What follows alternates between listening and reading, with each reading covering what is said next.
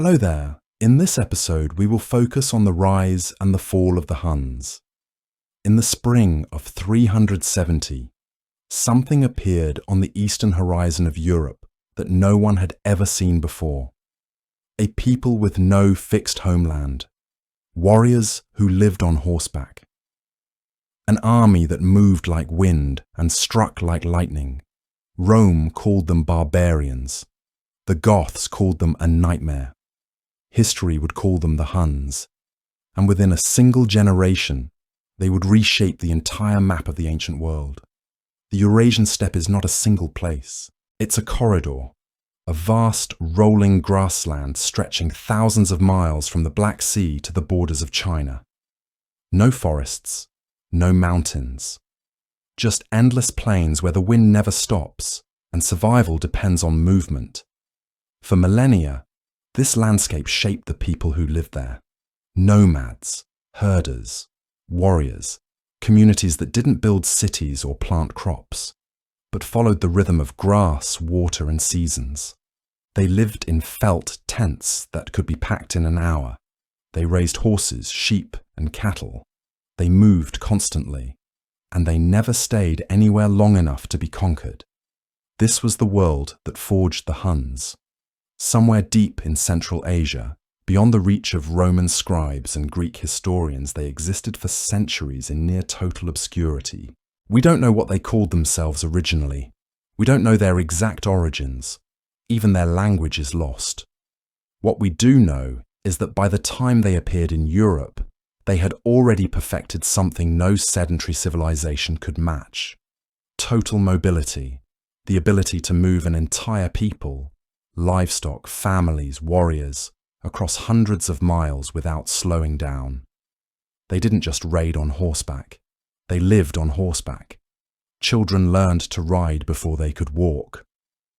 Boys practiced archery while galloping at full speed.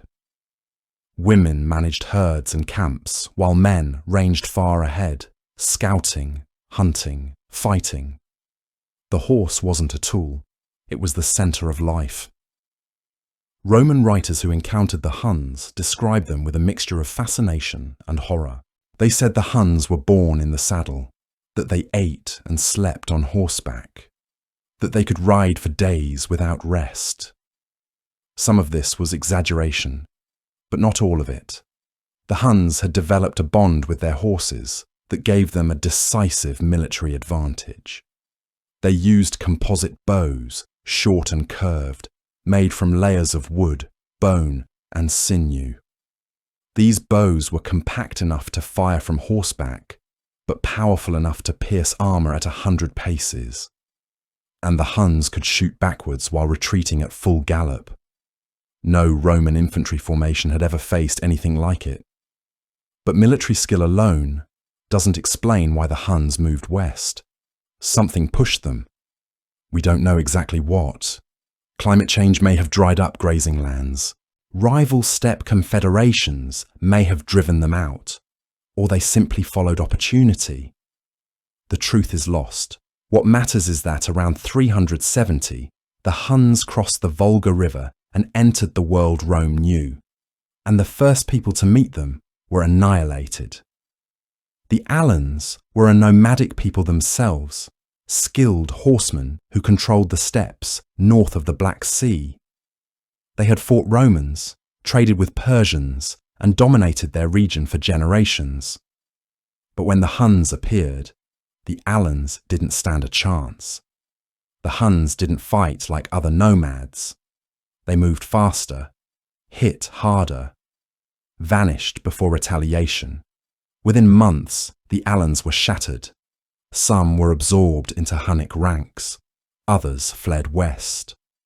The rest simply disappeared from history. Next came the Goths. The Gothic kingdoms north of the Danube were powerful, organized, and militarily sophisticated. They had defeated Roman armies. They had carved out territories and established dynasties. They considered themselves the dominant force in Eastern Europe. Then the Huns arrived, and suddenly none of that mattered. The Gothic king Ermanaric, an old warrior who had ruled for decades, tried to organize resistance, but the Huns didn't fight set-piece battles. They raided, they harassed, they struck supply lines and vanished before Gothic cavalry could respond. The Goths couldn't pin them down, couldn't force a confrontation, couldn't predict where they'd attack next. Ermanaric's kingdom began to fracture. Clans turned on each other. Panic spread, and when Ermanaric died, whether by suicide or assassination, the Gothic resistance collapsed entirely. Tens of thousands of Goths fled. They gathered at the Danube, the northern border of the Roman Empire, and begged to be let in. Rome, sensing opportunity, allowed them to cross, but the Romans mistreated them, enslaved some, starved others, and within 2 years, those same Gothic refugees would revolt, march on the Roman army at Adrianople, and kill the emperor himself. That disaster, that moment when Rome lost control of its borders, was a direct consequence of the Huns. They didn't invade Rome. They didn't need to. They simply pushed others into doing it for them. By 380, the Huns controlled the steppes from the Volga to the Danube. But they didn't occupy territory in the Roman sense.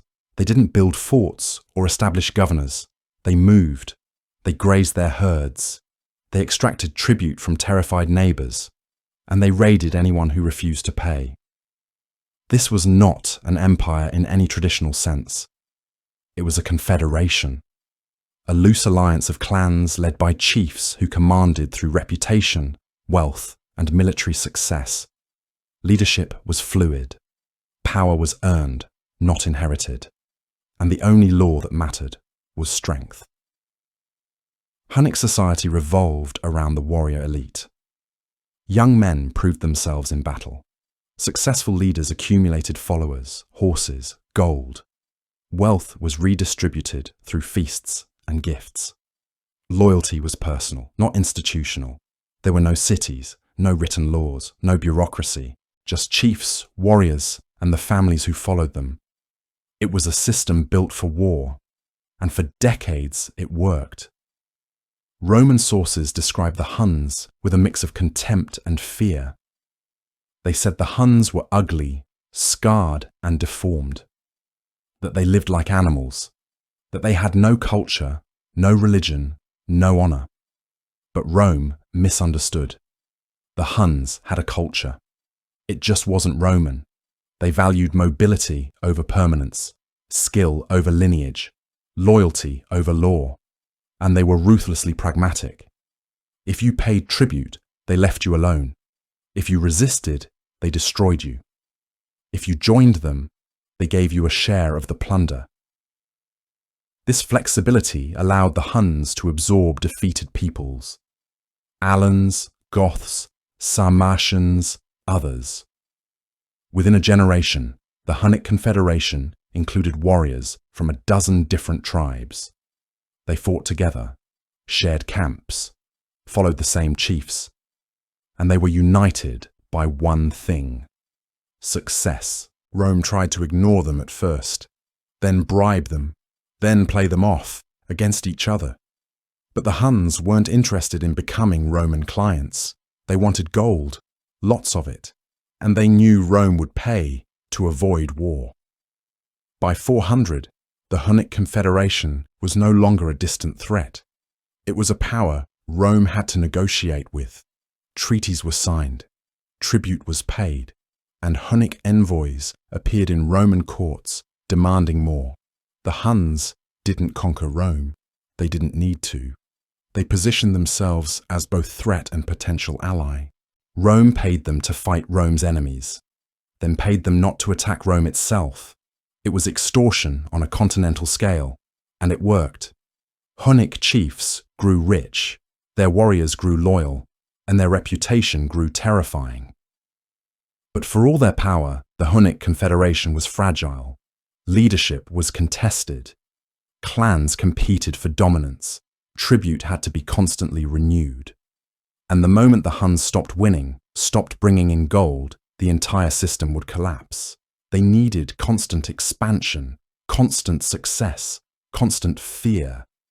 and for decades they maintained it, until one man rose to power who understood exactly how to turn a loose confederation into something far more dangerous. A man who would become the most feared name in Europe. His name was Attila, but before Attila, there was chaos. The early 5th century saw multiple Hunnic leaders vying for control. Some raided the Balkans, others extorted Constantinople. A few even allied with Rome against other barbarians. The Huns were everywhere and nowhere, unpredictable, opportunistic, terrifying, and Rome, divided between East and West, couldn't decide whether to fight them, buy them off, or use them. So it did all three. Badly. In 434, two brothers emerged as the dominant leaders of the Hunnic Confederation, Attila and Bleda. They ruled jointly, splitting authority between them. This wasn't unusual. Hunnic leadership was often shared among powerful chiefs. But Attila was different. He wasn't content with raiding and tribute. He wanted more. He wanted Rome to fear him not as a barbarian nuisance, but as a rival emperor. And over the next decade, he would build exactly that. Attila understood something most Hunnic chiefs didn't. Rome wasn't strong. It was divided, corrupt, and terrified. The Western Empire was collapsing under internal strife. The Eastern Empire was rich but weak-willed, and both would pay almost anything to avoid another war. So Attila didn't invade. He negotiated. He demanded tribute increases, hostages, land, recognition. And when Rome hesitated, he burned their cities until they agreed. In 441, Attila and Bleda launched a massive raid into the Balkans. They sacked city after city, captured fortresses Rome thought were impregnable, and forced the Eastern Roman Emperor to sign a humiliating treaty. Tribute doubled. Roman deserters had to be returned. And Rome had to withdraw from a strip of land south of the Danube. Attila had just dictated terms to an empire, and Rome obeyed. Then, in 445, Bleda died. The circumstances are unclear. Some sources say assassination, others say accident. But the result was unmistakable.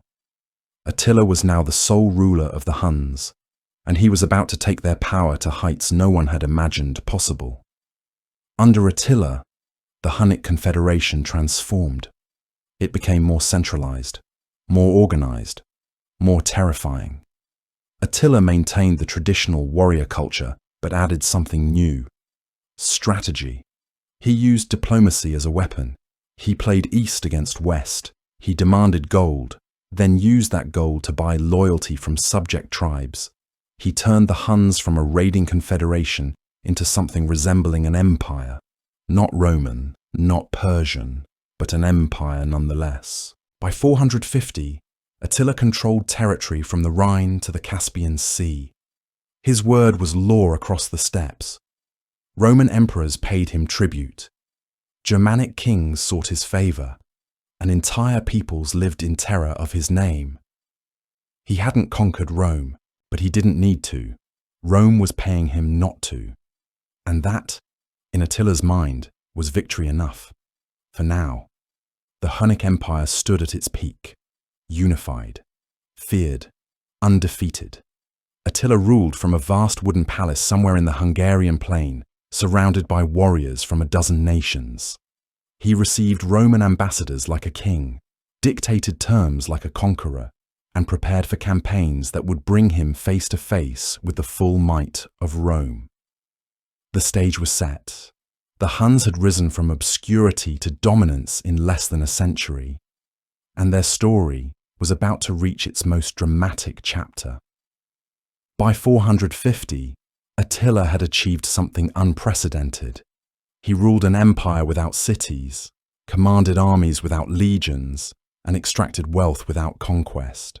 His power rested not on occupation, but on presence.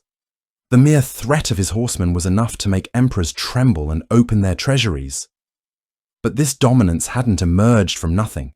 It was built methodically, deliberately, through a combination of violence, diplomacy, and an intuitive understanding of Rome's deepest vulnerabilities. Attila understood leverage. He knew Rome couldn't afford another war, not with Vandals in Africa, Visigoths in Gaul, and internal corruption bleeding the treasury dry. So he didn't demand unconditional surrender. He demanded tribute framed as peace payments. He didn't storm Constantinople. He threatened to, then negotiated for more gold than any siege would have yielded. It was extortion disguised as diplomacy, and it worked brilliantly. The Eastern Roman court became Attila's bank. Every year, vast quantities of gold flowed north across the Danube. Thousands of pounds of it, enough to fund entire armies, bribe rival chiefs, and maintain loyalty across his sprawling confederation. Rome called it tribute. Attila called it what he deserved. Either way, the gold kept coming. His palace in the Hungarian plain became a strange hybrid of cultures. Hunnic warriors mingled with Gothic nobles, Roman deserters, and captured craftsmen. Attila himself dressed simply, ate from wooden plates, and avoided ostentatious display. But his guests, the ambassadors and chieftains who came seeking favour, dined on silver platters looted from Roman cities. The contrast was deliberate. Attila projected strength through restraint, power through simplicity. Roman envoys described him with a mixture of fear and grudging respect. He was short, broad-shouldered, with a flat nose and small eyes, not physically imposing. But when he spoke, people listened. His voice carried authority. His gaze held contempt. And his presence radiated danger in a way no amount of gold or silk could disguise. He didn't need to look like an emperor. He ruled like one. Yet, Attila's empire remained fundamentally different from Rome's. There were no permanent capitals, no written laws, no bureaucratic machinery grinding out edicts and taxes. Authority flowed from reputation, from personal loyalty, from the constant demonstration of strength. Chieftains followed Attila because he delivered victories and wealth. If he stopped, they'd leave. This made his power both absolute and fragile, a paradox he navigated with ruthless skill. His military campaigns weren't random raids anymore. They were calculated strikes designed to maximize pressure on Rome while minimizing risk to his own forces. In 447, he devastated the Balkans again, pushing deeper into imperial territory than any Hunnic force had before. Cities fell. Refugees fled. The Eastern Emperor Theodosius II was forced to negotiate yet another treaty, this time even more humiliating than the last. Tribute tripled. Rome had to evacuate a 5-day march south of the Danube, creating a massive buffer zone under Hunnic control. Roman deserters and prisoners had to be returned immediately, and Attila gained the right to dictate where and when diplomatic meetings would occur. Rome, the eternal city, the center of civilization, was now taking orders from a steppe warlord. But Attila wasn't satisfied. The Eastern Empire was paying. The Western Empire, however, was another matter. Ravenna, the seat of the Western Roman Emperor, had avoided direct confrontation with the Huns for years. Protected by geography, bribed by treaties, and distracted by its own collapsing provinces, the West had remained mostly outside Attila's immediate sphere. That was about to change. In 450, Attila received a letter, or rather, a ring. The sender was Honoria, sister of the Western Roman Emperor Valentinian III. She was unhappy. Her brother had forced her into an unwanted engagement to a senator, a political marriage meant to neutralize her influence. So she did something extraordinary. She sent her ring to Attila and asked for his help. Attila interpreted this, conveniently, as a marriage proposal, and with it, a claim to half the Western Roman Empire as dowry. Whether Honoria intended this or not didn't matter. Attila had his pretext. He sent ambassadors to Ravenna demanding Honoria be delivered to him, along with half the empire's territory. Valentinian, predictably, refused. Attila had his war, but this wasn't just about Honoria. Attila had been preparing for a western campaign for years. He'd secured his eastern borders through treaties, absorbed restless tribes into his confederation, and built a coalition that included not just Huns, but Gepids, Ostrogoths, and other Germanic peoples. His army wasn't purely Hunnic anymore. It was a multi-ethnic horde united under one terrifying banner. In 451, Attila crossed the Rhine and invaded Gaul. His objective wasn't conquest in the traditional sense. It was disruption, wealth extraction, and a demonstration of power. He besieged cities, burned settlements, and pushed westward with astonishing speed. The Roman general Aetius, commanding what remained of Rome's western forces, scrambled to respond. Aetius was one of the few Roman commanders who understood the Huns. He'd spent time as a hostage among them in his youth, learning their language and tactics. He knew they could be beaten, but not through traditional Roman methods. So he did something desperate. He allied with Rome's former enemies: Visigoths, Burgundians, Franks. Tribes that had spent decades raiding Roman territory now joined forces with Rome to face a common threat. The two armies met on the Catalonian plains near modern-day Châlons-en-Champagne. It was one of the largest battles of the ancient world. Estimates vary wildly, but tens of thousands fought on each side. The battlefield was chaos. Hunnic cavalry clashed with Gothic heavy infantry. Roman legions tried to hold the centre while Frankish warriors fought on the flanks. The battle lasted hours. Neither side achieved a decisive breakthrough. Losses were catastrophic on both sides. By nightfall, Attila withdrew his forces into a fortified camp, preparing for a last stand if necessary. But Aetius didn't press the attack. He was exhausted. His allies were wavering, and the risk of destroying the Huns completely might leave him vulnerable to those same Gothic and Frankish allies. So Attila retreated. Not in defeat, but strategically. He'd lost the field, but not his army. And he'd proven something important. Rome could resist, but only barely. And only by allying with barbarians it could no longer control. The Western Empire was hollow, its strength borrowed, its survival temporary. The next year, Attila invaded Italy. This time there were no grand alliances to stop him.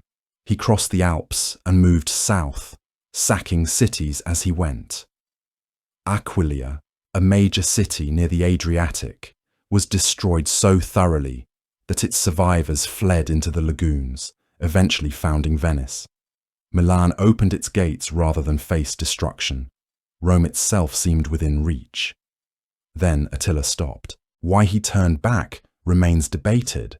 Some sources claim Pope Leo I met him and convinced him to spare Rome through divine persuasion. Others suggest disease ravaged his army, making further campaigning impossible. Still others point to logistical problems, stretched supply lines, and the news that Eastern Roman forces were raiding his homeland. Likely, it was all of these. Attila was pragmatic. He'd made his point. Rome was defenseless. Continuing the campaign risked losing everything he'd built. So he withdrew, taking plunder and hostages, and returned to his palace in the Hungarian plain. He'd humiliated Rome without taking the city. And in doing so, he'd cemented his reputation as the most dangerous man in Europe. Attila's empire at this moment was vast but fragile. It stretched from the Rhine to the steppes beyond the Black Sea, encompassing dozens of tribes and peoples. But it lacked infrastructure. There were no roads connecting provinces, no tax collectors recording revenue, no written laws binding subjects. Everything depended on Attila's personal authority, his ability to reward loyalty and punish betrayal. He maintained control through constant activity. Raiding kept warriors satisfied with plunder. Tribute from Rome provided gold to buy loyalty from subject tribes. Diplomatic marriages tied chieftains to his family. And fear, the ever-present threat of his horsemen, kept potential rivals in line. It was a system that worked brilliantly as long as Attila lived. His court reflected this hybrid nature, Hunnic traditions mixed with Roman customs. Ambassadors were received with elaborate ceremony. Feasts featured wine from Gaul and bread baked by Roman captives. Yet the warriors who attended still rode without stirrups, fought with composite bows, and lived in felt tents during campaign season. Attila ruled an empire that existed between worlds, nomadic yet diplomatic, barbaric yet sophisticated. Roman sources from this period are fascinating. They describe Attila with horror, but also a strange admiration. He was the enemy, but an enemy who played by rules they understood. He negotiated. He honored treaties when it suited him. He demanded respect and received it. In contrast, other barbarian leaders seemed chaotic, unpredictable. Attila was dangerous, but comprehensible. A warlord who understood power in terms Rome recognized. This made him uniquely terrifying. He wasn't just destroying Rome, he was replacing it. Not with cities and laws, but with a different model entirely. One where mobility mattered more than fortifications, reputation more than legions, and personal loyalty more than bureaucracy. Rome couldn't compete with this. Its entire system was designed for a world of borders, taxes, and static populations. The Huns operated outside that framework entirely. By 450, Attila had achieved something extraordinary. He'd transformed a loose confederation of nomadic clans into a recognizable empire, not in the Roman sense, but in its own right. He commanded loyalty from the Rhine to the Volga. He dictated terms to emperors. He lived in a palace where envoys from across the known world came to negotiate, plead, or pay tribute. And yet, for all this power, he remained fundamentally a product of the steppes. He never built a city, never established a dynasty with clear succession laws, never created institutions that could survive his death. His empire was him, his authority, his reputation, his ability to inspire fear and loyalty simultaneously.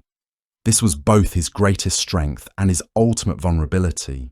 The Hunnic Confederation under Attila represented the peak of steppe power in Europe. Never before had nomadic horsemen dominated so completely. Never again would they achieve such control over settled civilizations. For a brief moment, the balance of power had shifted. Rome paid tribute. Germanic tribes sought Attila's favor.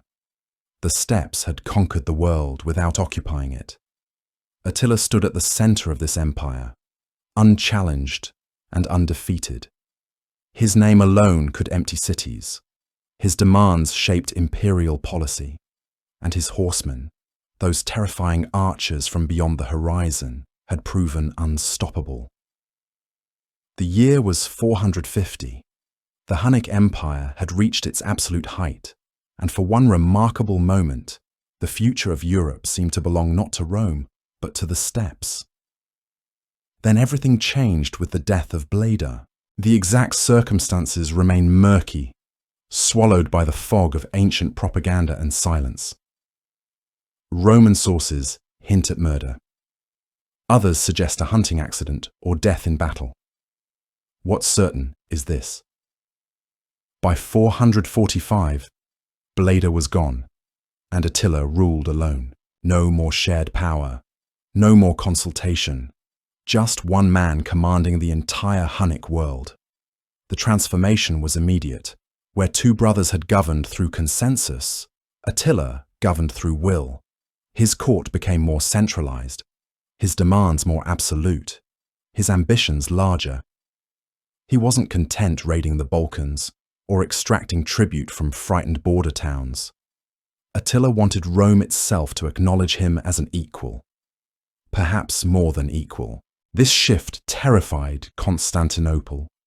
They'd grown accustomed to playing the brothers against each other, offering gold to one while negotiating with the other. Now, there was only Attila, and Attila had no interest in being managed. He wanted respect, recognition, and enormous quantities of gold. When the Eastern Empire hesitated, he reminded them what Hunnic cavalry could do. In 447, Attila launched a devastating campaign into the Balkans. His forces swept through Thrace like wildfire through dry grass. Cities that had stood for centuries fell within days. Roman armies, still reeling from decades of defeats, couldn't match his speed. By the time legions arrived to defend a city, Attila's horsemen had already moved 50 miles in another direction. The Eastern Romans sued for peace. The terms were humiliating. Triple the annual tribute, payment of arrears, surrender of Roman deserters, and a buffer zone south of the Danube where no Roman fortifications could be built.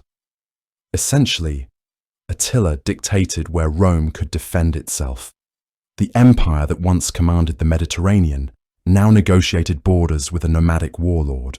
But Attila's ambitions extended beyond gold. He understood something crucial about power in this period.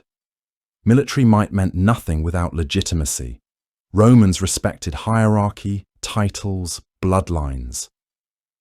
So Attila began constructing a narrative around himself.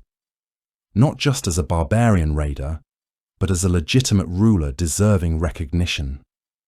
His palace, though modest by Roman standards, became a diplomatic centre. Ambassadors arrived from across Europe. Some came offering tribute, others seeking alliances. A few tried bribing Hunnic officials to assassinate Attila, attempts that failed spectacularly and only enhanced his reputation. He cultivated an image, stern but fair, brutal but honourable, a king who kept his word even when breaking it would be profitable. Roman sources describe his appearance during this period. Short in stature, broad-chested, small eyes that seemed to pierce through pretense. He dressed simply compared to his warriors, avoiding excessive gold or decoration. This wasn't humility, it was calculation. Attila wanted to be seen as above material concerns, focused entirely on power itself. His court reflected this duality. Hunnic warriors drank fermented mare's milk from wooden cups while seated on carpets. Yet Roman envoys were served wine in silver vessels. Feasts featured both roasted horsemeat and bread baked by captive Roman bakers. Attila moved between these worlds effortlessly, speaking Gothic with Germanic chieftains, Latin with Roman diplomats, and Hunnic with his inner circle. This adaptability was his genius. He understood that ruling a steppe empire required different skills than leading a war band. Subject peoples needed reasons to stay loyal beyond fear. Germanic tribes received land and autonomy in exchange for military service. Alans were integrated into Hunnic armies as elite cavalry units. Even Romans who'd fled their empire found positions in Attila's administration, managing tribute collection and diplomatic correspondence. The economic model was sophisticated in its brutality. Hunnic horsemen raided Roman territories, capturing slaves and plunder. These were sold back to Roman merchants or ransomed to desperate families. Tribute payments were renegotiated constantly, always upward. Gold flowed into Attila's treasury, then out again to reward loyal chieftains and buy the allegiance of wavering tribes. This system had one critical weakness. It required constant expansion. Warriors expected regular opportunities for plunder. Chieftains demanded gold to distribute among their followers. If Attila stopped raiding, stopped extracting tribute, stopped growing the empire, loyalty would evaporate. The confederation existed in perpetual motion, like a shark that dies if it stops swimming. By 450, that motion turned westward. The Eastern Empire was exhausted, bled dry by tribute and unable to offer profitable targets. Attila's gaze shifted toward Gaul and the Western Roman Empire. Here was fresh territory, wealthy cities, and a government even weaker than Constantinople's. The stage was set for the Hunnic Empire's greatest gamble. But before examining that campaign, it's worth understanding what the Hunnic Empire actually was at this moment. Modern historians debate whether to even call it an empire. There were no provinces, no permanent administrative districts, no tax collectors in the Roman sense. Attila didn't govern territory so much as control people. His empire was a web of personal relationships, tribute obligations, and military threats. At its core were the Hunnic clans themselves, the original steppe warriors who'd migrated west decades earlier. These formed Attila's inner circle, his most trusted commanders and advisors. Surrounding them were subject Germanic tribes, Goths, Gepids, Heruli, Rugians, each providing warriors in exchange for protection and a share of plunder. Beyond these were tribute-paying peoples who acknowledged Hunnic supremacy without being fully integrated, Slavic tribes to the north, various groups along the frontier. The entire structure depended on Attila's personal authority. He settled disputes between tribes. He allocated grazing lands.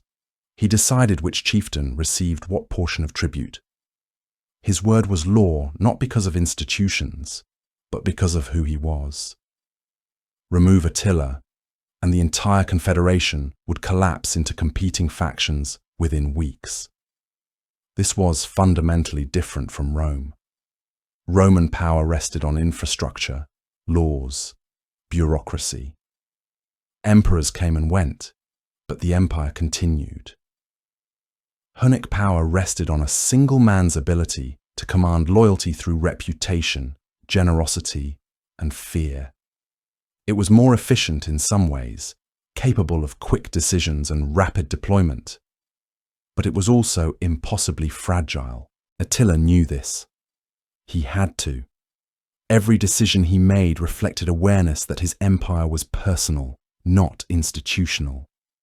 He couldn't afford to show weakness, couldn't allow rivals to emerge, couldn't let the plunder stop flowing. The moment his warriors doubted his ability to deliver victory and gold, someone else would take his place. This explains his relentless activity during the late 440s. Constant campaigns kept warriors busy and loyal. Diplomatic maneuvering with Rome demonstrated his importance. Public displays of wealth showed he could reward followers. Every action reinforced the same message. Attila was indispensable, unchallengeable, the only man who could hold this empire together. And for a remarkable period he succeeded. The Hunnic Confederation in 450 was the most powerful force in Europe. It controlled territory from the Rhine to the Caucasus, from the Baltic to the Danube. Subject peoples numbered in the hundreds of thousands. Warriors from a dozen different tribes rode under Hunnic banners. Tribute from Rome filled treasuries. Diplomatic envoys came seeking favor. From a Roman perspective, the world had turned upside down. For centuries, Rome had been the center of civilization, dictating terms to barbarians. Now those barbarians dictated terms to Rome. The tribute Rome paid Attila exceeded what it spent on some provincial armies. Cities along the frontier existed at Hunnic sufferance. Even the language of diplomacy had shifted. Roman officials addressed Attila with titles normally reserved for emperors. This wasn't just military conquest, it was psychological dominance. Rome's self-image rested on being civilized, superior, the natural order of things. The Huns shattered that illusion. They proved that nomadic warriors could defeat legions, that mobility could triumph over fortifications, that a man from the steppes could command more respect than emperors who traced their lineage back centuries. The cultural impact was profound. Roman writers struggled to categorize Attila. Was he a barbarian? Clearly, by Roman standards.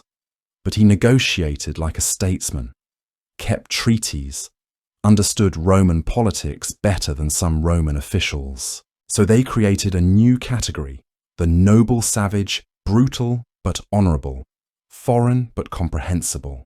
It was a way of processing what they couldn't accept, that civilization had lost to barbarism. Meanwhile, the Huns themselves remained remarkably unchanged by their success. Warriors still lived in felt tents during campaign season. Women still managed herds while men raided. Children still learned to ride before they could walk. The material trappings of power, gold, silk, Roman furniture were distributed among elites, but daily life for most Huns continued much as it had on the steppes. This cultural conservatism was both strength and limitation. It kept Hunnic military effectiveness intact. Warriors who lived as nomads remained mobile, adaptable, lethal, but it also meant the Huns never truly transitioned into a settled empire. They occupied the space between worlds, too sophisticated to be simple raiders, but too nomadic to build lasting institutions. Attila embodied this contradiction perfectly.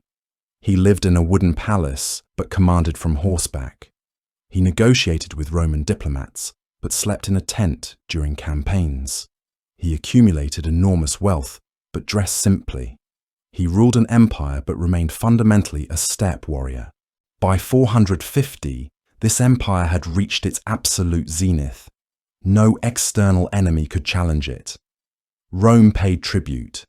Germanic tribes provided soldiers. The steppes from which the Huns had emerged now sent reinforcements and horses. Attila's word was law from the Rhine to the Danube. His horsemen were feared from Britain to Constantinople. Standing at this peak, Attila must have seemed unstoppable. His empire had grown from scattered clans to a confederation that terrified Europe. His personal authority was unquestioned. His military machine was undefeated. The future appeared limitless. The steppe had conquered the settled world without building a single permanent city. And yet, hidden within this triumph were the seeds of future catastrophe. The empire's structure, so effective under Attila, was also impossibly fragile.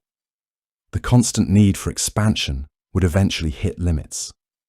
The lack of institutional structures meant everything depended on one man's life. The subject peoples, held together by force and profit, had no loyalty beyond immediate self-interest, but none of that was visible in 450. In that moment, the Hunnic Empire stood supreme. Attila ruled unchallenged. His horsemen patrolled the frontiers of the known world. And Rome, eternal Rome, paid tribute to a nomad from the steppes. The steppe had risen. The question now was how long it could remain standing. In 450, the Hunnic Empire was not just powerful, it was structurally inevitable. Everything about steppe life, refined over millennia, had prepared nomadic peoples for this moment. The question wasn't whether they could dominate settled civilizations. It was why it had taken so long. The steppe produced a specific kind of human being. Not soldiers who became warriors during campaigns, but warriors who occasionally paused between conflicts. Every boy learned to ride before formal education began. Archery wasn't sport, it was survival. Tracking animals developed observational skills that translated directly to tracking enemies. The harsh environment eliminated the weak and rewarded the adaptable. By adulthood, the average Hunnic male possessed physical capabilities that would require years of specialized training in settled societies. This wasn't accidental. The steppe environment functioned as a perpetual military academy. Limited resources meant constant low-level conflict between clans over grazing rights, water access, and prime camping locations. These skirmishes rarely resulted in annihilation. Most combatants were related through complex kinship networks, but they maintained combat readiness across generations. Peace was temporary. Violence was the default state. Warriors who survived to middle age had participated in dozens of raids, ambushes, and defensive actions. The economic foundation reinforced military culture. Pastoralism required mobility. Herds moved seasonally following grass and water. Families traveled with their animals, living in portable felt tents that could be assembled or disassembled in hours.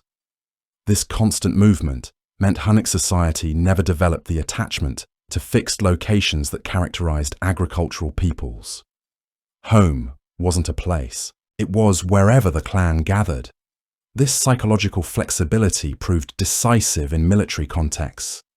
Hunnic armies could retreat hundreds of miles without suffering morale collapse because retreat didn't mean abandoning homes, just relocating temporarily. Horse culture elevated this mobility to strategic advantage. Steppe horses weren't the powerful war horses of European knights. They were smaller, hardier animals capable of surviving on minimal forage. A Hunnic warrior typically controlled multiple horses, rotating between them during campaigns to maintain speed over vast distances. This allowed Hunnic armies to cover terrain that would exhaust settled forces.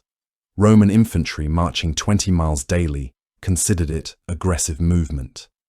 Hunnic cavalry routinely covered twice that distance while maintaining combat readiness. The composite bow completed the military equation. This weapon, constructed from wood, horn, and sinew, required years to master, but delivered extraordinary power. A skilled archer could shoot accurately from horseback at full gallop, a feat that seemed almost supernatural to those who faced it. The arrows themselves were designed for specific purposes: light shafts for maximum range, heavy points for penetrating armor, broadheads for causing bleeding. Hunnic warriors carried multiple arrow types, selecting ammunition based on tactical requirements. What made this truly devastating was the integration of mounted archery into collective tactics. Hunnic forces didn't fight as individual warriors, pursuing personal glory. They operated as coordinated units executing complex maneuvers. The feigned retreat, where cavalry would flee in apparent panic, only to wheel suddenly and massacre pursuing enemies, required precise timing and absolute trust.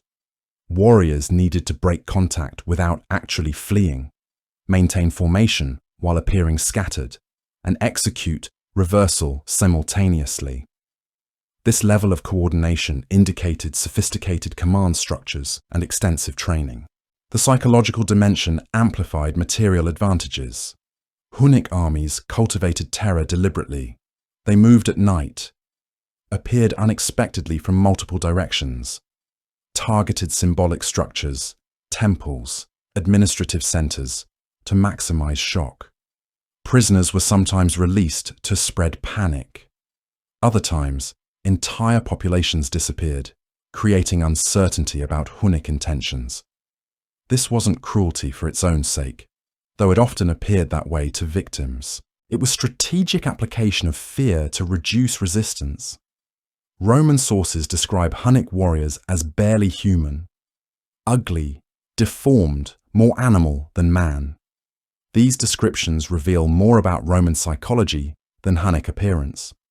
Confronted with military superiority they couldn't explain, Roman writers externalized their fear by dehumanizing the threat. If Huns weren't really human, their victories didn't challenge Roman assumptions about civilized superiority. This narrative construction allowed Romans to maintain their worldview while simultaneously paying tribute to steppe nomads. The reality was more complex. Hunnic society possessed sophisticated social structures invisible to outsiders. Leadership wasn't simply the strongest warrior claiming authority. Clan leaders navigated intricate webs of obligation, kinship ties, and ritual expectations. Decisions were made through councils where multiple voices held weight. Women managed household economies and often controlled substantial wealth. Shamans interpreted spiritual signs that guided seasonal movements and campaign timing. This wasn't primitive chaos. It was a different form of organization, one optimized for mobility rather than permanence. Religious practices reflected steppe priorities. Hunnic spirituality centered on sky worship and ancestor veneration. Shamans communicated with spirits through trance states, providing guidance on everything from grazing locations to battle tactics. These rituals weren't separate from practical life. They integrated supernatural and material concerns. Before major campaigns, sacrifices were made and omens interpreted. Victory wasn't just military achievement, it was confirmation of spiritual favor. This fusion of religion and warfare created profound confidence among Hunnic warriors. They believed the universe itself supported their actions. Material culture demonstrated practical sophistication. Hunnic metalwork was exceptional. Weapons were functional but decorated with intricate patterns that identified clan affiliations and individual status. Belt fittings, bridle ornaments, and personal jewelry combined artistic expression with symbolic meaning. These weren't mere decorations, they were portable identity markers that communicated social position across language barriers. A warrior's equipment told his life story to those who could read the signs. Trade networks connected the Huns to distant regions. Silk from China, amber from the Baltic, glass beads from Mediterranean workshops, all circulated through steppe exchange systems. The Huns weren't isolated primitives. They participated in Eurasian commerce, though on their own terms. Gold accumulated through tribute and raids was converted into portable wealth. Jewelry, weapons, decorated saddles. These items served multiple functions simultaneously, displaying status, storing value, and facilitating future exchanges. Language presents historians with frustrating gaps. No written Hunnic texts survive if they ever existed.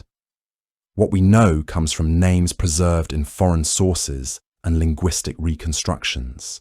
The Hunnic language likely belonged to the Turkic family, though some scholars argue for alternative classifications. This uncertainty reflects the Huns' oral culture. Information was transmitted through stories, songs, and ritual recitations rather than written records. Memory replaced archives. Skilled speakers preserved genealogies, legal precedents, and historical narratives across generations. This oral tradition shaped political culture. Leadership required rhetorical skill as much as combat prowess. A Khan who couldn't persuade clan leaders, who couldn't articulate vision in terms that resonated with warrior values, wouldn't maintain authority regardless of military success. Attila's power rested partly on his ability to speak to diverse audiences, Hunnic warriors, Gothic allies, Roman diplomats, in terms each understood. This linguistic flexibility was itself a form of power. The confederation structure that emerged under Attila represented organizational innovation. Previous steppe empires had united through conquest and collapsed when central authority weakened. Attila built something more sustainable, temporarily. He positioned himself as supreme leader while allowing subordinate rulers substantial autonomy. Gothic, Alan, and Gepid kings maintained their own forces and internal governance. They contributed warriors to Hunnic campaigns and paid tribute, but weren't administered directly. This created a flexible hierarchy that could expand without requiring bureaucratic control. The tribute system was particularly clever. Defeated peoples weren't enslaved or expelled. They were incorporated as subordinate allies required to provide military service and regular payments. This converted enemies into resources. A Gothic tribe that resisted Hunnic expansion might lose half its warriors in battle.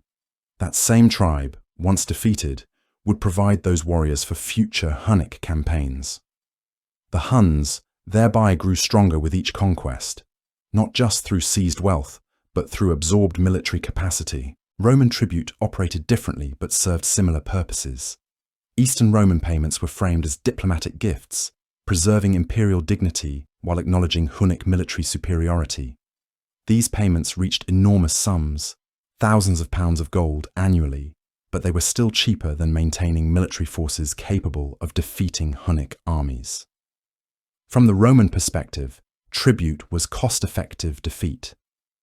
From the Hunnic perspective, it was income without risk. Both sides understood the reality beneath diplomatic language. This system generated wealth that transformed Hunnic society. Warriors who once owned nothing but horses and weapons now controlled gold, silk, and slaves. The emerging elite built wooden palaces furnished with Roman luxury goods. Attila's court included Greek secretaries, Gothic advisors, and Roman architects. This wasn't cultural assimilation so much as selective adoption. The Huns took what they found useful: Roman administrative techniques, diplomatic protocols, architectural knowledge, while maintaining core steppe identity. Feasting culture reinforced social bonds and displayed power. After successful campaigns, Attila hosted elaborate celebrations where warriors consumed vast quantities of food and drink. These weren't mere parties, they were political theatre where status was confirmed, alliances renewed, and future campaigns planned. Warriors who distinguished themselves received gifts publicly, reinforcing meritocratic values. Leaders demonstrated generosity, the fundamental virtue of steppe leadership. Romans who attended these feasts described them as barbaric orgies, missing entirely their sophisticated social functions. Marriage alliances extended Hunnic influence without military action. Elite Huns married into Gothic, Alan, and other noble families, creating kinship networks that complicated resistance. These weren't love matches but calculated political arrangements. A Gothic king with Hunnic in-laws faced difficult choices when rebellion was considered. Would family ties override ethnic loyalty? Often they did. The Huns weaponized kinship, using marriage to transform potential enemies into reluctant allies. Military innovation continued even at the empire's height. Hunnic forces began incorporating siege warfare techniques learned from Romans and Persians. Warriors who had never seen walls learned to construct siege towers and battering rams. This wasn't natural to steppe culture. Nomads had historically bypassed fortifications rather than attacking them directly. But the Huns adapted, absorbing new capabilities without abandoning mobile warfare fundamentals.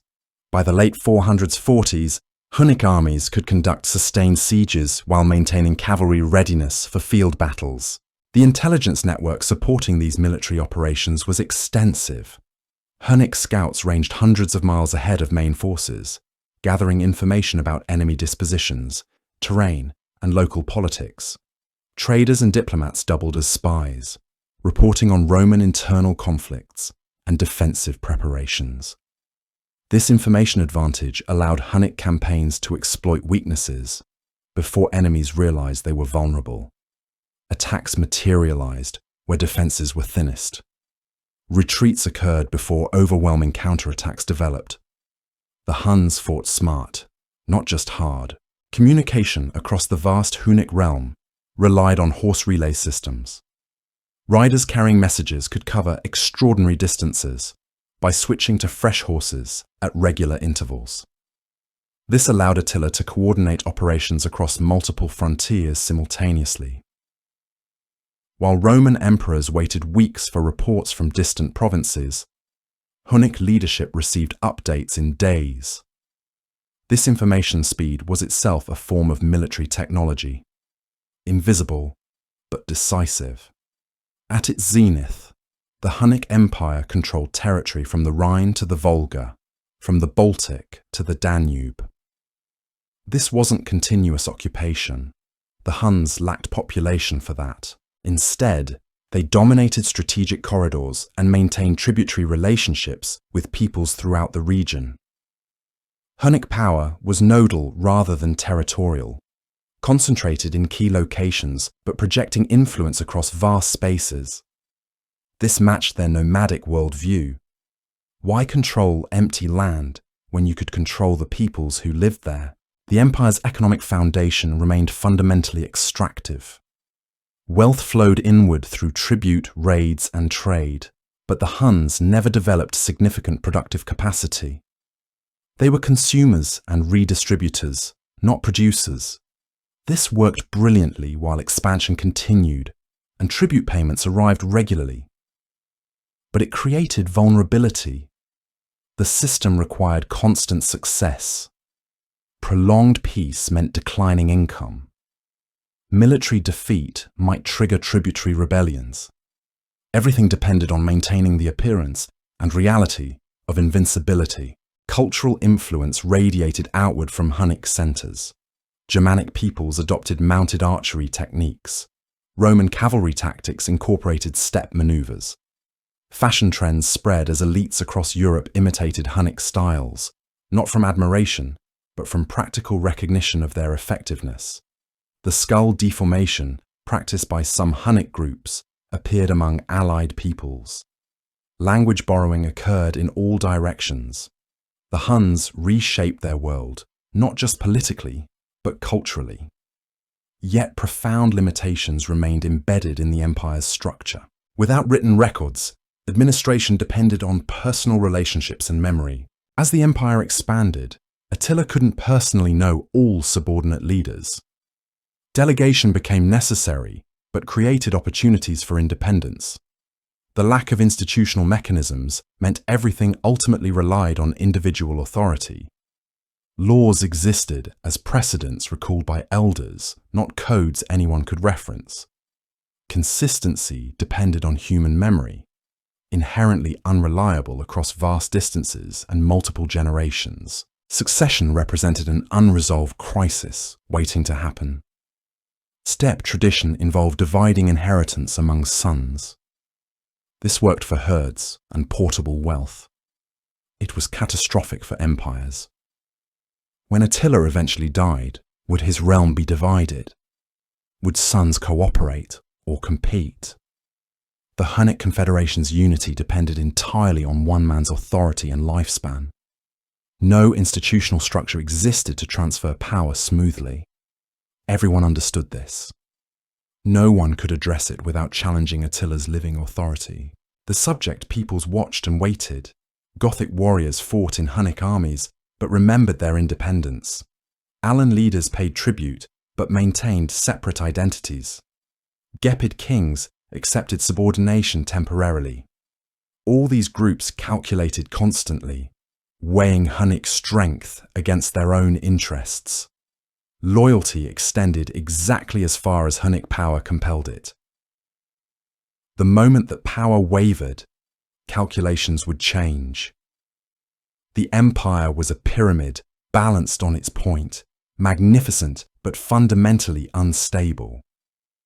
Religious and cultural differences created additional fractures. The Huns remained shamanistic, while many subject peoples had adopted Christianity. Language barriers complicated communication. Legal traditions conflicted. These differences were manageable under strong central authority, but represented potential fault lines. The empire wasn't integrating culturally. It was suppressing differences through force. That suppression required constant effort and attention. Standing in 450, none of this mattered. The Hunnic Empire was supreme. Attila ruled unchallenged. His warriors were feared from Britain to Persia. His word moved armies across continents. He negotiated with Roman emperors from a position of absolute strength. The steppe had conquered Europe without building cities or adopting settled lifestyles. Nomadic culture had proven not just viable, but superior in this particular historical moment. The empire existed in perfect, terrible equilibrium. Everything that made it powerful, mobility, personal authority, military excellence, also made it fragile. But fragility was invisible behind overwhelming success. Attila stood at the apex of power, but power in the steppe world meant something different than Roman emperors understood. It wasn't buildings or borders or written laws. It was loyalty measured in horses, tribute measured in fear, and authority measured in how quickly orders travelled across thousands of miles. The Hunnic Empire functioned through networks of personal obligation, military reputation, and calculated violence. Every relationship was negotiated, every alliance conditional, every peace temporary. This wasn't weakness. It was adaptation to reality. Communication across the empire happened through riders. Messages travelled at the speed of horses, which meant fast but not instant.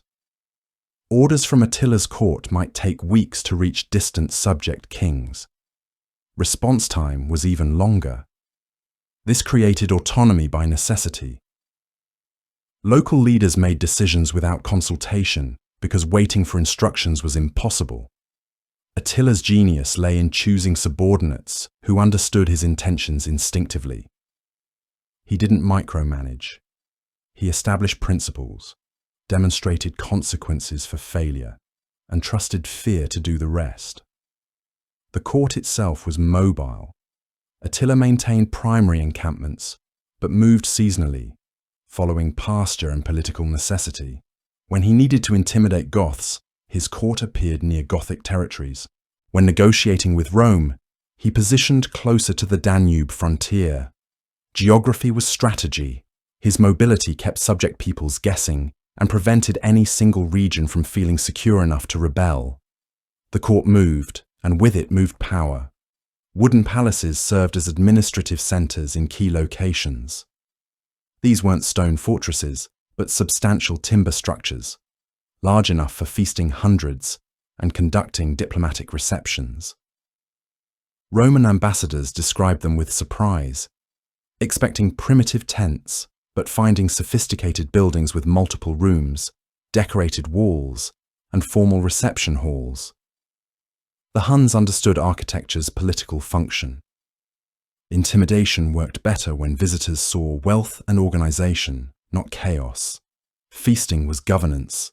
Attila hosted elaborate banquets where subject kings, allied chieftains, and Hunnic nobles gathered. Seating arrangements communicated hierarchy. Who sat near Attila mattered enormously. Who received choice meat portions signaled favor. Who spoke first in discussions held authority. These weren't social occasions. They were political theater, where relationships were established, disputes resolved, and loyalty tested. Attendance wasn't optional. Absence suggested rebellion. The feasts themselves combined steppe and Roman elements. Hunnic warriors drank fermented mare's milk from traditional vessels. Roman wine appeared alongside, served in silver cups looted from Balkan cities. Food included roasted horse, a steppe staple, and elaborate Roman dishes prepared by captured cooks. Music blended throat-singing traditions with Roman instruments. This cultural fusion wasn't accidental. It demonstrated that Attila commanded both worlds, drawing strength from nomadic heritage while incorporating useful elements from settled civilizations. Gift-giving reinforced hierarchy. Attila distributed plunder after successful campaigns, rewarding loyal subordinates with gold, horses, and slaves. This wasn't generosity, but investment. Recipients understood these gifts created obligations. Future loyalty was purchased through present generosity. The system worked because everyone benefited from continued success. Warriors received wealth. Subject kings gained protection. Attila maintained authority through controlled distribution of resources he controlled absolutely. Dispute resolution happened personally. When conflicts arose between subordinate groups, Attila adjudicated. His decisions weren't based on written law, but on maintaining balance and demonstrating authority. Sometimes he ruled in favor of stronger parties to reward power. Other times, he supported weaker groups to prevent any subordinate from growing too confident. Justice meant whatever preserved the empire's stability. Consistency mattered less than effectiveness. Violence was deliberate, calculated, and public. When subordinates rebelled or failed obligations, punishment was swift and brutal. Entire clans might be destroyed as examples. Leaders were executed in ways designed to terrify others. But violence wasn't random. Attila used it surgically, targeting specific problems while rewarding loyalty elsewhere. The message was clear. Cooperation brought wealth. Defiance brought annihilation. Most chose cooperation. Religious practice remained shamanistic, but pragmatic. Hunnic spiritual leaders performed divination before campaigns. reading omens in animal organs and weather patterns. Attila consulted them publicly, demonstrating respect for tradition, but he wasn't bound by their predictions. When omens were unfavorable, he interpreted them flexibly, or delayed until circumstances improved. Religion served politics, not the reverse. This pragmatism extended to subject peoples. Attila didn't force religious conversion. Christians, pagans, and shamanists coexisted under Hunnic rule as long as they paid tribute. Women held more authority in Hunnic society than Roman observers expected. Elite women managed households, controlled wealth, and occasionally led negotiations. Attila's mother had influence over succession decisions. His wives weren't merely decorative, but managed portions of his wealth and supervised subordinate women. This wasn't equality, but it was power. Women controlled domestic spheres that included managing thousands of people and substantial resources. Roman ambassadors sometimes negotiated through Hunnic women when approaching Attila required intermediaries. The younger generation grew up in a world where Hunnic supremacy seemed natural. Warriors in their 20s had never known defeat. They'd been raised on stories of conquest, trained from childhood in mounted combat, and rewarded with plunder from raids. This created dangerous confidence. Older warriors who remembered harder times urged caution. Younger ones pushed for more aggressive action. Attila balanced these factions carefully, using youthful energy for military campaigns, while relying on experienced leaders for strategic decisions. Language remained a tool of empire. Attila spoke his native Hunnic tongue, but also understood Gothic and used interpreters for Latin negotiations. Many Hunnic nobles learned languages of subject peoples. This multilingualism wasn't cultural appreciation, but practical necessity. You couldn't rule polyglot populations without communication. The Hunnic language itself borrowed words from Gothic, Alan, and Latin, creating a hybrid vocabulary that reflected the empire's composition. Succession planning was the empire's hidden crisis. Attila had multiple sons from different marriages. Steppe tradition suggested dividing the empire among heirs, but dividing would destroy it. Attila never publicly addressed this contradiction. He kept sons in subordinate positions, testing their abilities through minor commands, but he never designated a clear successor. This uncertainty served him. Potential heirs competed for favor rather than cooperating against him. But it guaranteed future chaos. Trade networks expanded under Hunnic dominance. Merchants traveled more safely across steppe routes because Hunnic authority prevented most banditry. Caravans paid tolls but gained protection. Goods flowed from Central Asia to Europe more reliably than in previous generations. The Huns didn't create these routes, but they stabilized them. Commerce followed conquest. Roman merchants appeared in Hunnic territories, trading manufactured goods for raw materials. Gothic intermediaries facilitated exchanges. The empire became an economic corridor linking east and west. Military innovation continued. Hunnic composite bows improved through experimentation with different wood-horn sinew combinations. Arrow designs diversified for specific purposes. Heavy arrows for armor penetration, light arrows for volume fire, fire arrows for sieges. Tactical doctrines evolved based on experience fighting Romans, Goths, and Persians. The Huns weren't static in their military thinking. They adapted constantly, incorporating effective enemy techniques while maintaining core advantages in mobility and archery. Psychological warfare reached sophisticated levels. Attila understood that reputation reduced actual fighting. If enemies believed resistance was futile, they surrendered without battle. Hunnic armies deliberately spread terror through selective massacres, ensuring survivors would spread fearful stories. Ambassadors to Rome emphasized Hunnic invincibility in every negotiation. This reputation became self-reinforcing. Each victory made future victories easier because opponents demoralized before fighting began. The Roman relationship grew increasingly complex. Eastern and Western Roman courts competed for Hunnic favor, each trying to redirect Hunnic aggression toward the other. Attila exploited this division masterfully.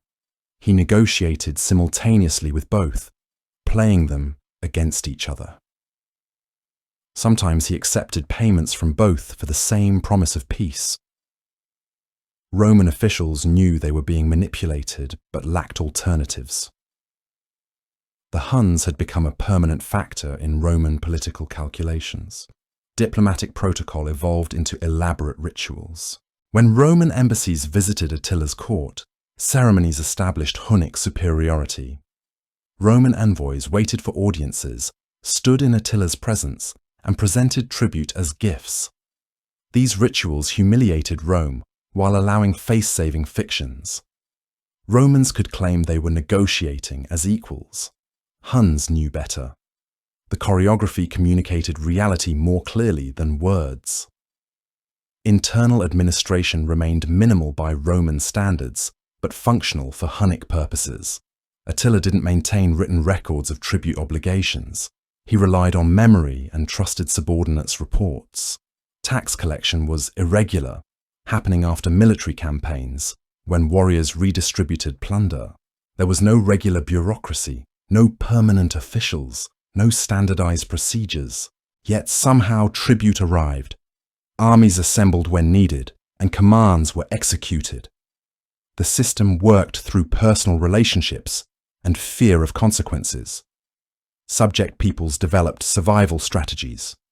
Some provided military service enthusiastically, hoping to gain Attila's favor and autonomy. Others paid tribute reliably while maintaining internal independence. A few played dangerous games, secretly negotiating with Rome while outwardly loyal to the Huns. Attila tolerated considerable autonomy as long as core obligations were met. He didn't need to control everything, just enough to maintain supremacy. The Gothic relationship was particularly important. Goths provided heavy infantry that complemented Hunnic cavalry. Gothic smiths produced weapons and armor. Gothic farmers supplied grain. In return, Gothic leaders received positions of honor in Hunnic armies and a share of plunder. This wasn't friendship, but mutually beneficial arrangement.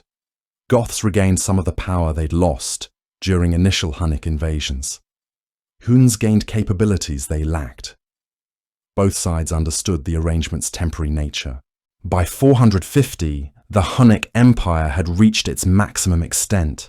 Attila's authority stretched from the Caucasus to the Rhine, from the Baltic to the Danube. His court received embassies from powers across the known world. Roman emperors paid him tribute. Germanic kings sought his approval. Persian diplomats monitored his intentions. No single ruler commanded more immediate military power. The steppe had conquered Europe not through civilization, but through disciplined violence and strategic brilliance. Yet the empire existed in a permanent state of tension. Every day, without new conquests, weakened the system slightly. Warriors expected rewards that came from plunder. Tribute payments depended on fear that required regular demonstration. Subject peoples waited for opportunities to rebel. The empire was a machine that needed constant motion to function. Standing still meant collapse. This created pressure for continued aggression even when strategic logic suggested consolidation. Attila understood this better than anyone. He'd built the empire and knew its foundations. The magnificence was real. So was the fragility. But in 450, that fragility remained invisible to outside observers. They saw only strength, unity, and overwhelming power. The Hunnic Empire stood at its apex, dominant and unchallenged. Attila ruled from the saddle, as his ancestors had. But now his saddle commanded the fate of empires. The steppe had reached its zenith. What happened next would determine whether this moment was a beginning or an ending. Attila knew something that would have terrified his subjects if they understood it.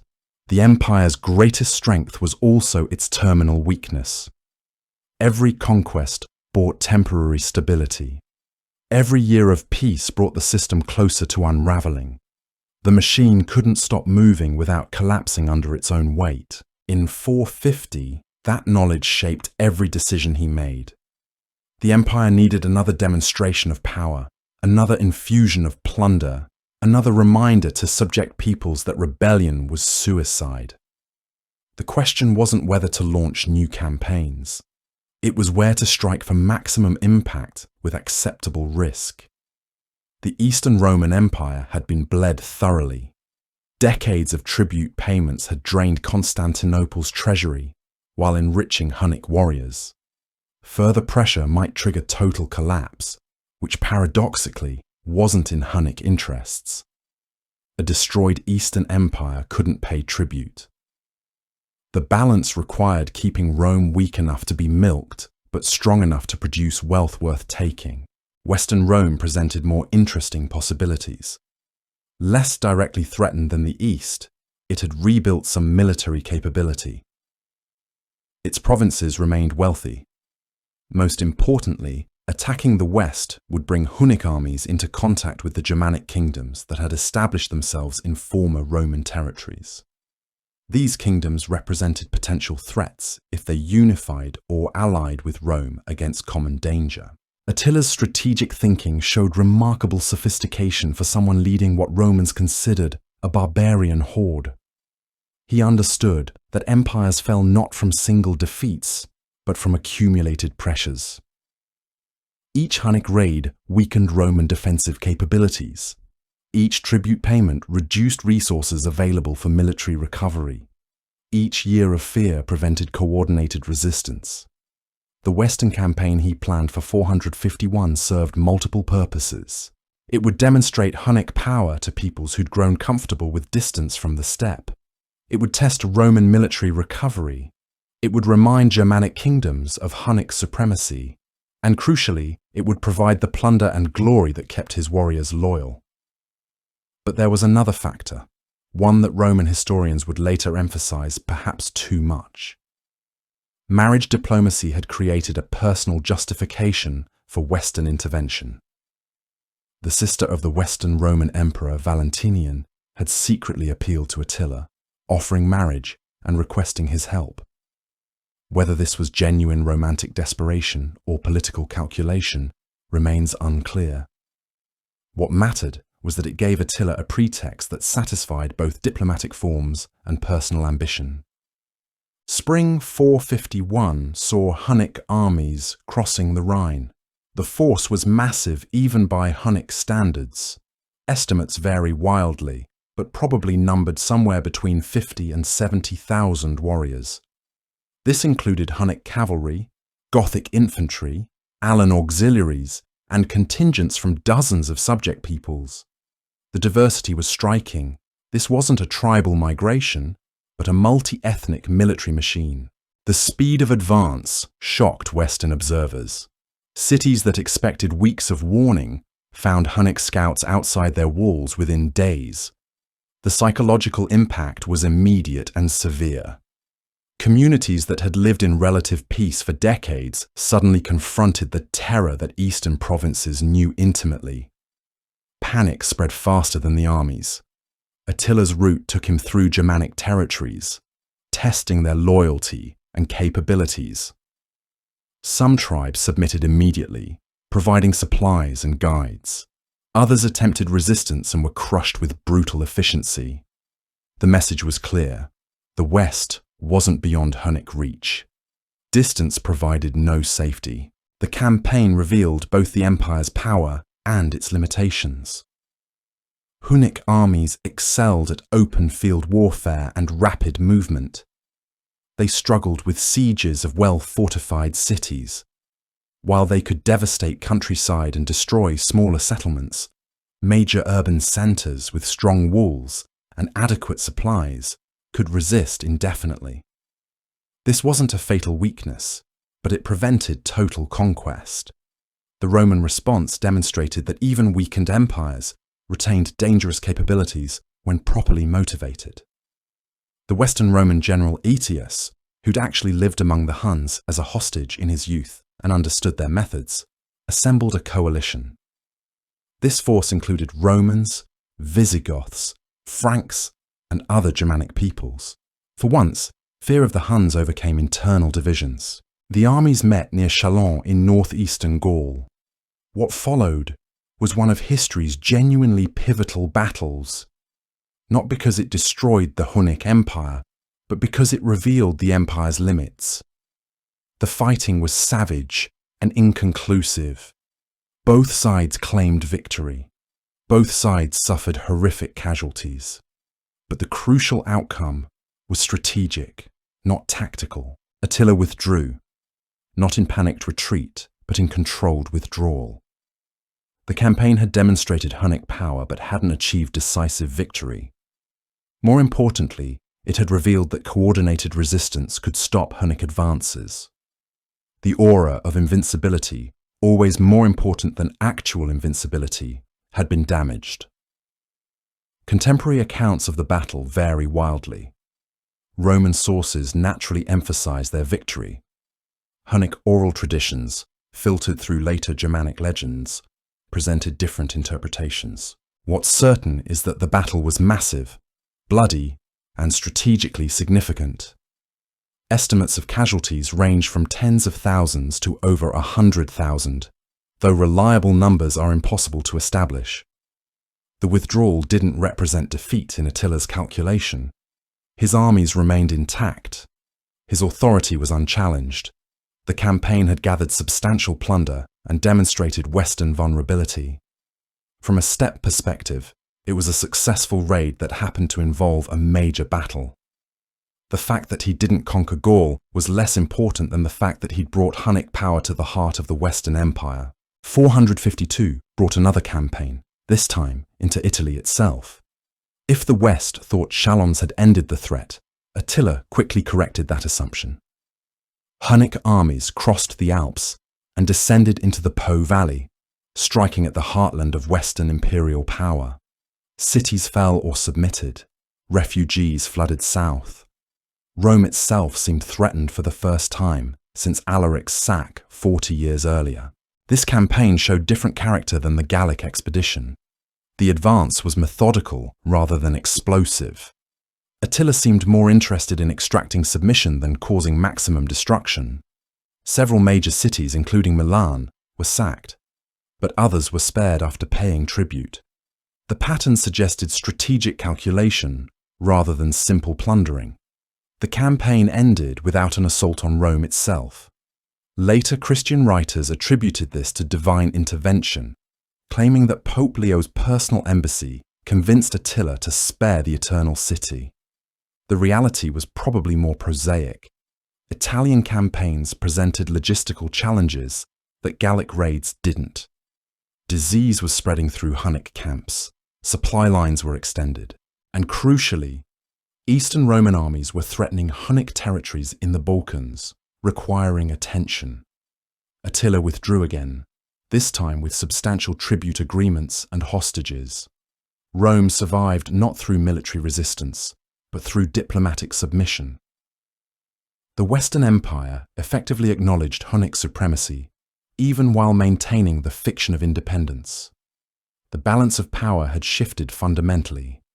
These campaigns of 451 and 452 represented the absolute apex of Hunnic power.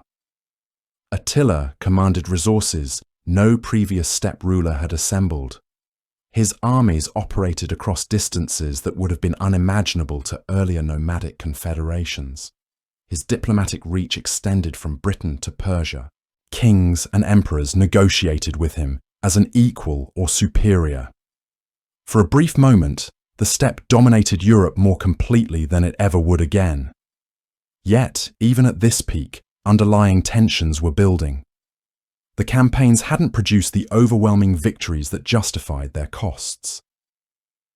Warriors had gained plunder, but not the crushing dominance that prevented future challenges. Subject peoples had seen that Hunnic armies could be fought to a standstill. The myth of inevitability had been damaged. Internal administration remained minimal and personality dependent. Everything flowed through Attila. There was no institutional structure that could function without his direct involvement. Succession arrangements were unclear. His sons existed, but their authority derived entirely from his, not from any established system. The empire was held together by one man's reputation and capability. Economic foundations remained fundamentally extractive. The empire produced little. It consumed the production of others through tribute and plunder. This worked brilliantly in expansion, but created problems at maximum extent. There were no more nearby wealthy targets. Further expansion meant confronting powers like Persia that could match Hunnic military capability. Standing still meant the tribute system would gradually weaken as subject peoples rebuilt strength. The Gothic relationship exemplified these tensions. Goths provided crucial military capability and accepted Hunnic overlordship. But they remembered their own period of dominance and waited for opportunities to reassert independence. They weren't loyal allies, but temporarily subdued rivals.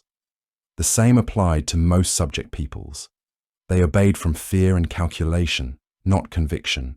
Attila's court at this peak reflected the empire's contradictions. It was simultaneously magnificent and primitive, cosmopolitan and barbaric. Ambassadors from civilized empires marveled at the quantities of gold and silk, while noting the absence of permanent buildings and written records.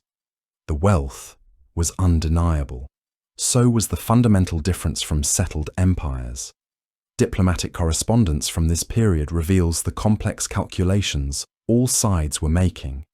Romans debated whether paying tribute was cheaper than maintaining large armies. They analyzed Attila's health and probable succession scenarios. They cultivated relationships with potential rivals within the Hunnic Confederation. They weren't resigned to permanent submission, but waiting for opportunities. Germanic kingdoms watched nervously. They'd seen what Hunnic armies could do. Some sought alliance, or at least neutrality. Others prepared defences while hoping the storm would pass. All understood that the current situation was temporary.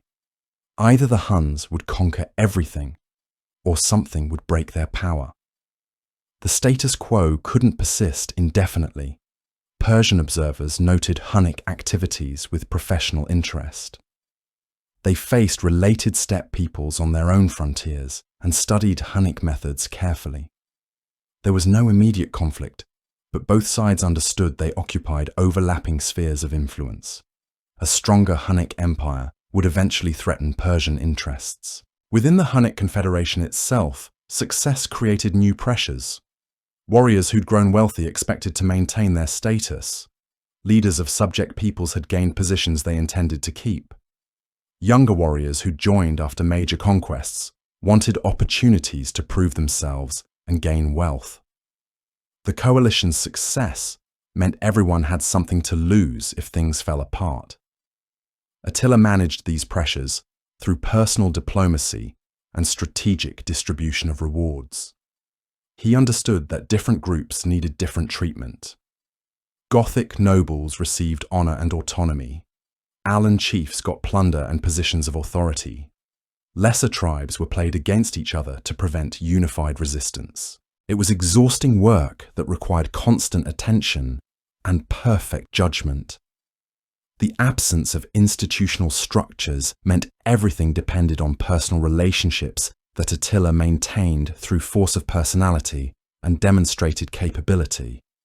There was no bureaucracy to handle routine administration, no legal system to resolve disputes, no succession mechanism to transfer authority. Just one man holding everything together through reputation and will. This worked brilliantly as long as Attila lived and remained capable. It created catastrophic vulnerability to anything that disrupted his personal control. But in 452, those vulnerabilities remained theoretical. The reality was overwhelming power, acknowledged supremacy, and an empire that had achieved what no previous steppe confederation had managed. The Hunnic Empire, at its height, controlled or influenced territory from the Caucasus to the Atlantic, from the Baltic to the Mediterranean. It had humbled both Roman empires, dominated dozens of Germanic and Slavic peoples, and created a tribute system that redirected wealth from settled civilizations to nomadic warriors. No previous steppe power had achieved comparable reach or organization. The achievement was remarkable precisely because it was built on foundations that seemed inadequate for the structure they supported. Minimal administration governed maximum territory. Personal authority replaced institutional power. Mobility substituted for permanent control. Fear accomplished what bureaucracy did for settled empires. It shouldn't have worked, but it did.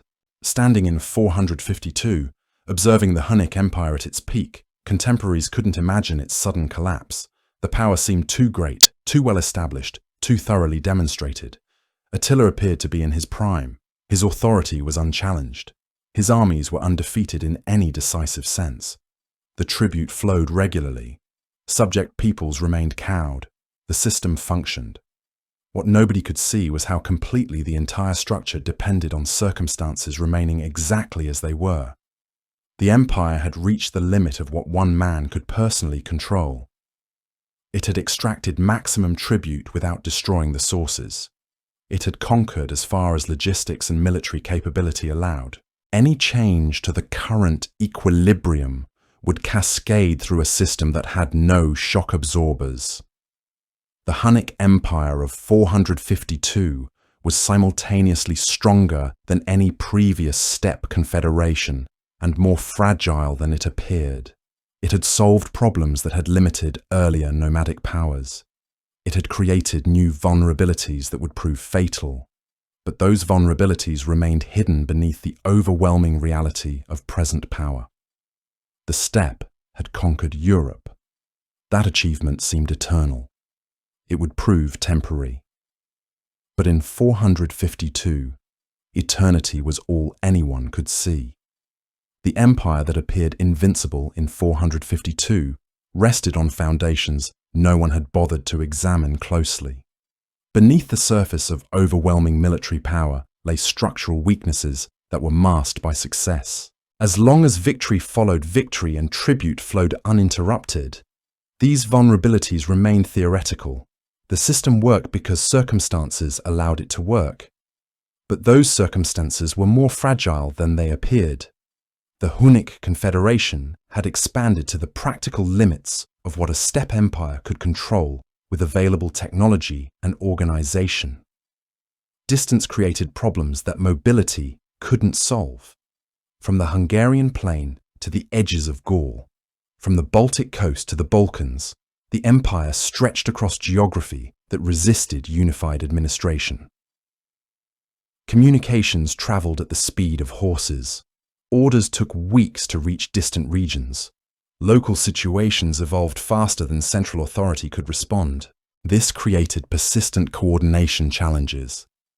When Attila decided on a major campaign, assembling forces from across the Confederation required extensive advance planning. Messages had to reach subject peoples and allied tribes. Warriors needed time to prepare, gather supplies, and travel to assembly points. The logistics of concentration meant campaigns couldn't be improvised. They required months of preparation that limited strategic flexibility and created windows where intentions became visible to enemies. The same distance that complicated Hunnic coordination gave subject peoples opportunities for local autonomy. Germanic tribes on the periphery paid tribute and provided warriors when summoned, but governed themselves between campaigns. They maintained their own leaders, social structures, and military organizations. Hunnic authority was real but thin. It consisted of periodic demonstrations of power rather than continuous administrative control. This worked adequately for extracting tribute and military service. It proved inadequate for deeper integration. Roman authorities understood this better than most. Imperial officials dealing with the Huns recognized that Attila's power, while formidable, had practical limits. Distance and logistics constrained what the Hunnic army could accomplish in a single campaign season. Extended sieges consumed time that nomadic forces couldn't afford. Heavily fortified cities presented problems that mobility couldn't solve. Roman generals who'd studied the Hun tactics knew the empire wasn't invincible. It was simply very difficult to engage on favorable terms. These limitations became evident during the Italian campaign of 452. After Aquileia's fall and the devastation of northern Italian cities, Attila's advance slowed. His army suffered from disease that spread through crowded conditions. Supply problems mounted as the campaign extended beyond planned duration. The Italian countryside, already stressed by years of warfare, couldn't sustain a massive nomadic army indefinitely. Attila's forces remained dangerous, but circumstances constrained options in ways that terrain and fortifications alone could not. The meeting with Pope Leo and the subsequent withdrawal from Italy reflected these practical constraints as much as diplomatic considerations. Attila retained the option of continuing the campaign. He chose not to, partly because disease and logistics made further advance increasingly costly. The withdrawal demonstrated strength by showing Attila could choose when to fight. It also revealed the limits of what Hunnic power could accomplish against defended cities far from the steppe base. Financial pressure created another hidden vulnerability. The empire's economy depended on continuous flow of tribute and plunder. There was no productive base generating sustainable revenue. Agriculture on the Hungarian plain supported the core population, but couldn't fund the wider confederation. Artisan production existed but remained limited. The wealth that maintained Hunnic power came from outside sources, primarily Roman tribute and plunder from raids. This created dependence on relationships with wealthy neighbours. The tribute system required Roman empires to remain functional enough to generate the gold that Attila extracted. Hunnic raids that damaged Roman productive capacity undermined future tribute potential. This created a balancing act. Pressure had to be sufficient to keep gold flowing, but not so destructive that sources dried up. Attila managed this balance skillfully, but the fundamental dependency remained. If Roman gold stopped flowing, the Confederation's financial foundation would collapse. Subject peoples created additional complexity. The warriors who filled Hunnic armies came from dozens of different ethnic groups with distinct identities and interests. Goths, Gepids, Alans, Sarmatians, and numerous Slavic peoples served under Hunnic leadership. They did so because Attila's power made resistance futile and service potentially profitable. But their loyalty was situational rather than ideological. They fought for the Huns because circumstances made it advantageous. Changed circumstances would produce different calculations. These subject warriors weren't simply mercenaries. They maintained connections to tribal structures and remembered their own histories. Gothic nobles who served Attila came from families that had once ruled independent kingdoms. They accepted subordination because Roman defeats had destroyed alternatives, not because they embraced Hunnic supremacy as permanent.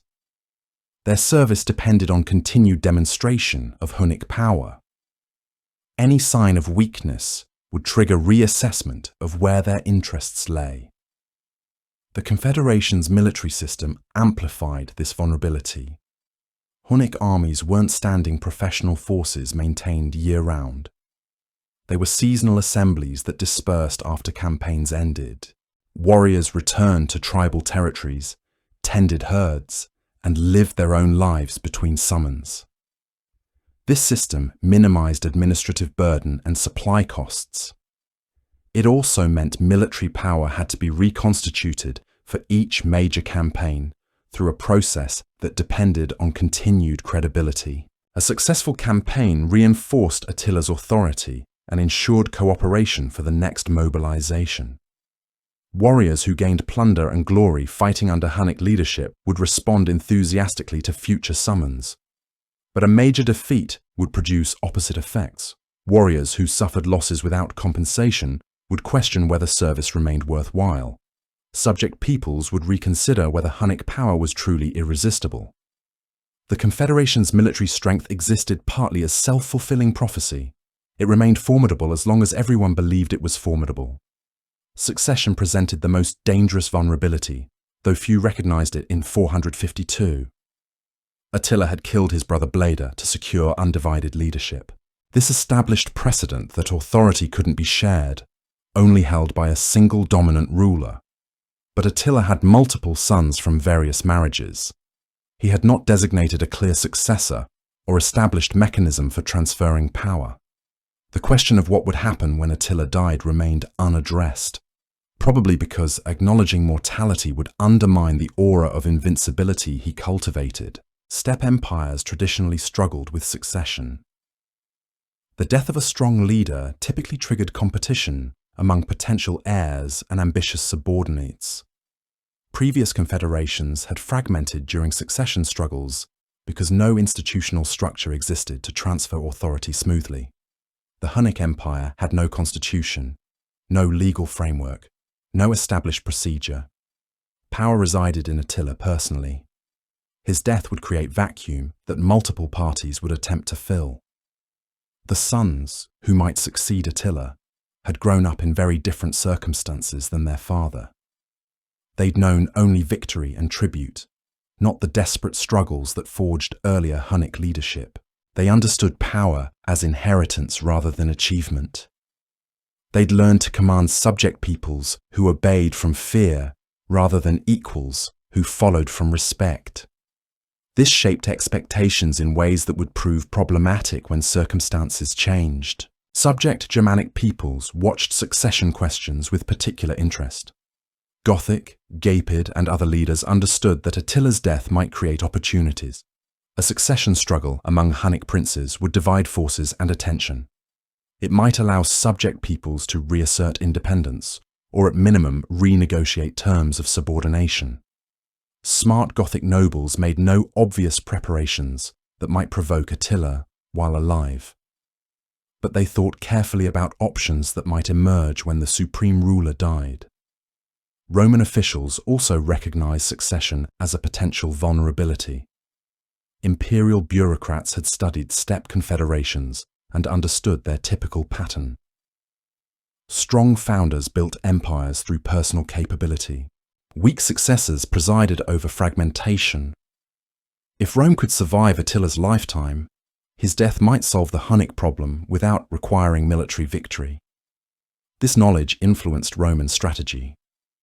Diplomacy aimed at buying time made more sense when time itself might produce favorable change. The Confederation's expansion had created another problem that success disguised. The empire now included peoples with very different interests and perspectives. The Hun core on the Hungarian plain wanted sustainable tribute extraction and security for their pastoral lifestyle.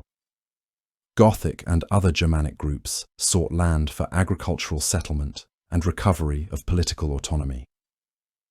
Alan and Sarmatian peoples maintained their own objectives. These interests aligned temporarily under Attila's leadership, but natural tensions remained beneath surface unity. Managing these competing interests required constant attention and sophisticated judgment. Attila had to balance demands for raids that Germanic warriors wanted against sustainable tribute relationships that served Hunnic long-term interests. He needed to distribute rewards in ways that satisfied different constituencies without creating dangerous resentments. He had to prevent any group from becoming strong enough to challenge central authority while keeping everyone powerful enough to contribute militarily. This juggling act worked brilliantly, but allowed no mistakes. The absence of institutional structures meant everything depended on personal relationships and individual decisions. There was no bureaucracy to implement policy consistently, no legal system to resolve disputes according to established rules, no administrative apparatus to handle routine governance.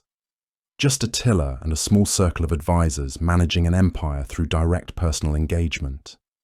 This minimized overhead and preserved nomadic flexibility. It created catastrophic single point of failure. Religious and cultural differences added another layer of complexity. The Huns practiced shamanic traditions from the steppe.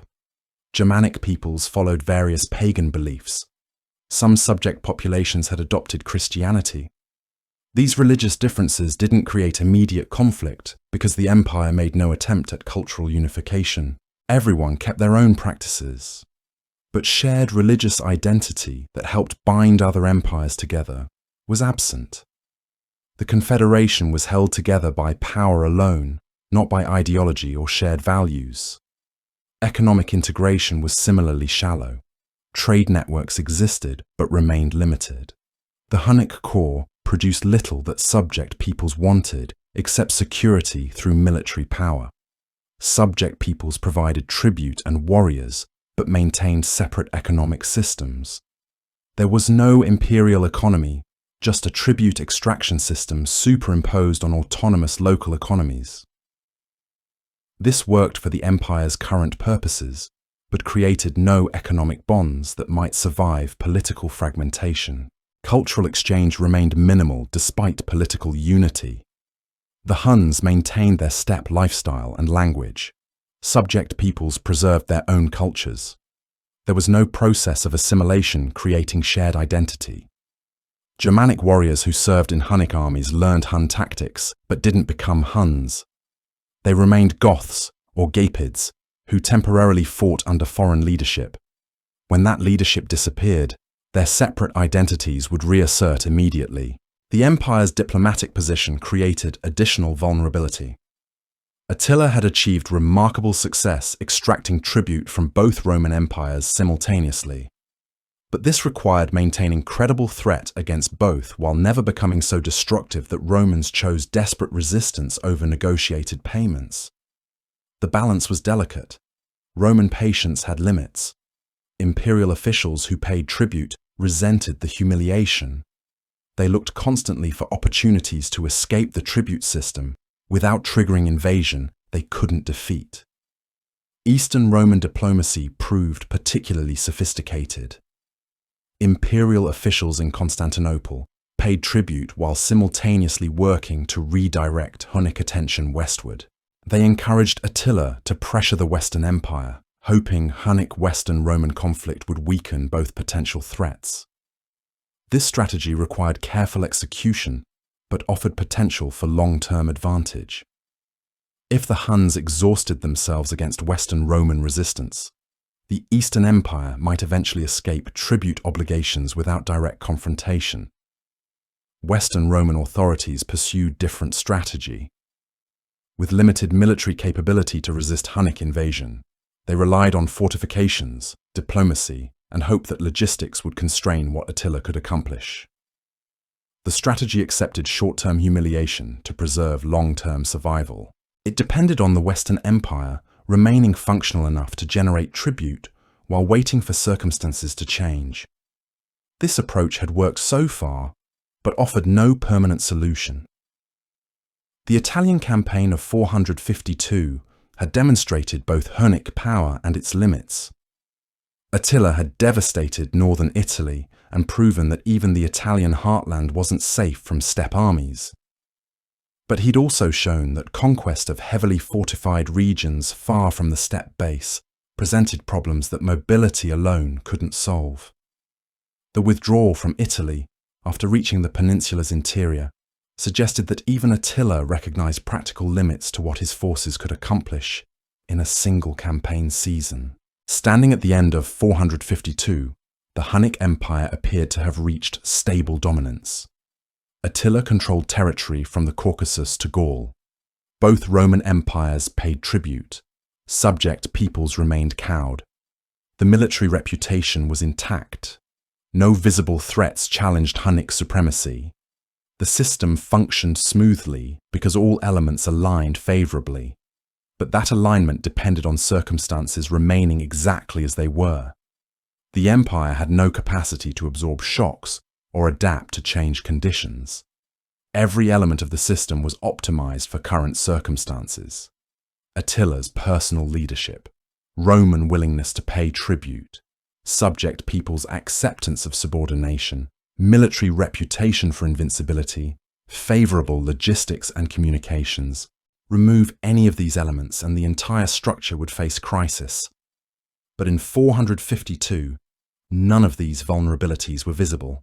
The empire's power seemed eternal precisely because it was overwhelming. Nobody could imagine its sudden disappearance. The steppe had conquered Europe. That achievement appeared permanent. The future seemed to belong to the Huns. Then came 453, and everything changed in a single night. Attila died unexpectedly on his wedding night, to a young woman named Ildiko. The circumstances remain debated. Some sources suggest natural causes, perhaps a hemorrhage or stroke. Others hint at excessive celebration, alcohol-induced unconsciousness combined with nosebleed leading to suffocation. Later, Christian writers, predictably, framed it as divine judgment against the scourge of God. The exact medical cause matters less than the timing. Attila died suddenly, without clear succession planning, at the absolute peak of Hunnic power. The empire possessed no institutional mechanisms for transferring authority. Everything depended on personal loyalty to Attila himself. His sons, numerous but young, immediately began competing for dominance. None possessed their father's reputation or the personal relationships that had held the confederation together. Subject peoples who had submitted to Attila's overwhelming presence saw no reason to accept subordination to his untested sons. The fragmentation began almost immediately. Germanic peoples who had fought under Hunnic command for decades recognized their opportunity. The Gepids, led by King Ardaric, organized resistance first. They'd been among Attila's most reliable subordinates, but loyalty had been to the man, not the office. With Attila dead, they pursued independence. The Gothic groups, both Ostrogoths and various smaller factions, joined the rebellion. These weren't random uprisings, but coordinated military action by experienced warriors who understood Hunnic tactics intimately. They'd learned steppe warfare while serving as Hunnic allies. Now they turned that knowledge against their former masters. The decisive confrontation came at the Battle of Nedao in 454, somewhere in Pannonia. The location remains uncertain, but the outcome was clear. The Germanic coalition defeated the Hunnic forces decisively. Elac, Attila's eldest son and presumed primary heir, died in battle. The defeat shattered Hunnic military prestige instantly. What followed wasn't gradual decline, but catastrophic collapse. The empire that had dominated Europe for decades simply disintegrated within months. The speed shocked contemporaries. Roman observers, accustomed to thinking of the Huns as permanent fixtures of the political landscape, struggled to comprehend how completely they vanished. The subject peoples didn't just rebel, they expelled Hunnic populations from territories they'd controlled. The Huns retreated eastward, back toward the steppes from which they'd emerged. But they didn't return as a unified people. They fragmented into rival groups, each led by one of Attila's sons or competing chieftains. The sons themselves became footnotes. Dengizic attempted to maintain power along the lower Danube, launching raids into Roman territory through the 460s. But these were desperate actions by a weakened people, not the devastating invasions of his father's era. Roman forces killed Dengizic in 469, displaying his severed head in Constantinople as proof that the Hunnic threat had ended. Ernak, another son, led followers east into the Pontic steppes. Historical sources lose track of him and his people. They presumably merged with other steppe populations or dispersed entirely. The Huns, as a distinct political entity, simply ceased to exist. The Germanic peoples who had destroyed Hunnic power immediately began establishing their own kingdoms. The Ostrogoths emerged as major players under leaders like Valamir and eventually Theodoric. The Gepids carved out territory in the Carpathian Basin. Smaller groups claimed whatever territories they could defend. The political map of post-Roman Europe was being redrawn by peoples who'd learned statecraft and warfare under Hunnic domination. The Roman empires, both Eastern and Western, suddenly found themselves dealing with entirely new political situations. The tribute payments that had drained treasuries for decades stopped immediately, but the relief was temporary. The Germanic successor kingdoms presented different challenges. They were less mobile than the Huns, but more interested in permanent territorial control. They wanted land, not just plunder and tribute. The Western Roman Empire, already weakened by decades of crisis, now faced Germanic kingdoms on every frontier. The Visigoths in Gaul and Spain, the Vandals in North Africa, the Burgundians along the Rhine, and now the Ostrogoths and Gepids in the Danube region. These kingdoms operated as independent powers, not as barbarian raiders. They negotiated treaties as equals, married into Roman aristocratic families, and gradually absorbed Roman administrative structures. The Eastern Roman Empire managed the transition more successfully. Constantinople's diplomats proved skilled at playing Germanic kingdoms against each other, maintaining balance of power that prevented any single group from becoming overwhelmingly powerful. The Eastern Empire would survive for another 1,000 years, but it survived by adapting to a world where Germanic kingdoms controlled former Roman territories. The Hunnic collapse left fascinating archaeological traces. The characteristic grave goods that marked Hunnic burials disappear from the archaeological record after the mid-5th century. The artificial cranial deformation practiced by Hunnic elites vanishes. The distinctive mirror decorations, bow reinforcements, and cauldrons that identified Hunnic material culture simply stop appearing in excavations. This wasn't gradual cultural evolution, but sudden cessation. The people didn't vanish physically, they lost their distinct identity. Hunnic populations merged with surrounding peoples, adopting their languages, customs, and material culture. Within 2 generations, descendants of Hunnic warriors were indistinguishable from Gothic or Gepid neighbours. The speed of the collapse illuminated the empire's fundamental nature. It had been a personal dominion held together by one man's reputation and military success. The confederation depended entirely on continued victories and the personal loyalty networks Attila had built over decades. When he died, those networks dissolved immediately because they had no institutional basis. Later, steppe empires would develop more sophisticated structures. The Avars, who appeared in the Carpathian Basin a century later, created more formalized tribute systems and administrative hierarchies. The Mongols, 8 centuries later, built bureaucracies that could survive individual leaders' deaths. But the Huns never evolved beyond personal confederation.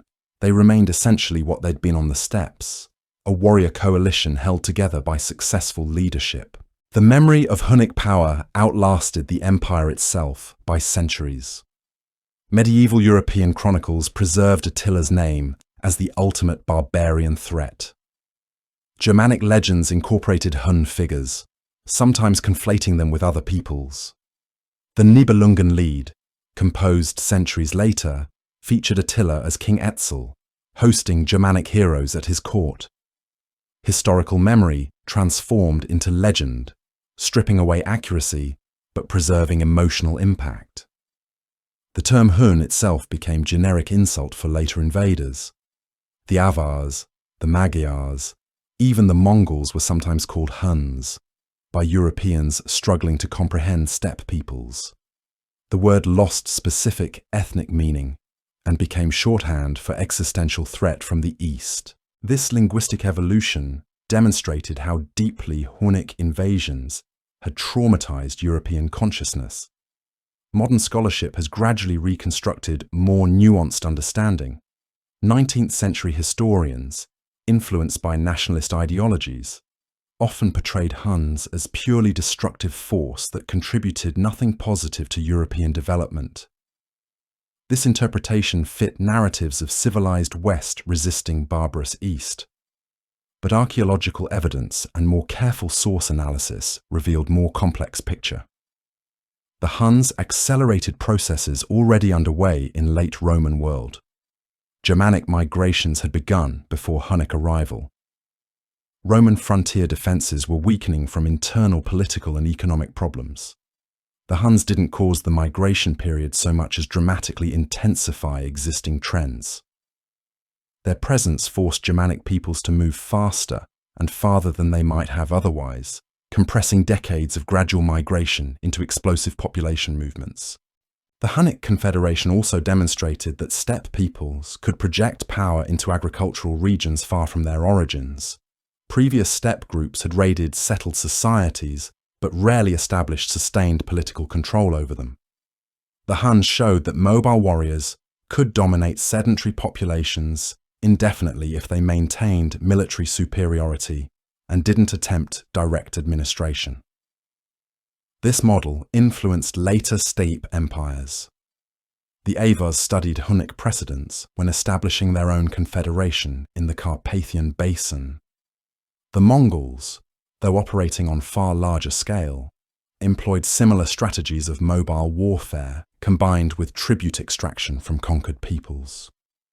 The Hunnic experience provided template for how steppe peoples could interact with agricultural civilizations. The genetic legacy remains uncertain. Modern genetic studies have found limited traces of Central Asian ancestry in European populations that might derive from Hunnic settlement. But the admixture is subtle, suggesting that Hunnic populations were relatively small compared to the peoples they dominated. Their military effectiveness came from organization and tactics, not overwhelming numbers. Linguistically, the Huns left almost nothing. No Hunnic inscriptions survive. The few Hunnic words preserved in Greek and Latin sources are too fragmentary to reconstruct the language family with certainty. Most scholars place Hunnic within Turkic language family based on personal names and scattered vocabulary. But this remains debated. The linguistic evidence is simply too limited for definitive conclusions. This linguistic void reflects how completely Hunnic identity vanished. Languages survive when populations maintain distinct communities across generations. The rapid dispersal and absorption of Hunnic peoples after 454 meant their language disappeared within 1 or 2 generations. The descendants of Attila's warriors spoke Gothic, Gepedic, or whatever language their new communities used. The Hunnic episode thus became one of history's most dramatic examples of rapid rise and catastrophic fall. From obscure steppe origins around 370 to European dominance by 450, then complete collapse by 469. The entire arc spanned less than a century. Individual Romans lived through the Huns' entire period of European power, from first terrifying reports to final disappearance. This brevity makes the Huns' historical impact even more remarkable.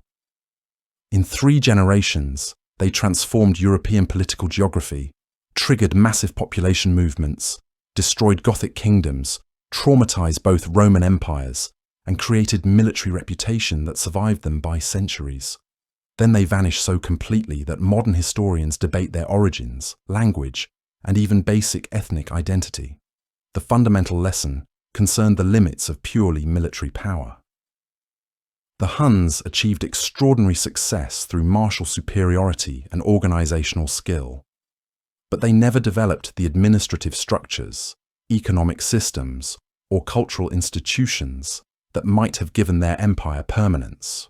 When the military reputation collapsed at Nedao, nothing remained to preserve political unity. Later European societies remembered this lesson. The Germanic kingdoms that emerged from Hunnic collapse combined military power with Roman administrative techniques, Christian religious legitimacy, and developed legal systems. They understood, perhaps unconsciously, that conquest alone couldn't sustain political authority across generations. The Huns had demonstrated what mobile warriors could achieve. Their collapse demonstrated what they couldn't. Standing in the ruins of the Hunnic Empire, observers might have concluded that steppe peoples could never establish lasting power over agricultural regions. The experiment had failed decisively. The future seemed to belong to settled kingdoms that combined military strength with institutional depth. But that conclusion would prove premature.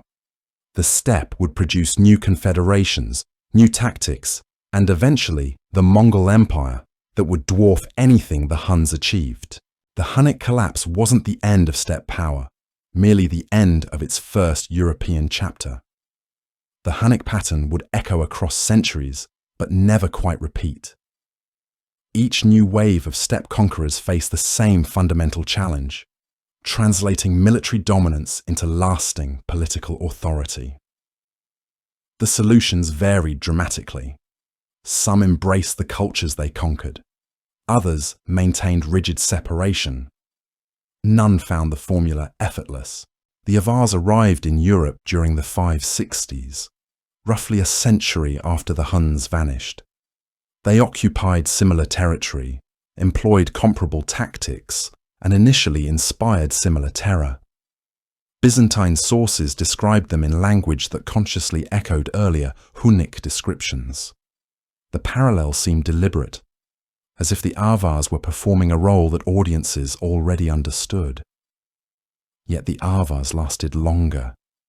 Their confederacy survived for roughly 2.5 centuries, before Charlemagne's armies destroyed it in the 790s.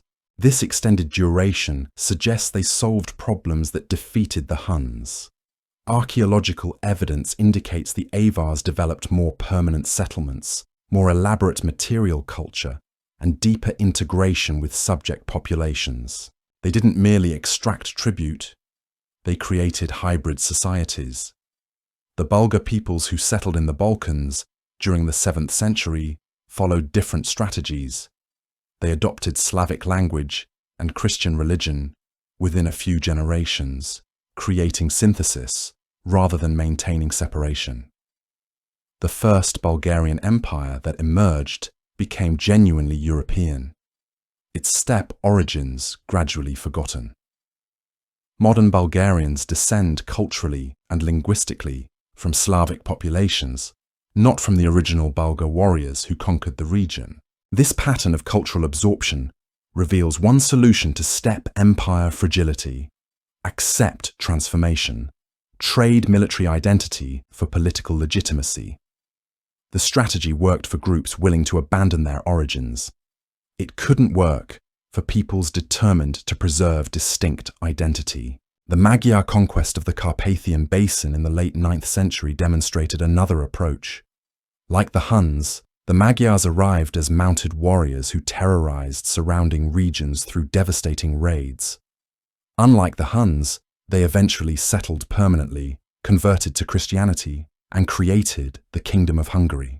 The transition wasn't smooth. Decades of raiding preceded settlement, but once established, Magyar identity proved remarkably durable.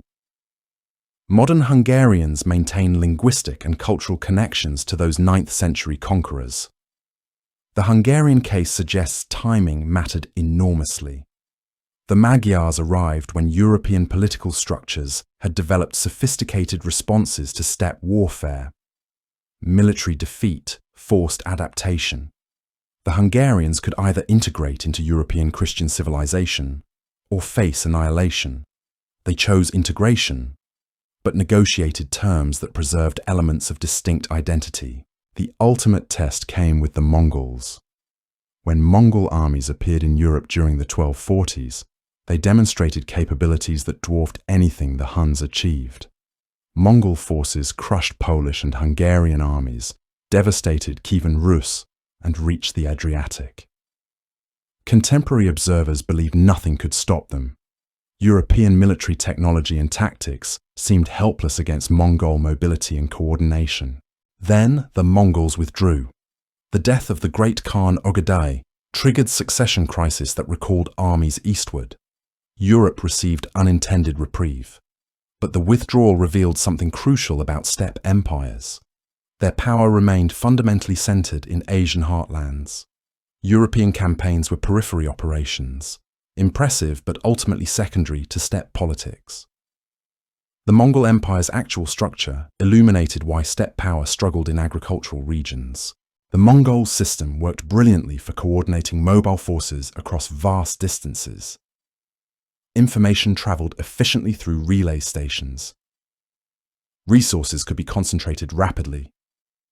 But this system depended on open terrain, horse culture, and populations accustomed to mobility. It couldn't simply transplant into densely settled agricultural regions with different economic foundations. Where Mongols ruled agricultural territories successfully, they adapted extensively. The Yuan dynasty in China, the Ilkhanate in Persia, and the Golden Horde in Russia all developed administrative systems that borrowed heavily from conquered civilizations. Mongol identity became increasingly nominal among ruling elites who adopted Chinese, Persian, or Turkic cultural patterns. This transformation process helps explain what happened to the Huns. They faced impossible choice: maintain steppe identity and remain militarily effective but politically unstable, or adapt to agricultural civilization and sacrifice the mobility and cohesion that made them formidable. The Huns never consciously chose. Events at Nadao forced catastrophic dissolution before any transition could occur. Later, steppe peoples had the Hunnic precedent as warning. Some learned from it. The Ottomans, though not purely steppe in origin, demonstrated how Turkic military traditions could combine with settled imperial administration. Their empire lasted 6 centuries by synthesizing nomadic warfare traditions with Byzantine bureaucracy and Islamic political theory. The Ottoman system proved what steppe military heritage could achieve when paired with institutional sophistication. The Hunnic legacy also shaped how agricultural civilizations defended themselves. The lessons learned fighting the Huns influenced military development for centuries. European armies became more mobile, incorporated cavalry more effectively, and developed better intelligence networks. The shock of Hunnic invasion forced military innovation that might have occurred more slowly otherwise.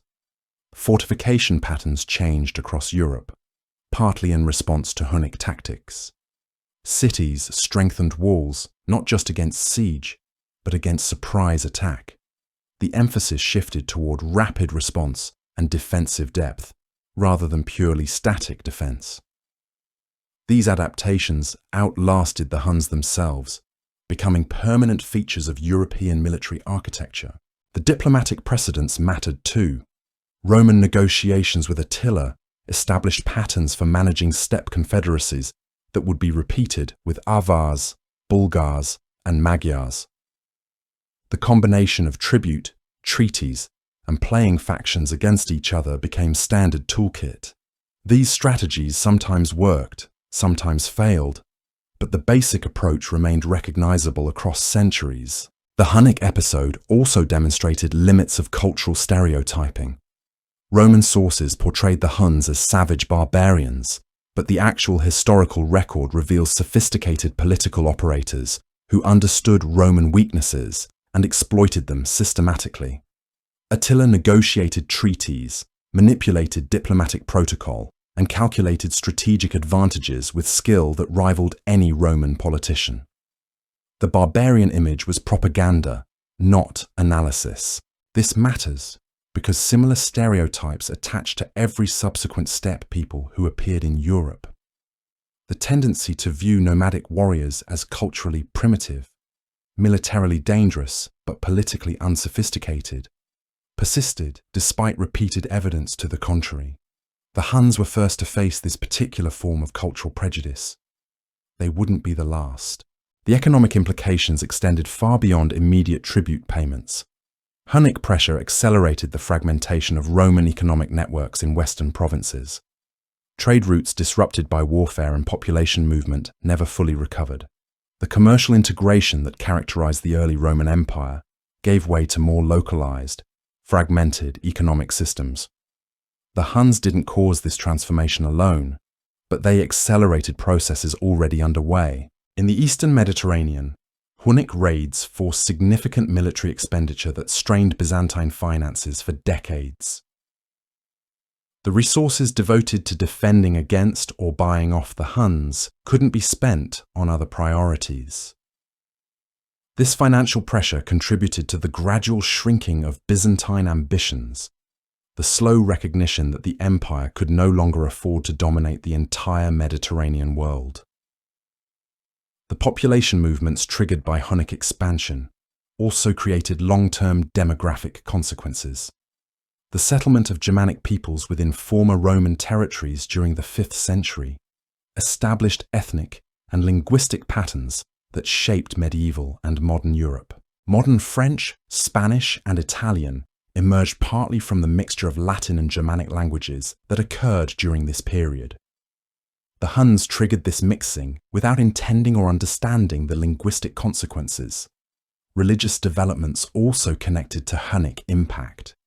The chaos of the 5th century strengthened Christianity's appeal as source of stability amid political collapse. Church institutions increasingly provided administrative continuity that secular governments couldn't maintain. The bishops who negotiated with Hunnic leaders during raids became civic leaders by default. This elevation of ecclesiastical authority partly resulted from the power vacuum that Hunnic pressure helped create. The artistic and material legacy remained minimal. Unlike Romans, Goths, or later Avars, the Huns left almost no distinctive artistic tradition. The few objects confidently attributed to Hunnic manufacture show strong influences from peoples they conquered.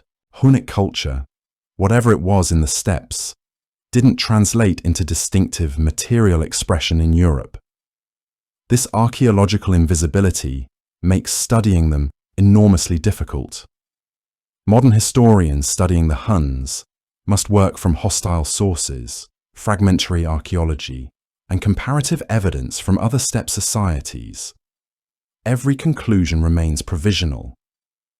New archaeological discoveries occasionally force reassessment of basic assumptions.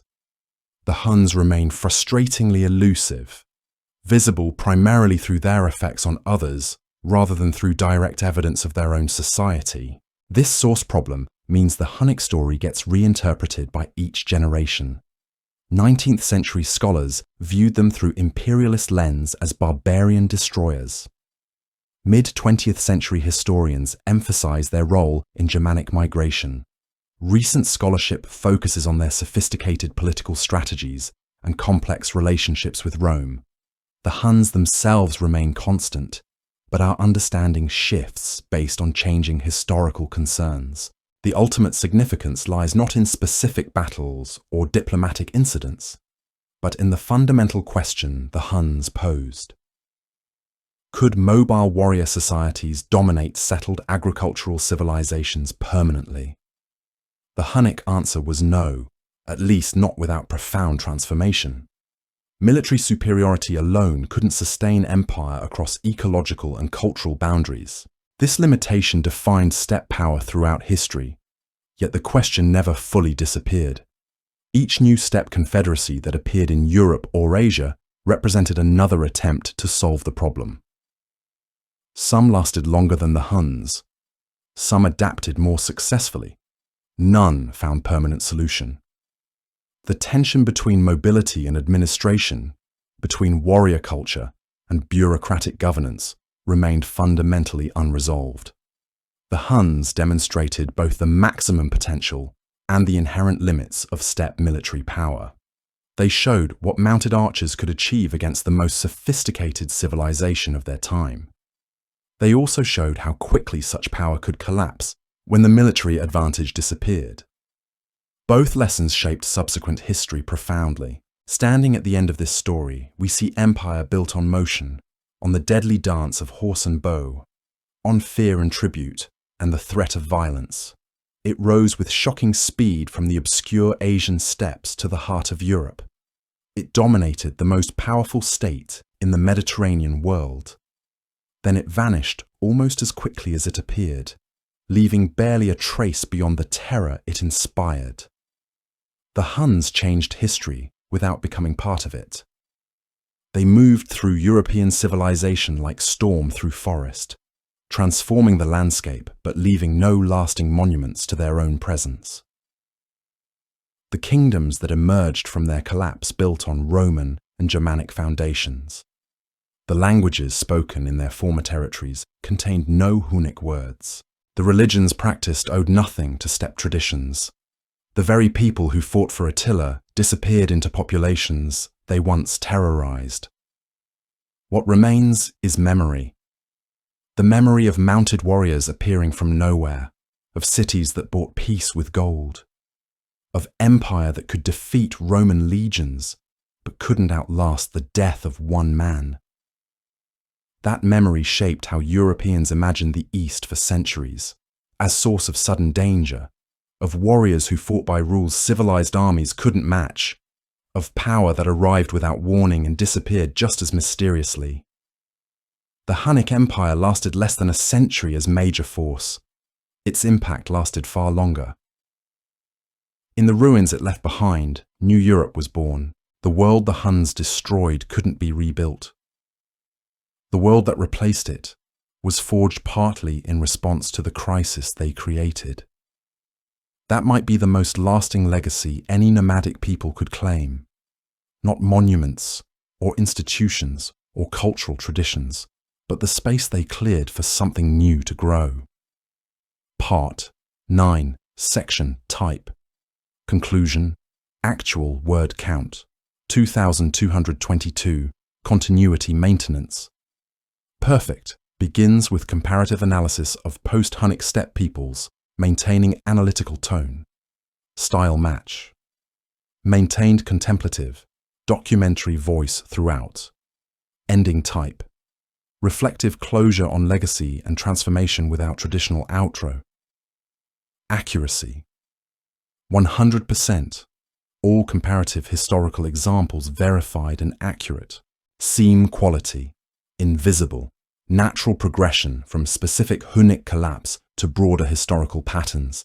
Narrative completion. Complete 9-part historical documentary arc from origins to lasting impact. The Hunnic pattern would echo across centuries, but never quite repeat. Each new wave of steppe conquerors faced the same fundamental challenge, translating military dominance into lasting political authority. The solutions varied dramatically. Some embraced the cultures they conquered. Others maintained rigid separation. None found the formula effortless. The Avars arrived in Europe during the 560s, roughly a century after the Huns vanished. They occupied similar territory, employed comparable tactics, and initially inspired similar terror. Byzantine sources described them in language that consciously echoed earlier Hunnic descriptions. The parallels seemed deliberate, as if the Avars were performing a role that audiences already understood. Yet the Avars lasted longer. Their confederacy survived for roughly 2.5 centuries before Charlemagne's armies destroyed it in the 790s. This extended duration suggests they solved problems that defeated the Huns. Archaeological evidence indicates the Avars developed more permanent settlements, more elaborate material culture, and deeper integration with subject populations. They didn't merely extract tribute. They created hybrid societies. The Bulgar peoples who settled in the Balkans during the 7th century followed different strategies. They adopted Slavic language and Christian religion within a few generations, creating synthesis rather than maintaining separation.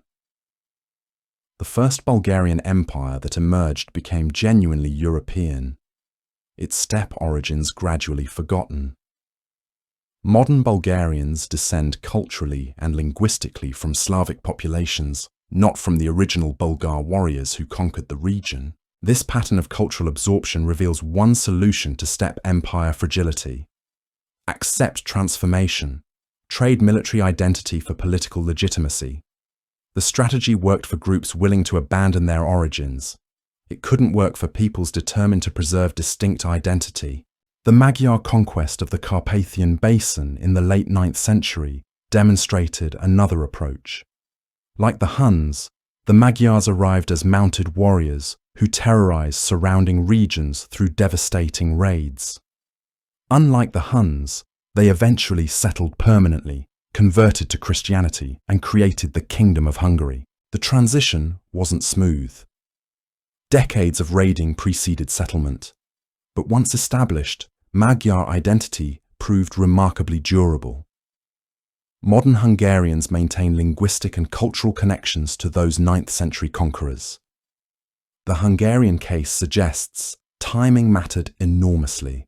The Magyars arrived when European political structures had developed sophisticated responses to steppe warfare. Military defeat forced adaptation. The Hungarians could either integrate into European Christian civilization or face annihilation. They chose integration, but negotiated terms that preserved elements of distinct identity. The ultimate test came with the Mongols. When Mongol armies appeared in Europe during the 1240s, they demonstrated capabilities that dwarfed anything the Huns achieved. Mongol forces crushed Polish and Hungarian armies, devastated Kievan Rus, and reached the Adriatic. Contemporary observers believed nothing could stop them. European military technology and tactics seemed helpless against Mongol mobility and coordination. Then the Mongols withdrew. The death of the great Khan Ogedei triggered succession crisis that recalled armies eastward. Europe received unintended reprieve, but the withdrawal revealed something crucial about steppe empires. Their power remained fundamentally centered in Asian heartlands. European campaigns were periphery operations, impressive but ultimately secondary to steppe politics. The Mongol Empire's actual structure illuminated why steppe power struggled in agricultural regions. The Mongol system worked brilliantly for coordinating mobile forces across vast distances. Information traveled efficiently through relay stations. Resources could be concentrated rapidly. But this system depended on open terrain, horse culture, and populations accustomed to mobility. It couldn't simply transplant into densely settled agricultural regions with different economic foundations. Where Mongols ruled agricultural territories successfully, they adapted extensively. The Yuan dynasty in China, the Ilkhanate in Persia, and the Golden Horde in Russia all developed administrative systems that borrowed heavily from conquered civilizations. Mongol identity became increasingly nominal among ruling elites who adopted Chinese, Persian, or Turkic cultural patterns. This transformation process helps explain what happened to the Huns. They faced impossible choice: maintain steppe identity and remain militarily effective but politically unstable, or adapt to agricultural civilization and sacrifice the mobility and cohesion that made them formidable. The Huns never consciously chose. Attila's death would eventually force catastrophic dissolution before any transition could occur. Later steppe peoples had the Hunnic precedent as warning. Some learned from it. The Ottomans, though not purely steppe in origin, demonstrated how Turkic military traditions could combine with settled imperial administration. Their empire lasted 6 centuries by synthesizing nomadic warfare traditions with Byzantine bureaucracy and Islamic political theory. The Ottoman system proved what steppe military heritage could achieve when paired with institutional sophistication. The Hunnic legacy also shaped how agricultural civilizations defended themselves. The lessons learned fighting the Huns influenced military development for centuries. European armies became more mobile, incorporated cavalry more effectively, and developed better intelligence networks. The shock of Hunnic invasion forced military innovation that might have occurred more slowly otherwise. Fortification patterns changed across Europe, partly in response to Hunnic tactics. Cities strengthened walls not just against siege, but against surprise attack. The emphasis shifted toward rapid response and defensive depth rather than purely static defense. These adaptations outlasted the Huns themselves, becoming permanent features of European military architecture. The diplomatic precedents mattered too. Roman negotiations with Attila established patterns for managing steppe confederacies that would be repeated with Avars, Bulgars, and Magyars. The combination of tribute, treaties, and playing factions against each other became standard toolkit. These strategies sometimes worked, sometimes failed, but the basic approach remained recognizable across centuries. The Hunnic episode also demonstrated limits of cultural stereotyping. Roman sources portrayed the Huns as savage barbarians, but the actual historical record reveals sophisticated political operators who understood Roman weaknesses and exploited them systematically. Attila negotiated treaties, manipulated diplomatic protocol, and calculated strategic advantages with skill that rivaled any Roman politician. The barbarian image was propaganda, not analysis. This matters because similar stereotypes attached to every subsequent steppe people who appeared in Europe. The tendency to view nomadic warriors as culturally primitive, militarily dangerous, but politically unsophisticated, persisted despite repeated evidence to the contrary. The Huns were first to face this particular form of cultural prejudice. They wouldn't be the last.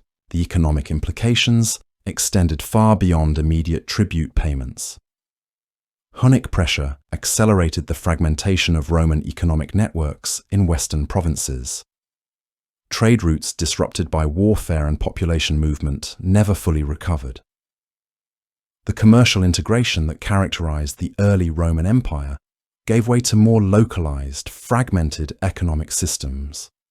The Huns didn't cause this transformation alone, but they accelerated processes already underway. In the eastern Mediterranean, Hunnic raids forced significant military expenditure that strained Byzantine finances for decades. The resources devoted to defending against or buying off the Huns couldn't be spent on other priorities. This financial pressure contributed to the gradual shrinking of Byzantine ambitions, the slow recognition that the empire could no longer afford to dominate the entire Mediterranean world. The population movements triggered by Hunnic expansion also created long-term demographic consequences. The settlement of Germanic peoples within former Roman territories during the 5th century established ethnic and linguistic patterns that shaped medieval and modern Europe. Modern French, Spanish, and Italian emerged partly from the mixture of Latin and Germanic languages that occurred during this period. The Huns triggered this mixing without intending or understanding the linguistic consequences. Religious developments also connected to Hunnic impact. The chaos of the 5th century strengthened Christianity's appeal as source of stability amid political collapse. Church institutions increasingly provided administrative continuity that secular governments couldn't maintain. The bishops who negotiated with Hunnic leaders during raids became civic leaders by default. This elevation of ecclesiastical authority partly resulted from the power vacuum that Hunnic pressure helped create. The artistic and material legacy remained minimal.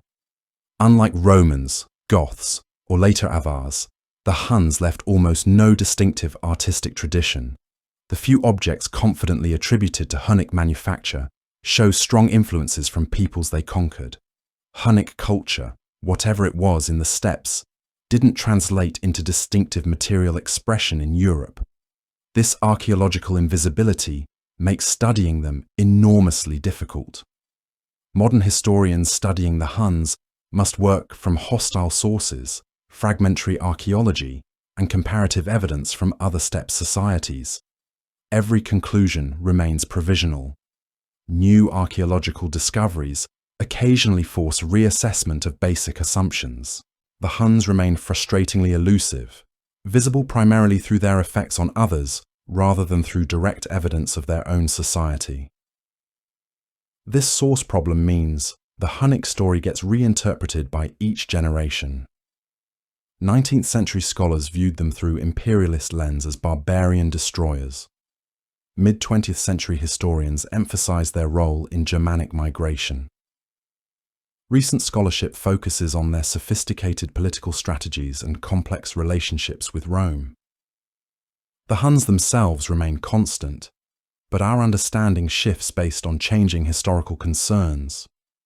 the ultimate significance lies not in specific battles or diplomatic incidents, but in the fundamental question the Huns posed. Could mobile warrior societies dominate settled agricultural civilizations permanently? The Hunnic answer, had they been able to maintain their empire, might have been yes, at least temporarily, but the question itself would outlive them. Military superiority alone couldn't sustain empire across ecological and cultural boundaries without the structures to support it. This limitation defined steppe power throughout history, yet the question never fully disappeared. Each new steppe confederacy that appeared in Europe or Asia represented another attempt to solve the problem. Some lasted longer than the Huns would. Some adapted more successfully. None found permanent solution. The tension between mobility and administration, between warrior culture and bureaucratic governance, remained fundamentally unresolved. The Huns demonstrated both the maximum potential and the inherent limits of steppe military power. They showed what mounted archers could achieve against the most sophisticated civilization of their time. They also showed, through their very structure, how precarious such power remained. Both lessons shaped subsequent history profoundly. Standing in 452, at the peak of Hunnic dominance, observers saw empire built on motion, on the deadly dance of horse and bow, on fear and tribute, and the threat of violence. It had risen with shocking speed from the obscure Asian steppes to the heart of Europe. It dominated the most powerful state in the Mediterranean world, and it stood unified, feared, and seemingly permanent. The Huns had changed history without fully becoming part of it. They moved through European civilization like storm through forest, transforming the landscape. The kingdoms that would eventually emerge, the languages that would be spoken, the borders that would be drawn, all bore marks of Hunnic passage, even when the Huns themselves were no longer present. What remained was power. Raw, undeniable, concentrated in the hands of one man and the warriors who followed him. The memory of mounted warriors appearing from nowhere, of cities that bought peace with gold, of empire that could defeat Roman legions through speed and terror. That power shaped how Europeans imagined the East for centuries, as source of sudden danger, of warriors who fought by rules civilized armies couldn't match. The Hunnic Empire in 452 stood as testament to what nomadic peoples could achieve. Not monuments or institutions or cultural traditions, but dominance, control over vast territories through military excellence and political acumen, the ability to make emperors negotiate, to redirect the flow of history, to prove that civilization's advantages could be overcome by mobility, discipline, and strategic brilliance. The steppe had conquered Europe, and in that moment, frozen at the height of power, the achievement seemed unshakable. Attila ruled from the Caucasus to Gaul, from the Baltic to the Mediterranean. His word moved armies. His demands extracted gold from the wealthiest empires. His reputation preceded his horsemen, often accomplishing through fear what would have required force. This was the Hunnic zenith, a nomadic confederation that had solved for the moment the eternal problem of steppe power. How to project force into agricultural regions, how to extract wealth without destroying sources, how to maintain unity across vast distances, how to command respect from settled civilizations that considered themselves superior. The answers lay not in adoption of civilized methods, but in perfection of nomadic ones, superior mobility, devastating archery, psychological warfare, personal leadership that inspired absolute loyalty, and the willingness to use violence surgically, precisely, overwhelmingly when needed. Standing at this peak, the Hunnic Empire represented something genuinely new in European history, not a migration that sought new homes, not raiders seeking quick plunder, but a sophisticated political entity that had learned to dominate without occupying, to rule without administering, to command through reputation as much as force. The future remained unwritten. The challenges inherent in the system remained unresolved.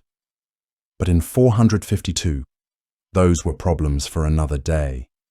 The present belonged entirely to the Huns.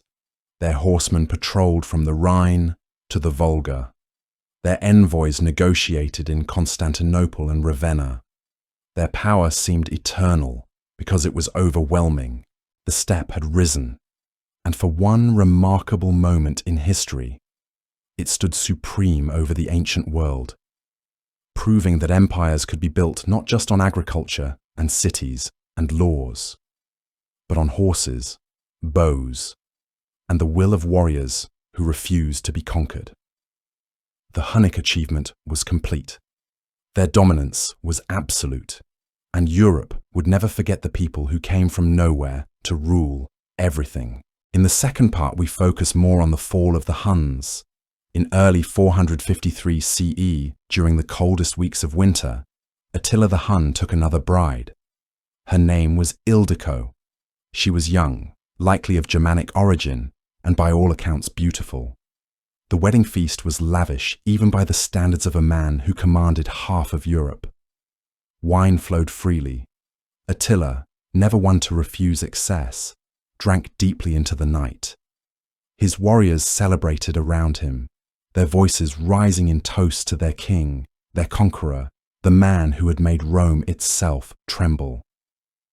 By morning, Attila was dead. The details are sparse, preserved only through the accounts of Byzantine historian Priscus, who had met Attila years earlier and chronicled the Hunnic court with remarkable detail. According to Priscus, Attila suffered what appeared to be a severe nosebleed during the night. In his drunken state, he choked on his own blood. There were no wounds, no signs of struggle, just a body lying still in the marriage bed, while Ildiko, terrified and confused, waited beside him. When his attendants finally broke down the door, they found the most feared man in the known world already cold. The warriors who discovered him responded with a grief that bordered on frenzy. They slashed their faces with swords, drawing blood to honor a king who should be mourned, as Jordanes later recorded, not with feminine lamentations and tears, but with the blood of men. They cut their hair, a ritual gesture of profound loss. Then they mounted their horses and rode in circles around the silken tent where Attila's body lay in state, singing dirges that echoed across the frozen plains. Modern historians have offered other explanations for Attila's death. Esophageal varices, dilated veins in the esophagus, weakened by years of heavy drinking, can rupture suddenly and fatally. Internal hemorrhaging would have produced the same result Priscus described. A Roman chronicler named Marcellinus Cummers suggested something darker, claiming Attila was pierced by the hand and blade of his wife. But most scholars dismiss this as propaganda. Priscus was there. Marcellinus was not. Whatever the true cause, the effect was immediate and catastrophic. Attila had built an empire unlike anything the steppes had ever produced. From the Volga to the Rhine, from the Baltic to the Danube, dozens of tribes, clans, and entire nations bent to his will. He commanded Huns, Goths, Gepids, Alans, Sarmatians, Heruli, Rugi, and Suebi. His armies moved like thunderstorms, fast and devastating. His name alone was enough to extract tribute from Constantinople. But the empire was not a state. It was a man. Attila had no bureaucracy, no system of governance that could function without him. There were no institutions, no administrative provinces, no legal codes. The Hunnic Empire existed because Attila willed it into existence, and it obeyed because he was strong enough, cunning enough, and terrifying enough to demand obedience. His charisma was not incidental to his rule. It was the entire structure.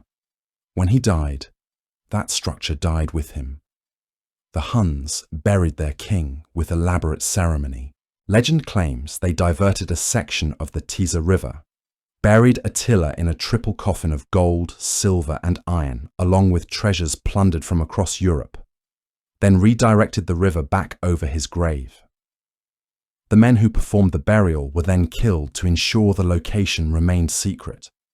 Whether this story is true or embellishment, the result is the same. Attila's tomb has never been found. What followed was not simply the death of a ruler. It was the beginning of a disintegration so complete that within 16 years, the Hunnic Empire would vanish entirely from the historical record. Attila left behind at least 3 sons.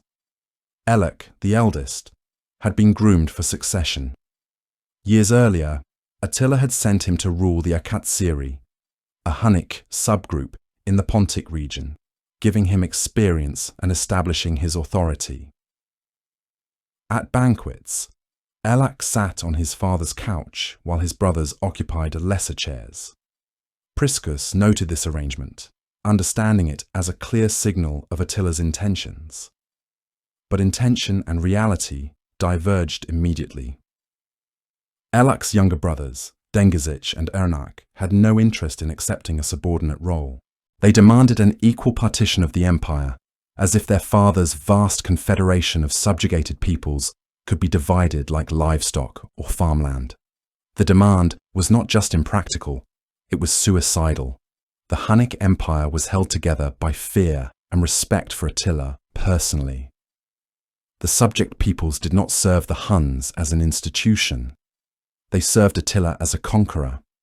His sons had none of his reputation, none of his military genius, and none of his ability to command loyalty through sheer force of personality. Elek, Dengizic, and Ernak were princes who had grown up in the shadow of a titan. Now they were expected to fill a role none of them could manage. The army fractured. Warriors who had fought together under Attila's banner now divided their loyalties based on kinship, tribal affiliation, or personal ambition. Some followed Elek. Others aligned with Dengizic or Ernak. The unity that had made the Huns unstoppable dissolved into competing factions. And the subject peoples watched. For decades, tribes across Central and Eastern Europe had lived under Hunnic domination. They had paid tribute, supplied warriors, and endured humiliation.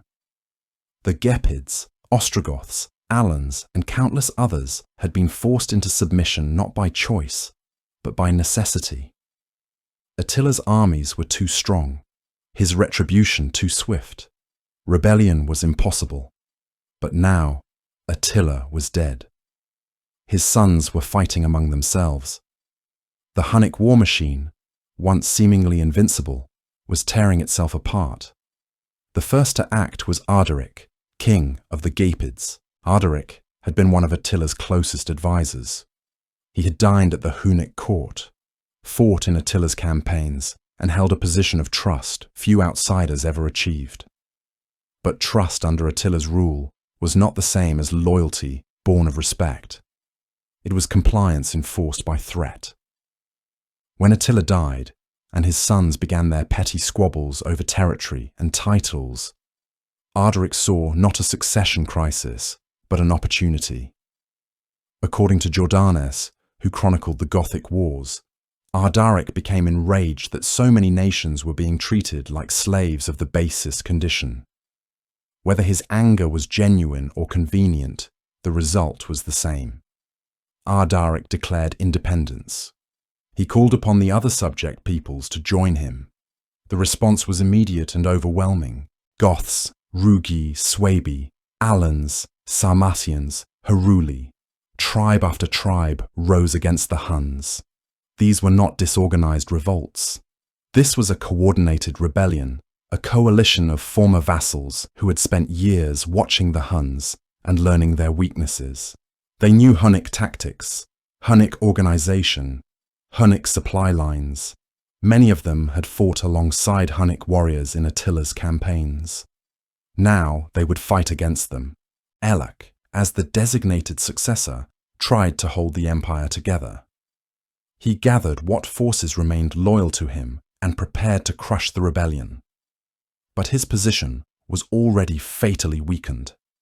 He was fighting not just a coalition of enemies, but his own brothers. Dengizic and Ernak were not helping him. They were consolidating their own power, claiming their own territories, treating the empire as if it were already divided. The Hunnic Confederation, built over decades through conquest and intimidation, collapsed in months. By the summer of 454 CE, barely a year after Attila's death, the situation had deteriorated beyond repair. Arderic's coalition had grown into a full-scale military alliance. The Gepids led the charge, but they were joined by virtually every major tribe that had once served under Hunnic rule.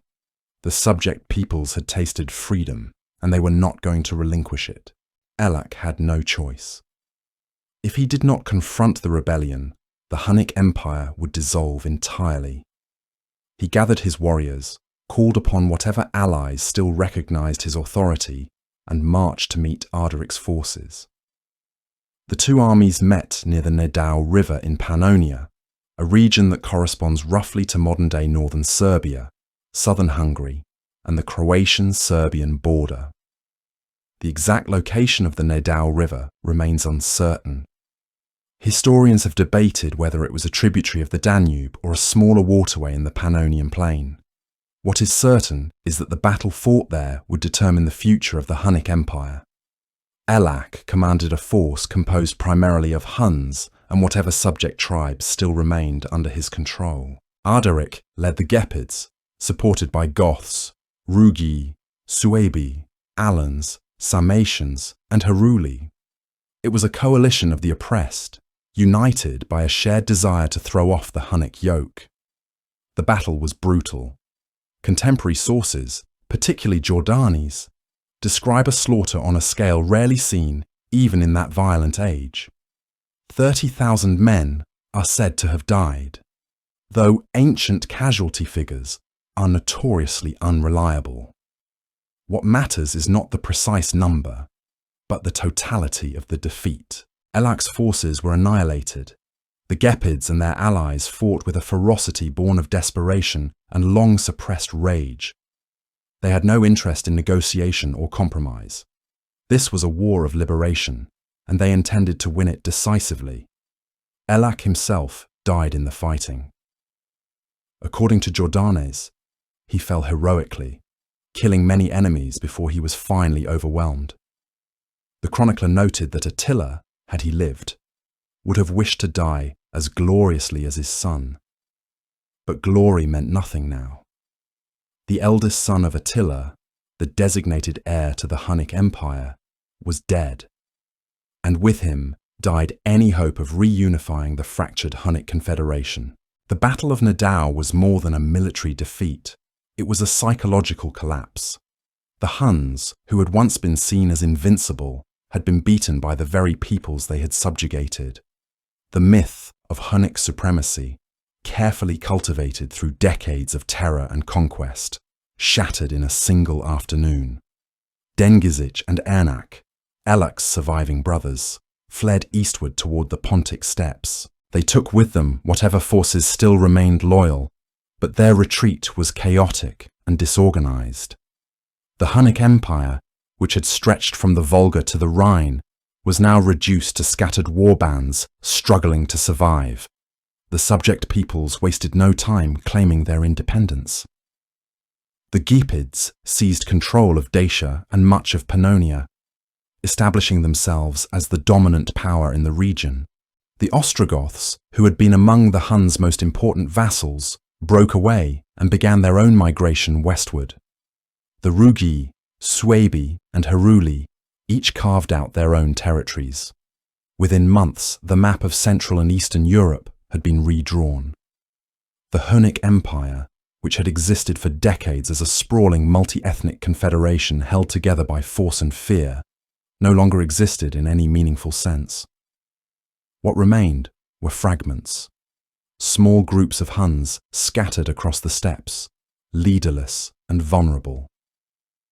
Dengizic and Ernak still claimed authority, but their power was a shadow of what their father had wielded.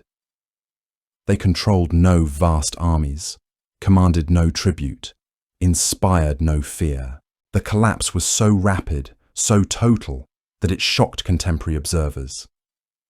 Jordanus wrote that the Huns, to whom the whole world once seemed to yield, disintegrated so catastrophically that when divided, they tumbled down. The speed of the empire's fall revealed what many had suspected, but few had dared to voice. The Hunnic Empire had never been a true state. It had been a warlord's dominion, and without the warlord, it could not survive. Attila's death had exposed the fundamental weakness at the heart of Hunnic power.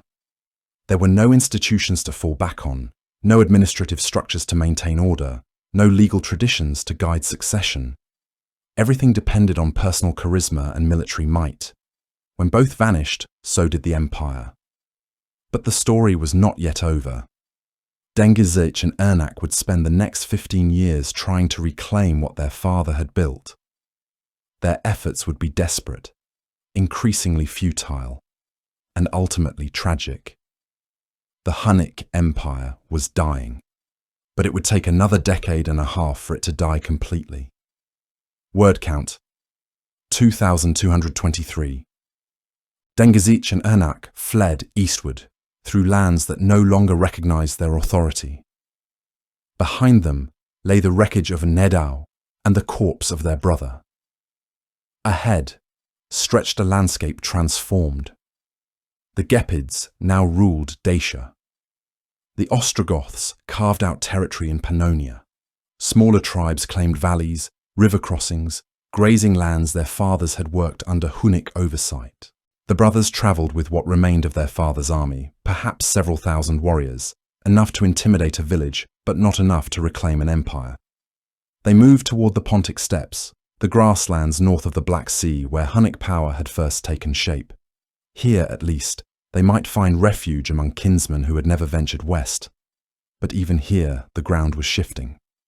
The Akatsiri, a Hunnic people Attila had once dominated, no longer answered to anyone from the Western Confederation.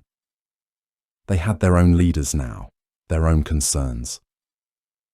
The brothers were not welcomed as heirs to a throne. They were strangers claiming titles that meant less with each passing month. Dengizic was the elder of the two survivors. He inherited Elek's claim to leadership, but not his father's charisma or his brother's military reputation. Contemporary sources describe him as aggressive, impatient, prone to miscalculation. Ernak, the younger brother, appears to have been more cautious. According to one tradition preserved by Jordanes, Hunnic prophets had claimed that Ernak would one day restore his father's lineage. Whether Ernak believed this himself is unknown. What is clear is that he chose a different path than his brother. The two ruled separately, if they can be said to have ruled at all. Dengizic controlled Hunnic groups in the west, closer to the Roman frontier. Ernak led followers farther east, towards Scythia Minor and the lower Danube. This division was not formal. There was no treaty, no clear boundary. It was simply the reality of a shattered confederation. The years immediately following Nedao are poorly documented. Roman chroniclers lost interest in the Huns once they ceased to pose an immediate threat. What records survive suggest a period of drift and disintegration. Hunnic bands roamed without clear direction. Some raided former subjects, others hired themselves out as mercenaries. A few tried to settle in regions they had once dominated, only to be driven off by Gepids or Goths who no longer feared retribution. The Hunnic Empire had depended entirely on momentum. Attila's army moved constantly, conquering, extracting tribute, redistributing wealth to maintain loyalty. When the movement stopped, the system collapsed. There was no infrastructure to fall back on, no bureaucracy to collect taxes, no legal code to settle disputes. The Huns had governed through presence and violence. Without both, they governed nothing. In 463, a new threat emerged from the east. The Saragurs, an Oghur Turkic people, swept into the Pontic region. They defeated the Akatsiri decisively, scattering Hunnic groups that had remained independent. The Saragurs were followed by other peoples, the Onagurs, the Sabirs, waves of steppe nomads pushing westward under pressures we can only guess at. For the Huns, already weakened, this eastern invasion was catastrophic. Ernak found himself fighting not to expand, but simply to survive. His attention turned away from the Roman frontier, toward defending what little territory his followers still controlled. The arrival of these new peoples shattered any remaining hope of reunification. Dengizic and Ernak could not coordinate. They could barely communicate. The distance between them, both geographic and political, widened into an unbridgeable gulf. Dengizic, meanwhile, attempted what his father might have done. He gathered followers and marched west. In 464, he appeared in Pannonia with a coalition of Hunnic groups, the Ultzinzurs, the Angisiri, the Bitugures, the Bardores. These names appear in sources and then vanish, leaving little trace. They were fragments of the old confederation, desperate men following a desperate leader. Dengizic besieged Bassianae, a Roman-held city in Pannonia. It was a calculated move. By threatening Roman territory, he hoped to force negotiations, perhaps extract tribute, maybe restore some shadow of his father's power. But the Goths, who now controlled much of Pannonia, responded swiftly. They drove Dengizic's forces from the region so thoroughly that, according to Jordanes, those who survived lived in perpetual dread of Gothic arms. The defeat at Bassianae revealed how completely the balance of power had shifted. The Huns were no longer predators, they were prey. Former subjects now hunted them with the same ruthlessness the Huns had once displayed. There would be no mercy, no negotiated settlements. The memory of Hunnic domination was too fresh, the desire for revenge too strong. Dengizic retreated, but he did not abandon his ambitions. He understood that without Roman recognition, he had no legitimacy. So in 466, he sent ambassadors to Constantinople. His demands were precise. He wanted the Eastern Roman Empire to resume paying tribute to the Huns. He wanted trading rights along the Danube restored. He wanted, in short, a return to the relationship that had existed under Attila. The Byzantine court rejected him entirely. Emperor Leo I had no interest in subsidizing a broken power. The Huns could no longer threaten Constantinople. They could barely threaten their own neighbors. Why pay tribute to ghosts? Dengizic sent more embassies. He pleaded. He threatened. He invoked the memory of his father. None of it mattered. The Romans understood what Dengizic refused to accept. The Hunnic Empire was finished. In 467, Dengizic made his final gamble. He moved his forces to the northern bank of the Danube, the river that marked the boundary between Roman territory and the barbarian lands beyond. He sent a message to Constantinople. Unless he was granted lands and subsidies, he would invade Thrace. It was a bluff, but it was all he had left. The Romans called it. Dengizic crossed the frozen Danube in early 467, leading whatever forces still followed him. He expected Huns living south of the river in Roman territory to rally to him. They did not. He expected Gothic and Scythian groups to join his raid. Some did, but they acted independently, pursuing their own goals. Dengizic commanded no coalition. He led a raid, nothing more. The Roman response was swift and brutal. General Anagastes, a capable commander, met Dengizic's forces in Thrace. The battle was not close. Dengizic's warriors were outnumbered, outmaneuvered, outfought. Many were killed. Others scattered into the countryside where they were hunted down by local militias. Dengizic himself was captured. What happened next was designed to send a message. Dengizic was executed, but not quietly. His head was severed and sent to Constantinople. The Chronicon Paschale, a Byzantine chronicle, describes what followed. The head was paraded through the middle street, the main thoroughfare of the capital, and then mounted on a pole at the wooden circus, a public space where thousands could see it. The son of Attila, the man who had tried to restore his father's empire, was displayed like a trophy. The message was clear. The age of Hunnic domination was over. The Romans no longer feared the steppe. They mocked it. Dengizic's death in 469 marked the end of organized Hunnic power west of the Danube. There would be no more embassies, no more raids, no more attempts to negotiate with Constantinople. The Huns who remained in the region either submitted to Roman authority, fled eastward, or were absorbed into other peoples.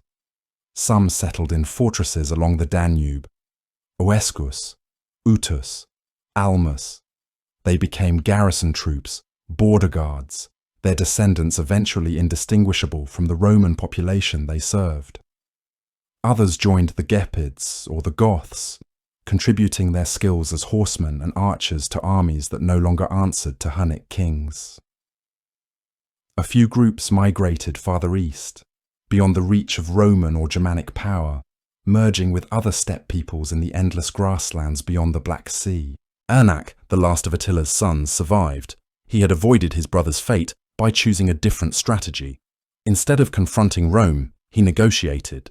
Around 469, as Dengizic's head rotted on its pole in Constantinople, Ernak accepted a settlement offered by the Eastern Roman Empire. He and his followers were granted lands in Scythia Minor, the region corresponding roughly to modern Dobruja in Romania. It was not a position of power. It was asylum. Ernak became, in effect, a Roman client. His people were allowed to settle, to farm, to live in peace. In exchange, they ceased to be a threat. They ceased to be Huns in any meaningful political sense. The speed of the collapse was extraordinary. In 453, Attila had ruled an empire stretching from the Volga to the Rhine. By 469, just 16 years later, no Hunnic king commanded significant territory. No Hunnic army threatened Rome. No Hunnic diplomat negotiated treaties. The Huns had not been exterminated. They had simply ceased to exist as an independent political force. The reasons for this rapid disintegration are structural, not accidental. The Hunnic Empire was never a state in the way we typically understand the term. It had no capital, no written laws, no permanent administration. It was a confederation held together by a single man's ability to distribute plunder and inspire fear. When Attila died, the mechanism that sustained the empire died with him. His sons inherited territory, but not legitimacy. They inherited followers, but not loyalty. The subject peoples who had served under Attila did so because he was strong enough to punish defiance and generous enough to reward cooperation. His sons were neither. Elek died trying to prove his strength. Dengizic died trying to bluff his way back to relevance. Ernak survived by abandoning the dream entirely. The Hunnic military system also collapsed. Attila's army had been a vast, multi-ethnic force incorporating Germanic warriors, Alan cavalry, Sarmatian archers, and Hunnic horse archers. These groups fought together because Attila paid them and because they feared him. After Nadao, there was no pay, no fear, no reason to cooperate. The army fragmented along ethnic lines, each group pursuing its own survival. The Hunnic economy, such as it was, depended entirely on external tribute. The Huns did not farm extensively. They did not build cities or trade networks. They extracted wealth from others and redistributed it to maintain their confederation. When Rome stopped paying tribute and the subject peoples stopped providing resources, the economic foundation vanished. There was nothing to sustain a large population of warriors. They dispersed, found new patrons, or starved. The collapse was also psychological. The myth of Hunnic invincibility, carefully cultivated over decades, shattered at Nadao. Once the Gepids proved that the Huns could be beaten, Everyone else tried. The Goths, the Suebi, the Heruli, each in turn tested Hunnic strength and found it wanting. Fear transformed into contempt. Form. Vassals became predators. By 469, the Huns had disappeared from the historical record. Not because they were wiped out, but because they no longer mattered. Byzantine chroniclers stopped mentioning them. Roman generals stopped worrying about them. The peoples who had once served under Hunnic overlords went on to found their own kingdoms, fight their own wars, write their own histories. The Huns became a memory, and not always an accurate one. Within a generation, the details began to blur. Stories of Attila grew more fantastic, detached from reality. The Huns were remembered as a force of nature, a divine punishment, a scourge sent by God to humble the proud. They were not remembered as a people with their own culture, their own struggles, their own very human reasons for rising and falling. The disappearance of the Huns left a vacuum in Central and Eastern Europe. The Gepids became the dominant power in the Carpathian Basin, but their dominance was brief. Within decades, they too would be swept aside by new invaders. The Ostrogoths moved westward, eventually establishing a kingdom in Italy. The Heruli, the Rugi, the Suebi, all carved out territories that would themselves fragment and vanish. The collapse of the Hunnic Empire did not bring stability. It brought chaos, a generation of wars and migrations that reshaped the map of Europe. In this sense, the Huns left a final legacy. Their collapse destabilized the post-Roman world as profoundly as their conquests had. The political order Attila had imposed through violence was gone, but nothing coherent replaced it. Former subject. CTS fought each other for dominance. New peoples arrived from the east, repeating the cycle. The Huns had demonstrated how quickly power could be seized on the steppe and how easily it could be lost. The structural weaknesses that doomed the Hunnic Empire would reappear in later steppe confederations. The Avars, who arrived in Europe a century after the Huns, followed a similar trajectory. Rapid expansion, tribute extraction, fragmentation after the death of a strong leader. The Magyars, the Pechenegs, the Cumans all rose and fell according to patterns established by the Huns. The steppe produced warriors and conquerors, but it did not produce institutions capable of outlasting them.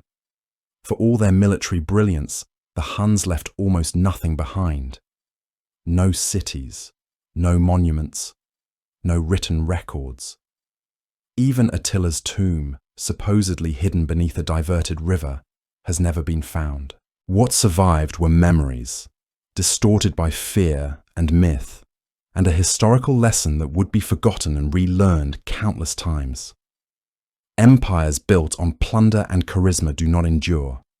They burn bright and collapse fast. The Huns had ruled through fear, and fear is a currency that deflates the moment the enforcer dies. Within weeks of Attila's death, the cracks began to show. His sons inherited territories, armies, and tribute networks, but they did not inherit the authority that had held it all together. Authority, in steppe politics, was not transferred through bloodlines alone. It was earned through victory, demonstrated through force, and maintained through constant displays of dominance. Attila's sons had none of this. They had names, titles, and claims, but no one feared them. Elac, the eldest, was supposed to rule. Attila had positioned him as successor, seating him on the royal couch at banquets, sending him to govern the Akatsieri in Pontic Scythia. The message was clear. This was the heir. But clarity in intent does not guarantee compliance. Dengizic and Ernak, Attila's other sons, refused to accept subordinate roles. They demanded equal shares of the empire, treating it like a family estate to be divided rather than a confederation to be governed. This was not greed. It was a fundamental misunderstanding of what they had inherited. The Hunnic Empire was not property. It was a protection racket held together by the reputation of one man, and that man was dead. The brothers argued. Armies split along factional lines. Warriors who had fought together under Attila now looked to different sons, calculating which leader offered the best chance of survival and plunder. The confederation began to fracture before the funeral rites were even finished. This was not a civil war in the traditional sense. There were no pitched battles between the brothers, no dramatic declarations of independence. It was quieter, more insidious.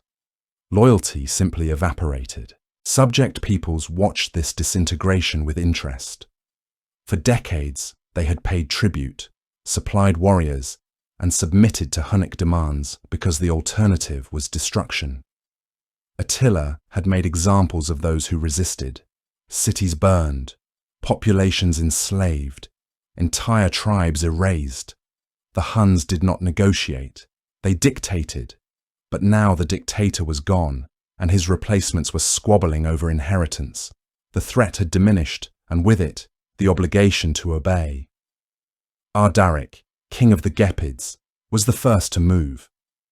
He had been one of Attila's closest allies, a trusted commander who had fought alongside the Huns in countless campaigns.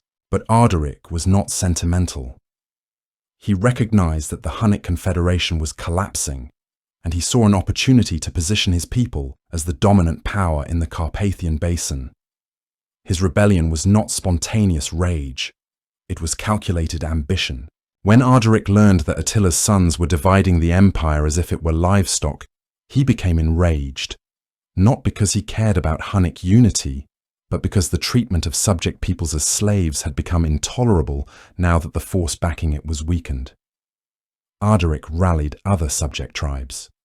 Goths, Rugi, Suebi, Alans, Sarmatians, Heruli.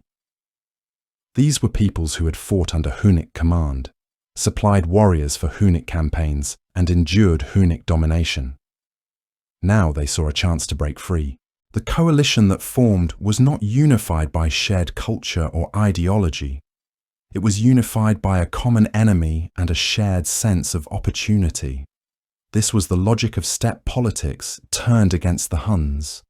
Alliances were temporary, loyalty was conditional, and power flowed to whoever could project force most effectively. For decades, that had been the Huns. Now it was someone else's turn. Elac, attempting to assert his authority, gathered what remained of the Hunnic military and marched to confront Ardaric. This was supposed to be a demonstration of strength, a reminder that the Huns still commanded the steppe. It was supposed to restore fear. Instead, it became a disaster. The Battle of Nadao, fought in 454 near a river in Pannonia, was not a close contest. Ardaric's coalition met the Hunnic forces with overwhelming numbers and newfound confidence. The Huns, divided by succession disputes and demoralized by the loss of Attila, fought poorly. Elac himself died in the battle, killed after slaughtering many enemies in a final desperate stand. Jordanes, the Gothic historian, later wrote that Elac's father, if he had outlived him, would have wished to die so gloriously. But glory does not win wars. Elac's death was heroic and pointless. 30,000 Huns and their allies died at Nadao. The battle was not just a military defeat, it was a psychological collapse. The myth of Hunnic invincibility, carefully cultivated over decades, shattered in a single afternoon. Once the Gepids proved that the Huns could be beaten, everyone else wanted a turn. The Goths, the Suebi, the Heruli, each tested Hunnic strength and found it lacking. Fear transformed into contempt. Former vassals became predators. After Nadao, the remaining Hunnic forces fled eastward, toward the shores of the Black Sea, where Gothic settlements provided temporary refuge. But this was not a strategic retreat. It was a rout. Elac's brothers, Dengizic and Ernak, were put to flight, their armies scattered. The Hunnic Confederation, which had once terrified the Roman Empire and extracted tribute from dozens of peoples, was reduced to bands of refugees scrambling for survival. The immediate aftermath of Nedao was chaos. Subject peoples who had remained under Hunnic control saw the defeat and seized their chance. The Goths reclaimed territories in Pannonia. The Gepids established dominance in Dacia, ruling over lands that had once been Hunnic. The Rugi, Heruli, and Suebi all carved out their own territories, fighting each other as much as they fought the remnants of Hunnic power. The collapse of the Hunnic Empire did not bring peace. It brought a generation of wars and migrations that reshaped Central and Eastern Europe. The Gepids, having won the battle, demanded nothing more from the Roman Empire than peace and an annual gift. This was telling. They did not seek to conquer Roman territory or impose tribute on Constantinople. They wanted recognition, stability, and the right to rule without interference. This was a different model of power, one based on territorial control rather than constant raiding. The Huns had never developed this model. They had remained nomadic, extracting wealth from others rather than building their own infrastructure. When their military dominance collapsed, they had nothing to fall back on. Dengizic and Ernak, the surviving sons of Attila, attempted to rebuild. They gathered the fragments of the Hunnic Confederation, the Ultzensurs, the Angishiri, the Bitugures, the Bardores. These were smaller groups, less powerful, less feared. Dengizic led them westward, attempting to re-establish Hunnic authority in Pannonia. They besieged Bassiani, plundered its territory, and tried to intimidate the Goths into submission. The Goths responded by driving them out so decisively that the remaining Huns lived in dread of Gothic arms. The roles had reversed. The Huns were now the ones being hunted. At the same time, new pressures arrived from the east. The Saragurs, Onagurs, and other Oghur Turkic-speaking peoples migrated westward, displacing or absorbing smaller Hunnic groups. In 463, the Saragurs defeated the Akatsiri, the very people Attila had once sent Ellac to rule. The Hunnic Confederation was being squeezed from both sides, losing territory to former subjects in the west and new arrivals in the east. Ernak, distracted by these eastern invasions, could not coordinate with Dengizic. The dual kingship that might have stabilized the empire instead paralyzed it. Dengizic made one final attempt to restore Hunnic power. In 466, he sent diplomats to Constantinople, demanding that the Eastern Roman Empire resume paying tribute and re-establish trading rights along the Danube according to ancient customs. The demand was rejected. Emperor Leo I made it clear that the Huns would receive nothing unless they offered obedience. This was a humiliating reversal. For decades, the Romans had paid the Huns to stay away. Now the Huns were begging for access to Roman markets. Dengizic, desperate and running out of options, moved his forces to the banks of the Danube and threatened to invade Thrace unless he was granted lands and subsidies.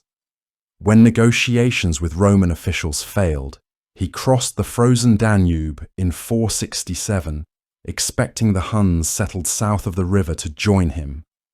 They did not. Instead, large groups of Goths and Scythians moved independently, fragmenting whatever remained of Hunnic coordination. Dengizic's invasion was not a coordinated military campaign. It was a raid, and a poorly executed one. In 469, Roman general Anagastes met Dengizic in Thrace and defeated him decisively. Dengizic was killed, and his head was brought to Constantinople, paraded through the streets, and mounted on a stake in the Hippodrome. The display was meant as a message. The Huns were no longer a threat. They were a cautionary tale. Marcellinus Combs recorded the event with clinical detachment. The head of Dinzik, son of Attila, king of the Huns, was brought to Constantinople. There was no celebration, no sense of triumph. just the quiet notation that a once-feared enemy had been reduced to a spectacle. After Dengizic's death, the Huns disappeared from the historical record, not because they were exterminated, but because they no longer mattered. Byzantine chroniclers stopped mentioning them. Roman generals stopped worrying about them. The peoples who had once served under Hunnic overlords went on to found their own kingdoms, fight their own wars, write their own histories. The Huns became a memory, and not always an accurate one. Ernak, the last surviving son of Attila, chose a different path. Rather than fight, he negotiated. He led his followers to Scythia Minor, in what is now northern Dobruja, and settled there under Roman protection. Some of his kinsmen, Emnetzer and Ultzindur, seized fortresses along the Danube by force, but these were small holdouts, not a resurgent empire. Many Huns dispersed entirely, absorbed into the populations of the Gepids, Goths, and Bulgars. They stopped being a distinct people and became a footnote. The speed of the collapse was staggering. In 453, the Huns were the dominant military power in Central and Eastern Europe. By 469, just 16 years later, they had vanished. No cities, no monuments, no written records. Even Attila's tomb, supposedly hidden beneath a diverted river, has never been found. What survived were memories, distorted by fear and myth, and a historical lesson that would be forgotten and relearned countless times. The structural weaknesses that doomed the Hunnic Empire were not unique to them. They reappeared in later steppe confederations: the Avars, the Magyars, the Pechenegs, the Cumans. All followed similar trajectories: rapid expansion fueled by military superiority, tribute extraction from settled peoples, fragmentation after the death of a strong leader. The steppe produced warriors and conquerors, but it did not produce institutions capable of outlasting them. Power on the steppe was personal, charismatic, and temporary. When the leader died, the confederation died with him. The Huns left almost nothing behind. No architectural legacy, no legal codes, no cultural achievements that survived their political collapse. They were remembered as a force of nature, a divine punishment, a scourge sent by God to humble the proud. They were not remembered as a people with their own struggles, their own logic, their own very human reasons for rising and falling. Within a generation, the details began to blur. Stories of Attila grew more fantastic, detached from reality. The Huns became myth. The disappearance of the Huns left a vacuum that others rushed to fill. The Gepids became the dominant power in the Carpathian Basin, but their dominance was brief. Within decades, they too would be swept aside by new invaders. The Ostrogoths moved westward, eventually establishing a kingdom in Italy. The Heruli, the Rugi, the Suebi, all carved out territories that would themselves fragment and vanish. The collapse of the Hunnic Empire did not bring stability. It brought chaos, a generation of wars and migrations that reshaped the map of Europe. In this sense, the Huns left a final legacy. Their collapse destabilized the post-Roman world as profoundly as their conquests had. The political order Attila had imposed through violence was gone, but nothing coherent replaced it. Former subjects fought each other for dominance. New peoples arrived from the east, repeating the cycle. The frontier remained a frontier, violent and unstable, because no one had the strength to impose lasting order. For all their military brilliance, the Huns demonstrated the limits of power built on plunder and charisma. They could conquer, but they could not govern. They could terrify, but they could not inspire loyalty once fear faded. They could extract tribute, but they could not create wealth. When Attila died, the system he had built collapsed because it had no foundation beyond him. Empires built on personality do not endure. The Huns who survived the collapse found themselves facing a question their ancestors had never needed to consider. What do you do when your entire way of life has been predicated on domination, and suddenly you are no longer the dominators. For centuries, the steppe peoples had existed in a state of perpetual motion. Raid, conquer, extract tribute, move on. The system worked as long as you were stronger than everyone else. But what happens when that strength evaporates? When the confederation fractures and former subjects become enemies? The Huns discovered the answer in the years following Nedao. It was ugly. Some Hunnic groups attempted to maintain their identity through violence. They raided settlements, attacked isolated communities, and tried to reclaim fragments of their former power through force. But these were desperate acts, not strategic campaigns. Without central coordination, without the logistical apparatus that had sustained Attila's armies, these raids accomplished nothing beyond further alienating potential allies and hardening opposition. The reality was brutal. The Huns had built nothing. No cities, no agricultural base, no trade networks, independent of plunder and tribute. Their economy had been extractive, parasitic.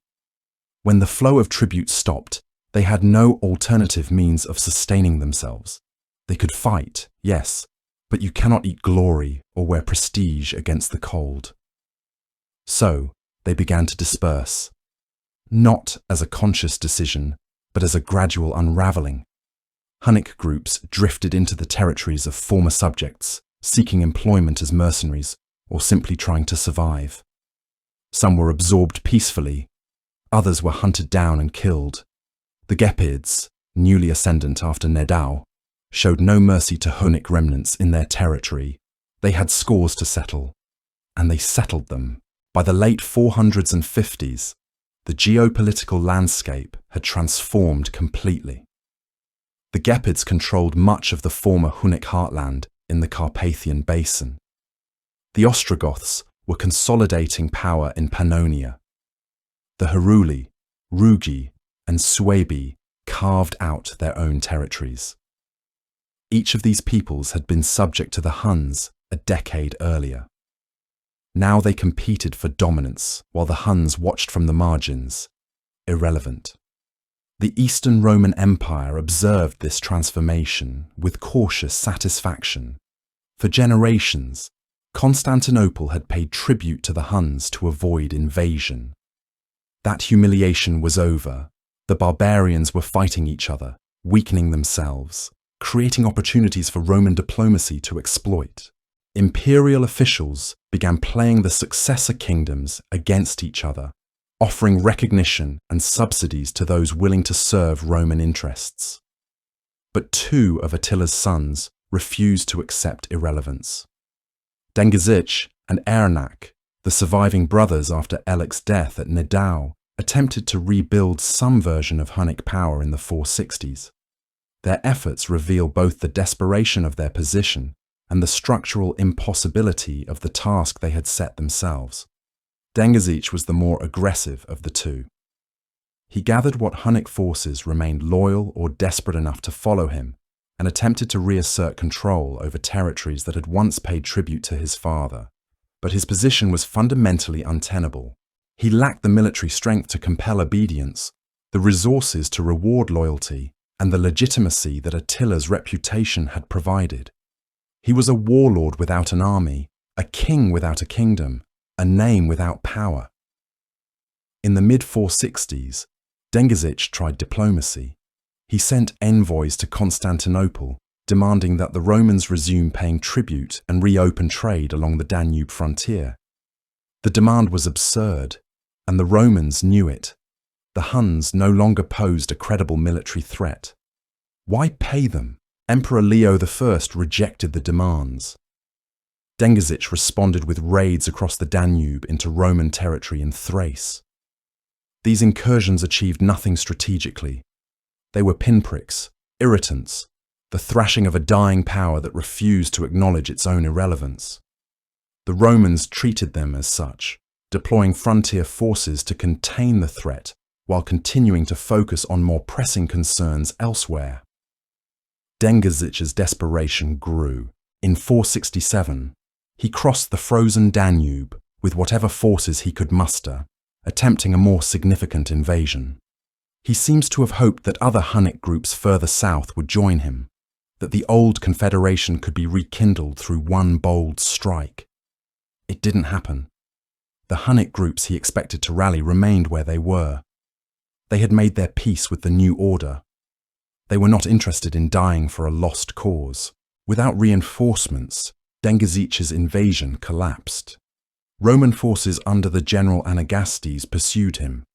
The campaign ended in 469 with Dengizich's defeat and death. His head was brought to Constantinople, paraded through the streets, and mounted on a stake in the Hippodrome. The public display served a clear purpose. This was the end. The last significant Hunnic attempt to reclaim power was over, and its leader's severed head was the proof. The fate of Dengizich's head is one of the most vivid images from this period. The chronicler Marcellinus Comes recorded the event with clinical precision, noting that the head of Attila's son was carried through Constantinople before being impaled for public viewing. It was not just an execution, it was a statement. The terror that the Huns had once inspired was now reversed. They were the ones being humiliated, displayed, rendered powerless. Ernak, the third son, took a different path. Where Dengizich chose aggression, Ernak chose survival. He negotiated with the Romans, accepted subordinate status, and settled his followers in Scythia Minor, the region roughly corresponding to modern-day Dobruja in Romania. This was not independence, it was asylum. The Romans allowed Ernak's Huns to remain there because they posed no threat and might serve as a buffer against other steppe peoples moving westward.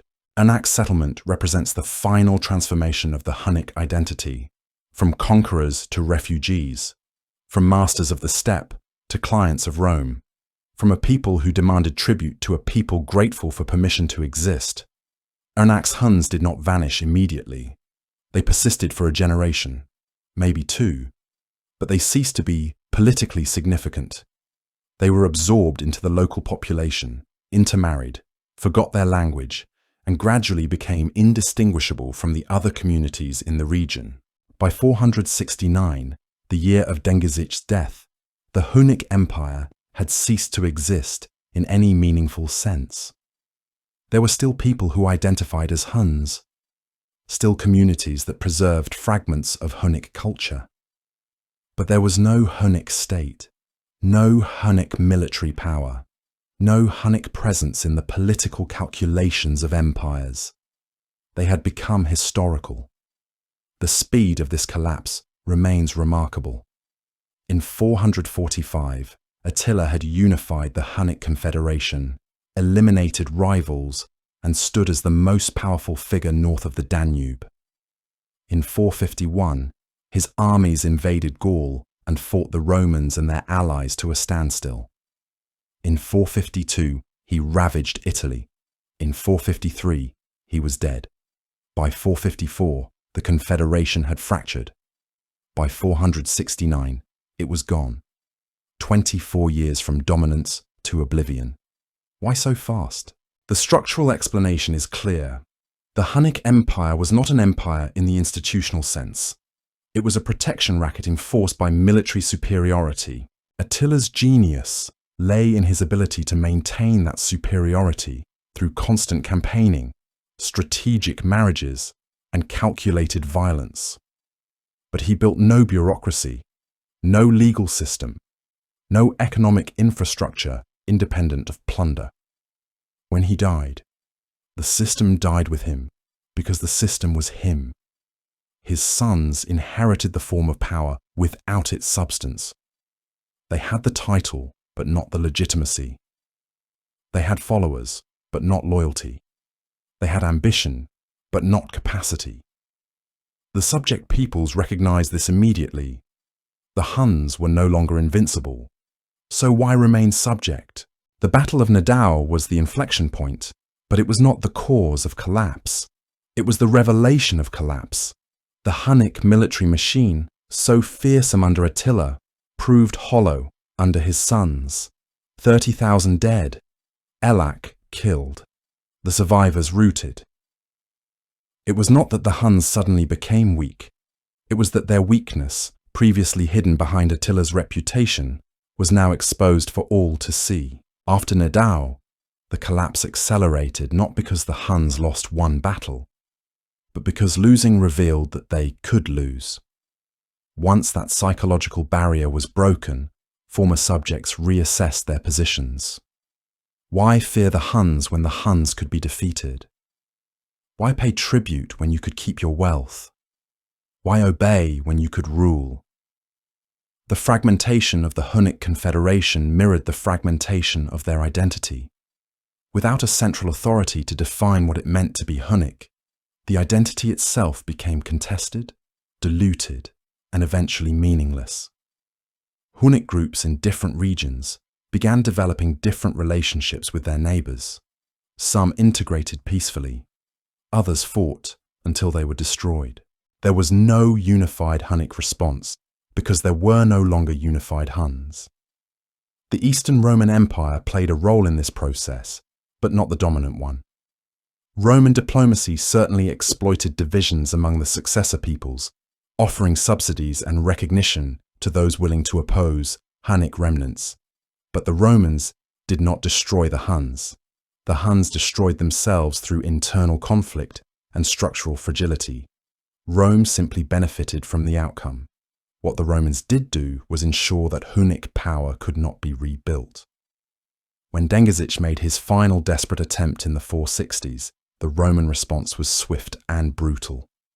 Not because Dengizic posed a serious threat, but because allowing any Hunnic resurgence, however small, risked encouraging others.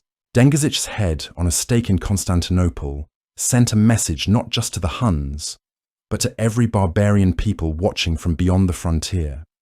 Challenge Rome, and this is your fate. The disappearance of the Huns from historical sources after 469 is almost eerie in its completeness. For decades, every major chronicle, every diplomatic correspondence, every military report had mentioned the Huns. They were the central fact of frontier politics. Then, suddenly, silence. No more Hunnic campaigns. No more Hunnic embassies. No more Hunnic anything. It is as if they were erased from the world. This silence is not an accident of source survival. It reflects genuine historical reality. The Huns ceased to matter. When people cease to matter, chroniclers stop writing about them. The Huns were replaced in the sources by the Gepids, the Ostrogoths, the Lombards, and later by new waves of steppe peoples. The historical narrative moved on because history itself had moved on. Some Hunnic descendants undoubtedly survived for generations. Genetic and archaeological evidence suggests continuity in certain regions. But politically, culturally, linguistically, the Huns as a distinct people were finished. They were absorbed, assimilated, forgotten. Their language left almost no trace. Their material culture became indistinguishable from that of neighboring peoples. Even their name became detached from any specific ethnic reality, used loosely by later writers to describe various steppe nomads with no actual connection to Attila's Huns. The Hunnic collapse offers a template that would repeat across Eurasian history. A charismatic leader unifies steppe peoples, builds a confederation through conquest and terror, extracts wealth from settled societies, and then dies. The confederation fragments. Former subjects revolt. The steppe peoples disperse or are absorbed. The cycle resets. The Huns were not unique in their rise or their fall. They were typical. What made them notable was the scale of their success under Attila and the completeness of their subsequent failure. The lesson, if there is one, is about the limits of power built on personality and plunder. You can conquer without creating. You can dominate without governing, but you cannot endure. Institutions outlast individuals. Systems survive where charisma fails. The Huns had neither institutions nor systems. They had Attila. When he died, they had nothing. And so they became nothing, scattered across a landscape they had once terrorized, reduced to footnotes in the histories of peoples they had once ruled. Yet even in their disappearance, the Huns left behind something permanent. Not institutions or monuments or written records, but a psychological scar burned into European memory. For generations afterward, the name Hun would be synonymous with terror, with invasion from the east, with destruction without mercy. Long after the actual Huns were gone, their shadow remained, shaping how Romans and Germans and everyone else understood the frontier. The fear never fully died. It simply waited for the next step confederation to arrive. The most haunting question is not why the Hunnic Empire fell. That answer is straightforward. Attila was irreplaceable, and his sons were not him. The real question is whether the Huns ever truly existed as a people at all, or whether they were always just a collection of disparate groups temporarily unified by one extraordinary individual. Genetic evidence suggests no single Hunnic ethnicity. Archaeological remains show cultural diversity, not uniformity. The language left almost no trace because perhaps there was no single Hunnic language to begin with. What we call the Huns may have been something more fluid than a nation, more temporary than a tribe. A political phenomenon masquerading as an ethnic reality. This challenges the traditional narrative. We like to think of peoples as solid, coherent, continuous. The Huns arrived, terrorized Europe, then disappeared. Clean beginning, clean end. But perhaps they never really arrived because they were never really unified to begin with. Perhaps Attila created the Huns more than he led them, forging an identity out of convenience and conquest that dissolved the moment his will no longer held it together. If this is true, then the Hunnic Empire was less a state and more a performance, one that ended when the actor left the stage. The archaeological record complicates this further. Hunnic burial sites show enormous variety in grave goods, funerary practices, and material culture. Some burials are rich, others poor. Some follow steppe traditions, others Germanic or Roman customs. There is no consistent Hunnic style that persists across regions or generations. This could mean the Huns assimilated local practices wherever they settled, or it could mean that the people we call Huns were never culturally unified in the first place. They were a military coalition, not a nation. When the military structure collapsed, there was nothing left to define them. Linguistic evidence is similarly fragmentary. We have a handful of Hunnic words preserved in Roman sources, mostly names and titles. Not enough to reconstruct a language, not enough even to determine which language family it belonged to, though most scholars lean toward Turkic. Some have argued for Mongolic or even Iranian influences. The truth is we simply do not know. Simply do not. A people who ruled half of Europe for decades left behind no texts, no inscriptions, no decipherable linguistic legacy. This is not because the sources were lost. It is because they never existed. The Hunnic collapse exposed a fundamental weakness in nomadic empire building. Steppe confederations could expand rapidly through conquest and intimidation, but they could not administer territory in the way settled states could. The Huns never developed bureaucracy, taxation systems, or legal codes. They extracted wealth through raiding and tribute, which worked as long as they remained militarily dominant. Once that dominance was broken, the entire structure evaporated. There was no fallback position, no secondary institutions to preserve continuity. The empire was Attila's will made manifest. When his will ceased, so did the empire. Compare this to Rome. Rome could lose emperors, lose armies, lose entire provinces, and still continue because Roman identity was embedded in law, language, infrastructure, and shared culture. The Huns had none of this. Their identity was external, defined by their relationship to the peoples they dominated. When they stopped dominating, the identity itself became meaningless. You cannot be a conqueror without subjects. You cannot be a terror without victims. The Huns were what others feared them to be. When others stopped fearing them, they ceased to exist. This is why the silence after 469 is so complete. It was not that chroniclers stopped paying attention. It was that there was nothing left to pay attention to. The Hunnic remnants who survived were indistinguishable from their neighbours. They spoke the same languages, wore the same clothes, followed the same customs. Within a generation, even the memory of Hunnic distinctiveness faded.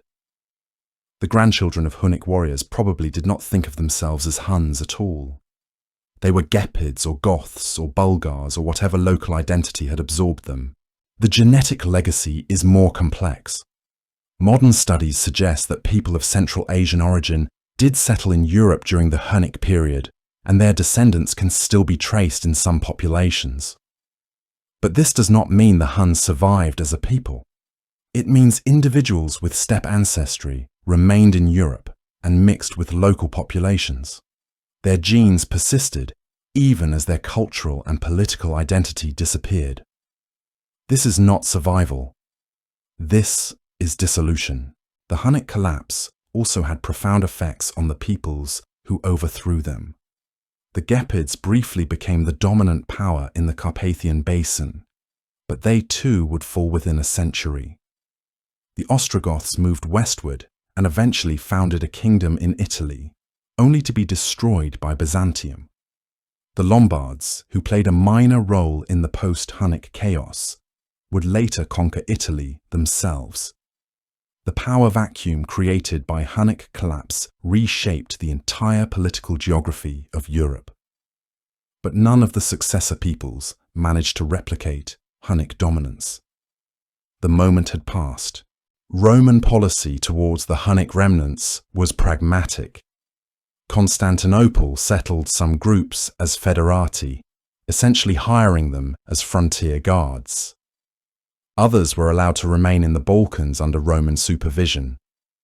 Still others were driven further east. Rome did not seek to exterminate the Huns, merely to ensure they could never again threaten imperial territory. This policy succeeded. The Hunnic threat ended not with genocide, but with absorption and irrelevance. The speed of the collapse is what continues to astonish. 16 years from Attila's death to total disappearance. 16 years for an empire that had dominated Europe for decades to vanish completely. This was not gradual decline. This was implosion. The comparison to later steppe empires is instructive.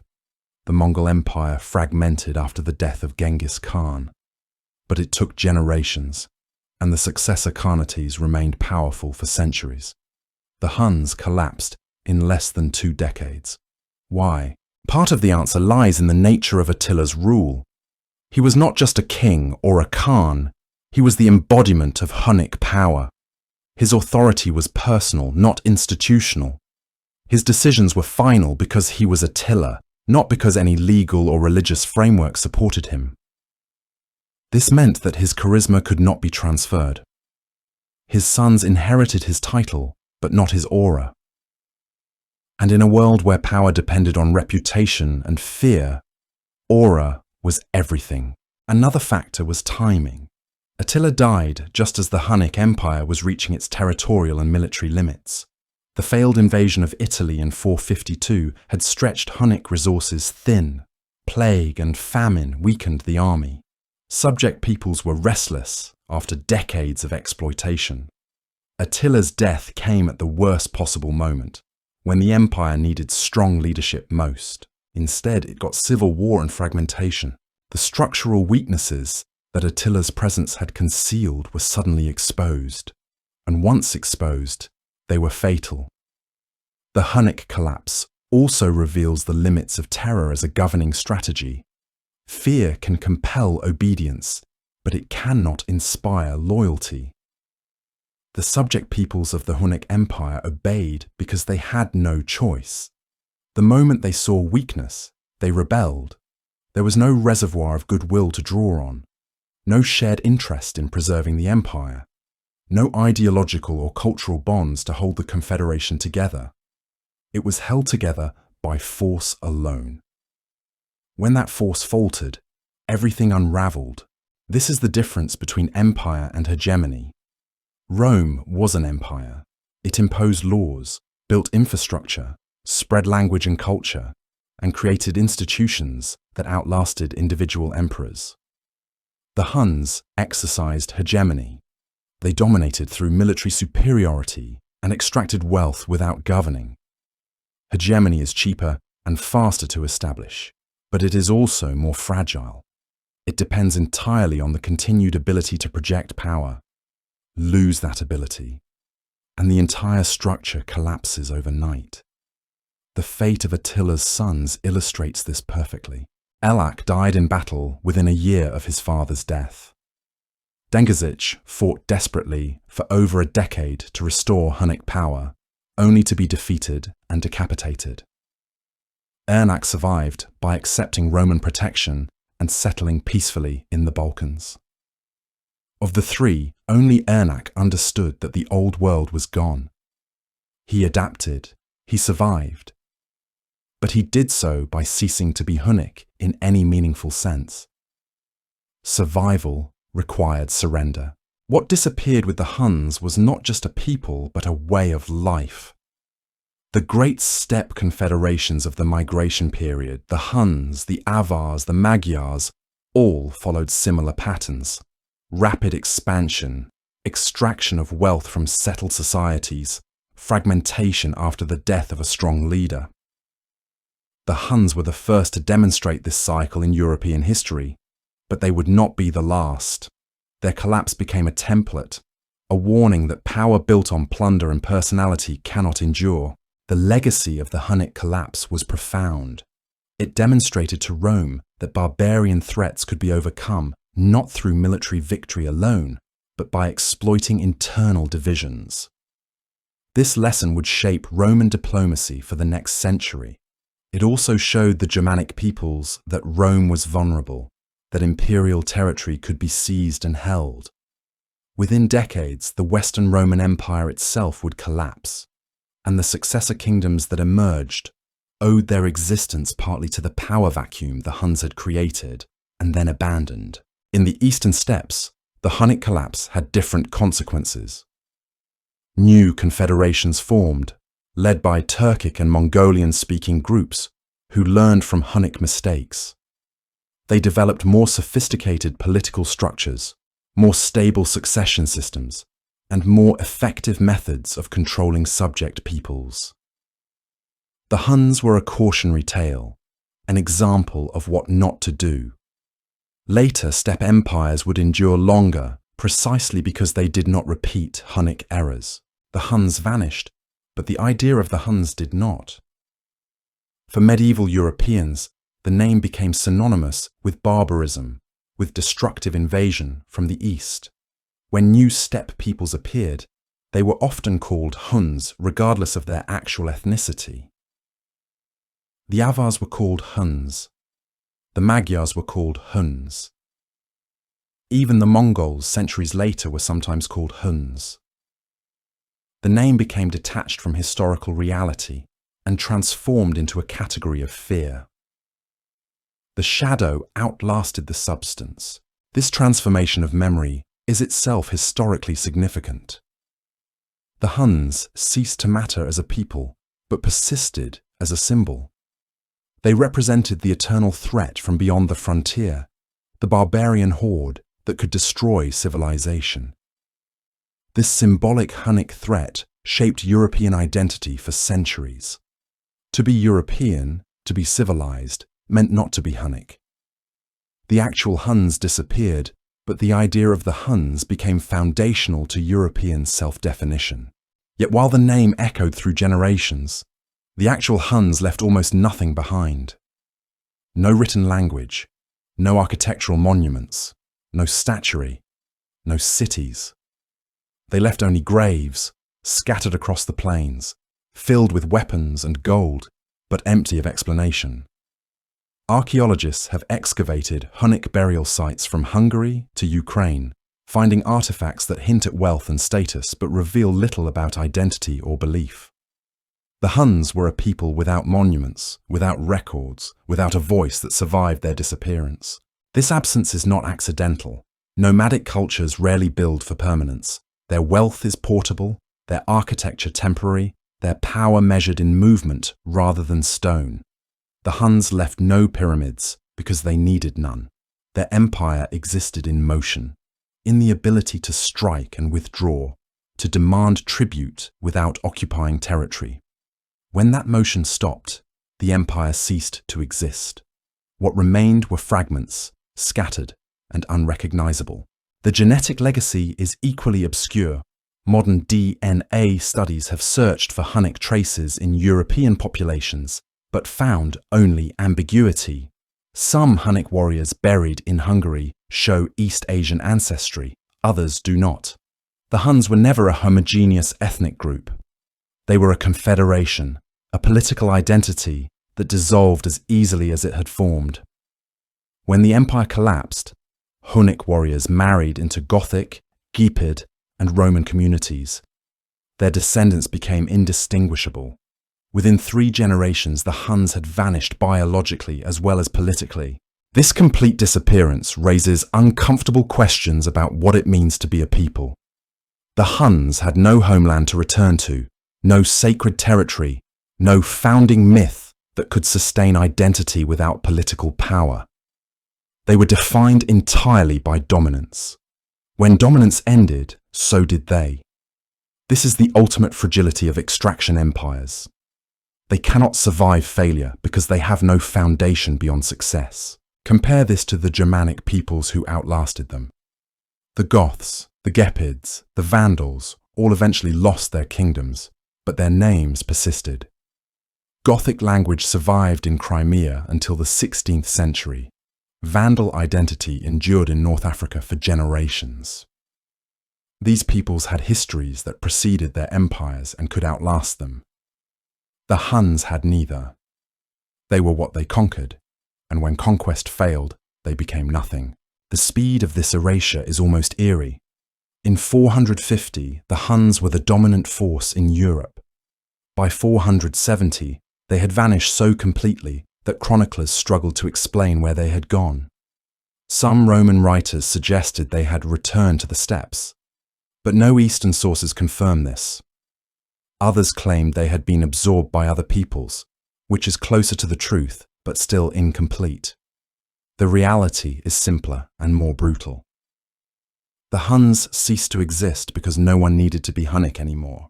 This reveals something fundamental about identity in the ancient world. Ethnicity was not fixed. It was performed, negotiated, chosen.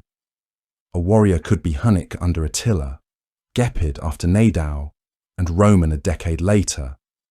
Identity followed power.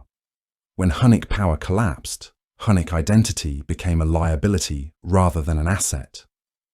Former Huns did not proudly preserve their heritage. They abandoned it, taking new names, new languages, new gods. Survival required reinvention.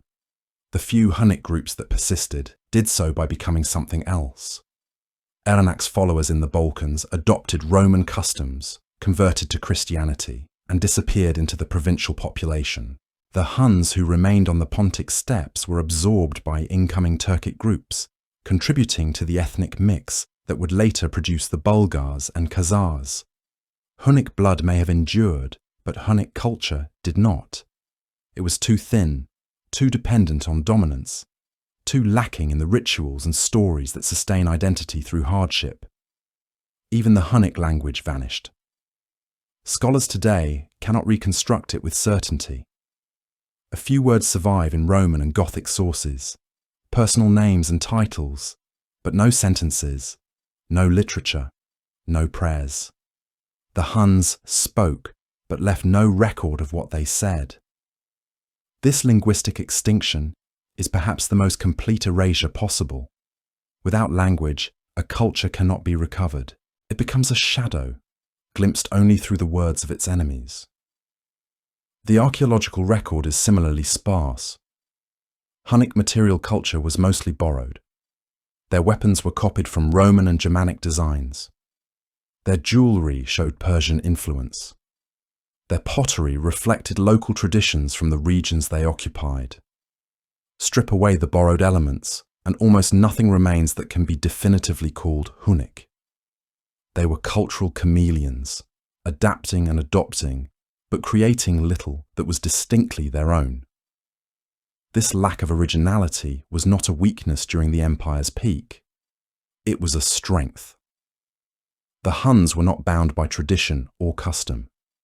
They could adopt whatever worked, discard whatever failed, and move on without regret. But after the collapse, this adaptability became invisibility. There was nothing solid to preserve, no core identity to rally around. The Huns dissolved because they had never fully solidified. The contrast with Attila himself is striking. He left an indelible mark on history, yet the people he led left almost none. His name became legendary, but theirs became forgotten. This is the paradox of charismatic leadership. It can create empires overnight, but cannot sustain them beyond a single lifetime. Attila's genius was personal, not institutional.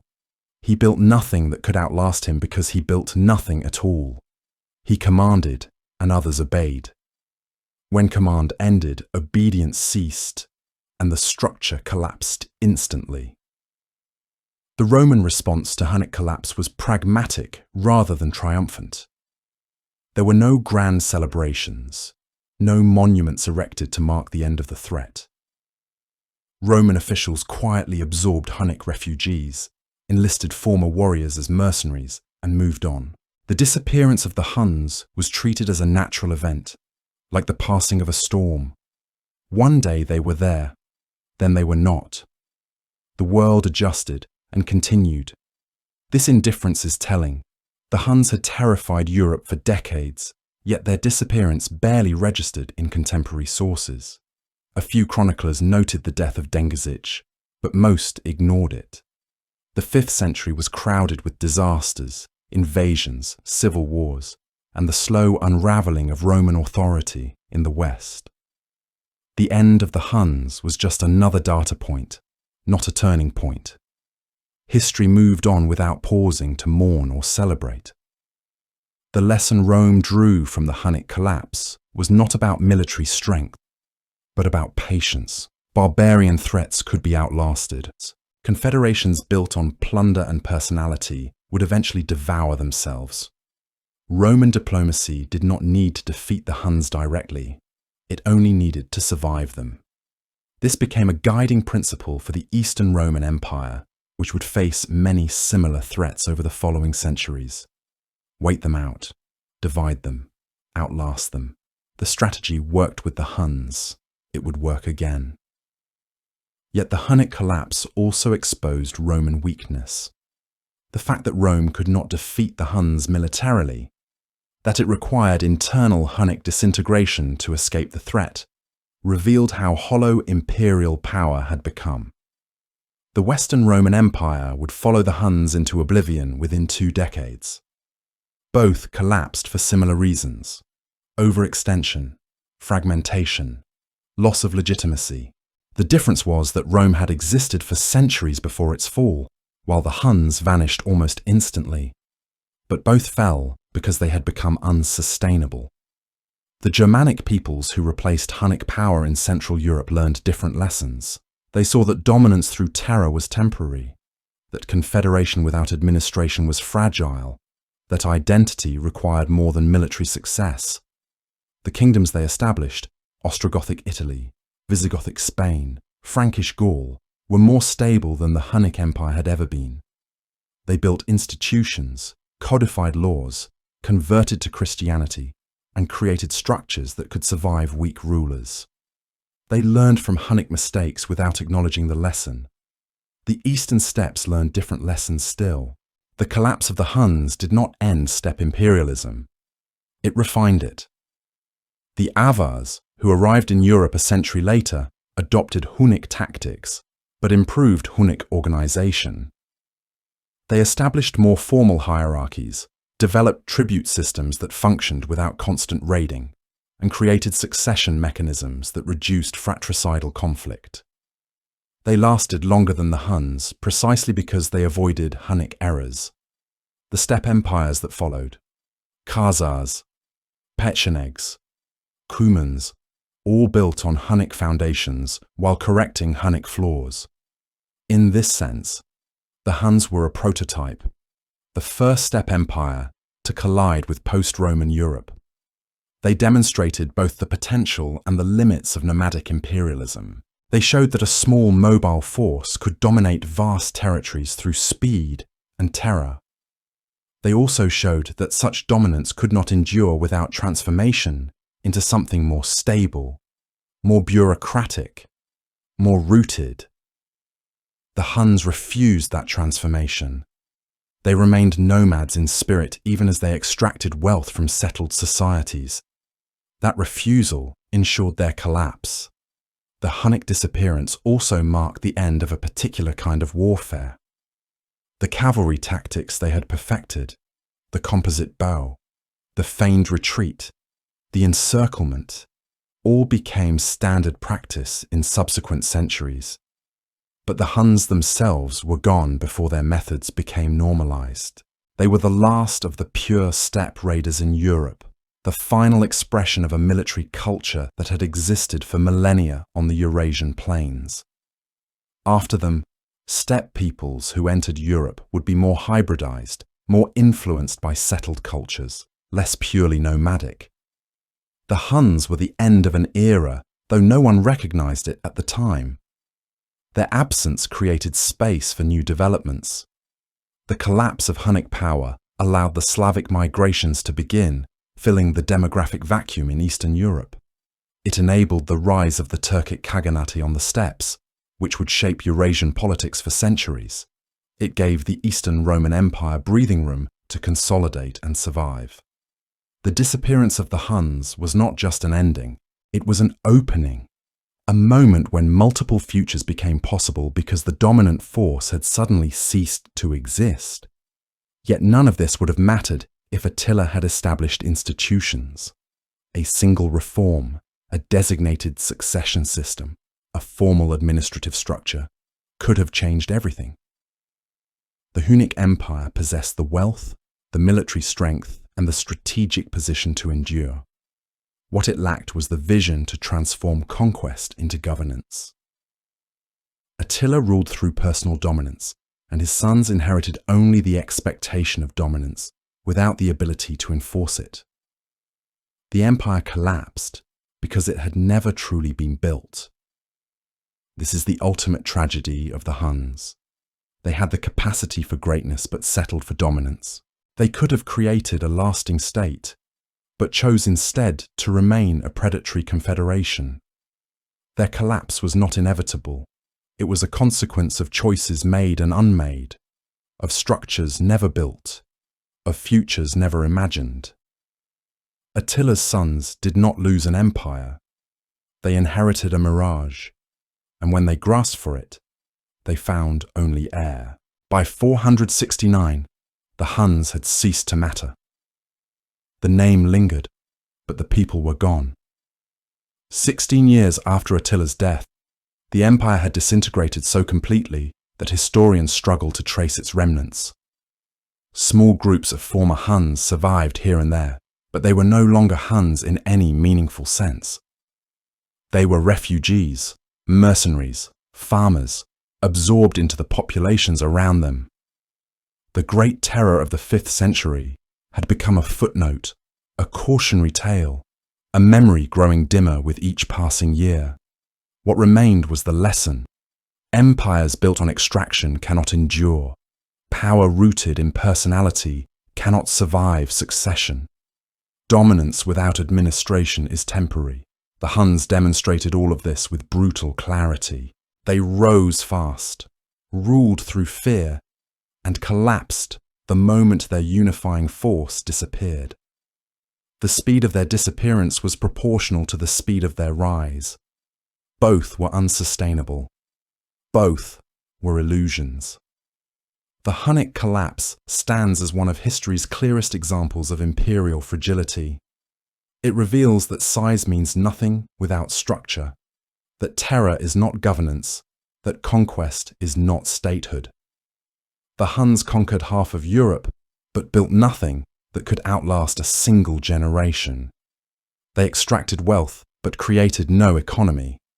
They commanded armies, but established no institutions. When Attila died, the empire died with him, because there was no empire, only Attila. The years following Attila's death expose a paradox. The Hunnic Empire did not collapse immediately.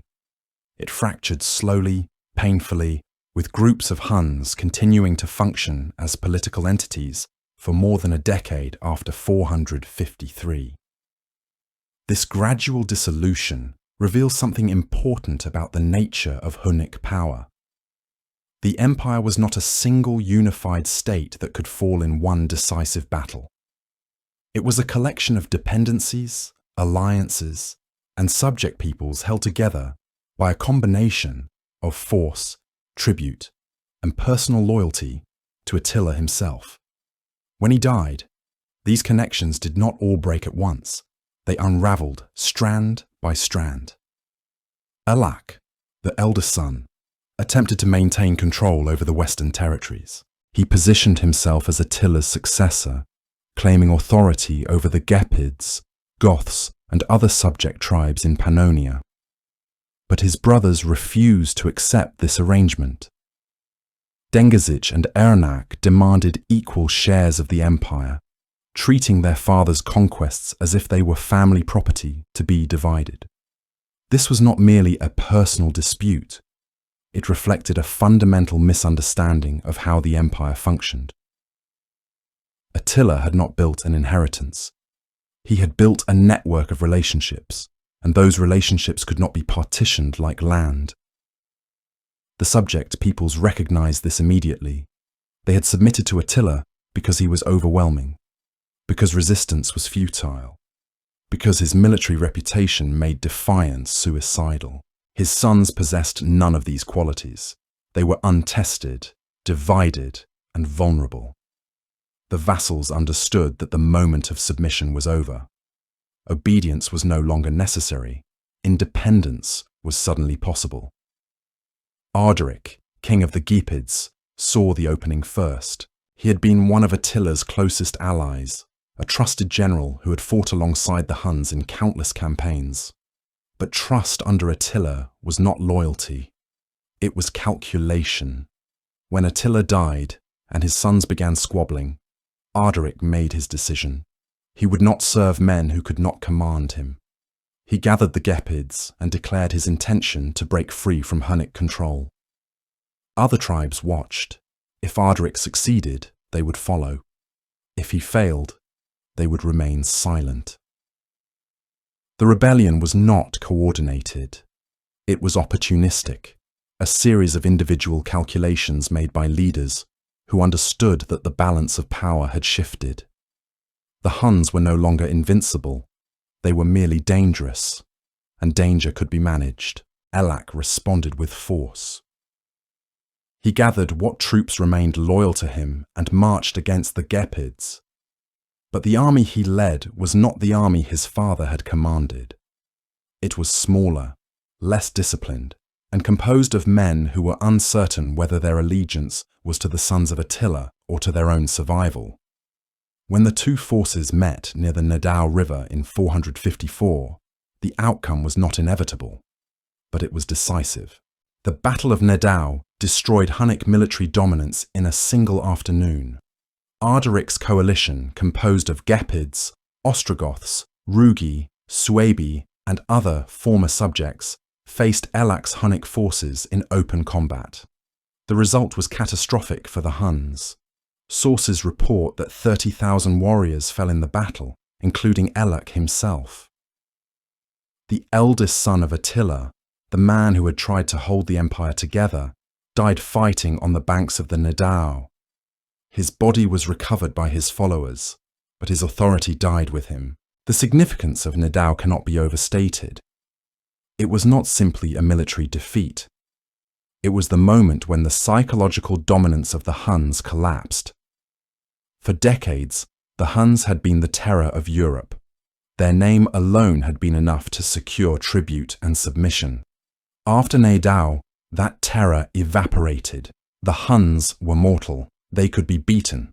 And once that realization spread, the empire ceased to function. The immediate aftermath of the battle accelerated the fragmentation. Dengizic and Ernak, the surviving brothers, fled east toward the Pontic steppes. They retained control over some Hunnic groups, but their authority was limited and contested. The subject peoples, emboldened by Arderic's victory, began declaring independence across the region. The Gepids established themselves as the dominant power in Pannonia. The Ostrogoths moved south toward the Balkans. The Rugi, Heruli, and Suebi reclaimed territories they had lost under Hunnic rule. Within months, the map of Central Europe had been redrawn. The Romans watched this disintegration with cautious satisfaction. Constantinople had paid enormous sums in tribute to Attila, and the collapse of Hunnic power meant that those payments could stop. But the Romans were also wary. The fragmentation of the Hunnic Empire created instability along the Danube frontier. Former subject peoples, now independent, began seeking alliances with the empire. Some requested settlement rights within Roman territory. Others demanded subsidies in exchange for defending the frontier against other barbarian groups. The collapse of the Huns did not simplify Roman diplomacy. It complicated it. Dengizic, in particular, attempted to leverage his Hunnic identity to extract concessions from Constantinople. In the mid-460s, he sent envoys to the Emperor Leo I, demanding the restoration of trade rights and the resumption of subsidies. His argument was straightforward.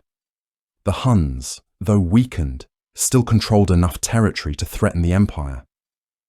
If Constantinople refused his demands, he would raid across the Danube. It was the same logic Attila had used, but without the credibility. Leo rejected the demands. In 467, Dengizic attempted to make good on his threat. He gathered the remnants of his forces, crossed the frozen Danube, and launched raids into Thrace. But the expedition was a disaster. The Huns who joined him were few, poorly equipped, and demoralized. The Roman general Anagastes met them in battle and destroyed them. Dengizic himself was killed, and his head was sent to Constantinople, where it was paraded through the streets before being mounted on a stake in the Hippodrome. The public display was deliberate. The Romans wanted to make clear that the Hunnic threat was over. Ernak, the youngest brother, took a different approach. He recognized that military confrontation with Rome was futile. Instead, he negotiated for settlement rights in Dobruja, a region along the lower Danube. Constantinople agreed. In exchange for peace, Ernak and his followers were allowed to settle within Roman territory as federates. They ceased to exist as an independent political entity. They became Roman clients, absorbed into the empire's defensive system. The settlement of Ernak's Huns marked the end of Hunnic independence in Europe. After 469, there are no further references to Hunnic campaigns, Hunnic leaders, or Hunnic political activity. The people did not disappear. They were absorbed. Some groups settled among the Gepids and Ostrogoths. Others merged with incoming Turkic peoples from the east. A few may have returned to the steppes, rejoining the nomadic populations from which they had originally emerged. But as a distinct political force, the Huns ceased to exist. The speed of this disappearance is remarkable. In 445, Attila had ruled from the Rhine to the Volga. By 469, there were no Hunnic rulers left. 24 years separated the height of Hunnic power from its total extinction. No other empire in late antiquity collapsed so completely or so quickly. The Vandals, the Visigoths, and the Ostrogoths all survived for generations after their initial defeats. The Huns simply vanished, This rapid collapse was not accidental, it was structural. The Hunnic Empire lacked the institutions necessary to survive a succession crisis. There was no bureaucracy to administer territory. There was no legal system to mediate disputes. There was no ideology to bind the confederation together. Power was personal, and when the person holding that power died, the entire structure dissolved. The subject peoples understood this better than the Huns themselves. They had never been integrated into a Hunnic state because no such state existed. They had been dominated by a military force that extracted tribute and demanded submission.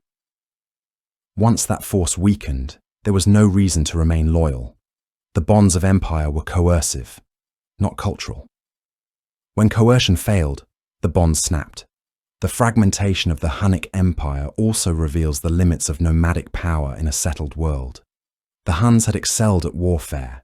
They could mobilize quickly, strike hard, and disappear before their enemies could respond. But they could not govern. They had no experience with administration, no tradition of state building, no model for transforming conquest into stability. Attila's genius lay in his ability to hold the confederation together through personal dominance. His sons lacked that ability, and without it, the empire collapsed. The disappearance of the Huns created a power vacuum that reshaped Europe. The Gepids, under Ardaric, became the dominant force in Pannonia for a generation. The Ostrogoths, freed from Hunnic control, eventually migrated into Italy and established a kingdom that would last until the mid-6th century. The Slavic peoples, previously confined to regions north of the Carpathians, began moving south into the Balkans, filling the demographic void left by the Huns. The Eastern Roman Empire, relieved of the Hunnic threat, consolidated its defences and survived for another 1,000 years. Yet the memory of the Huns endured. Chronicles written decades after their disappearance continued to reference them as the ultimate barbarian threat. The name Hun became synonymous with savagery, destruction, and chaos. Later, medieval writers used the Huns as a symbol of divine punishment, a scourge sent by God to chastise a sinful world. This mythologization obscured the historical reality. The Huns were not supernatural. They were a nomadic confederation that rose rapidly, dominated briefly, and collapsed completely. The lesson of the Huns is not that empires built on conquest are doomed. Many such empires endured for centuries. The lesson is that empires built on personal dominance without institutional support cannot survive succession. Attila's empire was Attila. When he died, there was nothing left to inherit. His sons fought over a phantom, and in their struggle, they destroyed what little remained. By 469, the Huns had become a memory. The terror that had once paralyzed Europe was gone, absorbed into the populations it had once ruled. The collapse was total, irreversible, and instructive. It demonstrated that power without structure is temporary, that dominance without governance is fragile, and that even the mightiest empires can vanish if they fail to build anything beyond the force that created them. The swiftness of the collapse was unprecedented. 16 years separated Attila's death from the final disappearance of Hunnic power. 16 years to erase an empire that had dominated Europe for half a century. The speed was not accidental. It was embedded in the structure of Hunnic rule itself. Attila had never built institutions. He built dependencies. Every decision passed through him. Every dispute was resolved by his word. Every alliance was personal. The confederation held together because subject peoples feared him, respected him, or profited from him. When he died, those bonds dissolved. There was no bureaucracy to continue his policies, no council to arbitrate between factions, no legal framework to settle inheritance disputes. The empire was Attila. Without him, it was nothing. His sons inherited territory, but not authority. Elak, Dengizich, and Ernak each claimed the right to rule, but none possessed the skills that had made their father dominant. They had grown up in luxury, surrounded by tribute and deference. They had never fought for survival. They had never unified disparate tribes through force of personality. They assumed power would transfer automatically, as if leadership were property rather than performance. The subject peoples recognized the difference immediately. For decades, they had submitted because Attila could punish rebellion faster than it could spread. His intelligence network was extensive. His cavalry could strike across vast distances. His reputation alone deterred most challenges. But his sons had no such reputation. They were untested. Their commands carried no weight beyond the Hunnic core, and the moment they began fighting each other, their weakness became undeniable. Elak claimed primacy as the eldest son. Attila had favoured him, seating him at the royal couch during feasts, granting him authority over the Akatziri in Scythia. But favouritism was not succession. Dengizic and Ernak refused to accept subordination. They demanded equal division of the empire, treating it like an inheritance of land and livestock. The demand was fatal. You cannot divide a confederation built on fear. You cannot split authority and maintain dominance. The moment the Hunnic leadership fragmented, the empire began to unravel. Ardaric, king of the Gepids, understood this faster than most. He had served Attila loyally, leading Gepid warriors in battle, attending councils, receiving honours. But loyalty had been transactional. Attila provided victories, tribute, and protection. His sons provided infighting. Ardaric watched the succession crisis with cold calculation. He saw opportunity. The Gepids had been among the most important subject peoples. They were Germanic, settled in Pannonia, numerous and militarily capable. Under Attila, they had been subordinate. After Attila, they were still bound by oaths made to a dead man. Ardaric decided those oaths no longer held. He declared independence. The response from Elak was predictable, but ineffective. He demanded submission. Ardaric refused. Elak mobilized forces, but the mobilization revealed how fragile Hunnic authority had become. Other subject peoples hesitated. Some ignored the summons entirely. Others sent token forces but withheld full commitment. The confederation was fracturing, and everyone could see it. Ardaric did not act alone. He reached out to other subject peoples: Goths, Rugi, Suebi, Alans, Sarmatians, Heruli. The message was simple. The Huns were weak. The time to break free was now. If they acted together, they could destroy Hunnic dominance permanently. If they waited, the sons of Attila might eventually consolidate power and restore the old order. The window was narrow. The coalition formed quickly. It was not ideological. These peoples had little in common beyond subjugation, but they shared a common interest in ending Hunnic rule.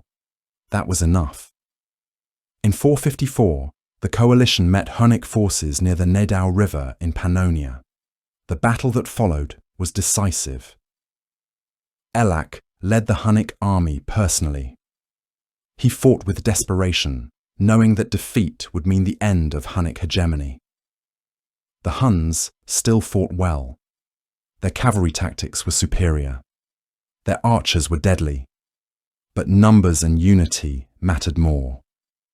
The coalition had more warriors, and they fought with the ferocity of peoples who had been oppressed for decades. The Huns were outnumbered and outmaneuvered. Elak died in the battle.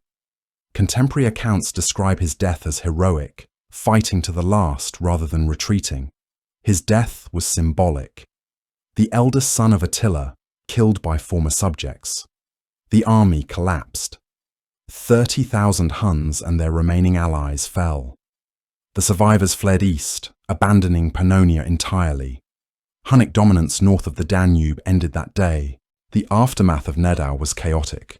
The Gepids claimed Pannonia as their own, establishing themselves as the dominant power in the region. The Ostrogoths, who had been divided into multiple groups under Hunnic control, began consolidating. Some sought alliance with the Eastern Roman Empire. Others carved out territories in the Balkans.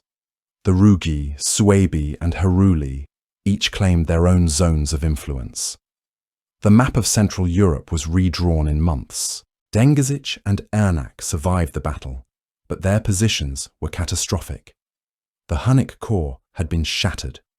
Most of their allies had either defected or been destroyed.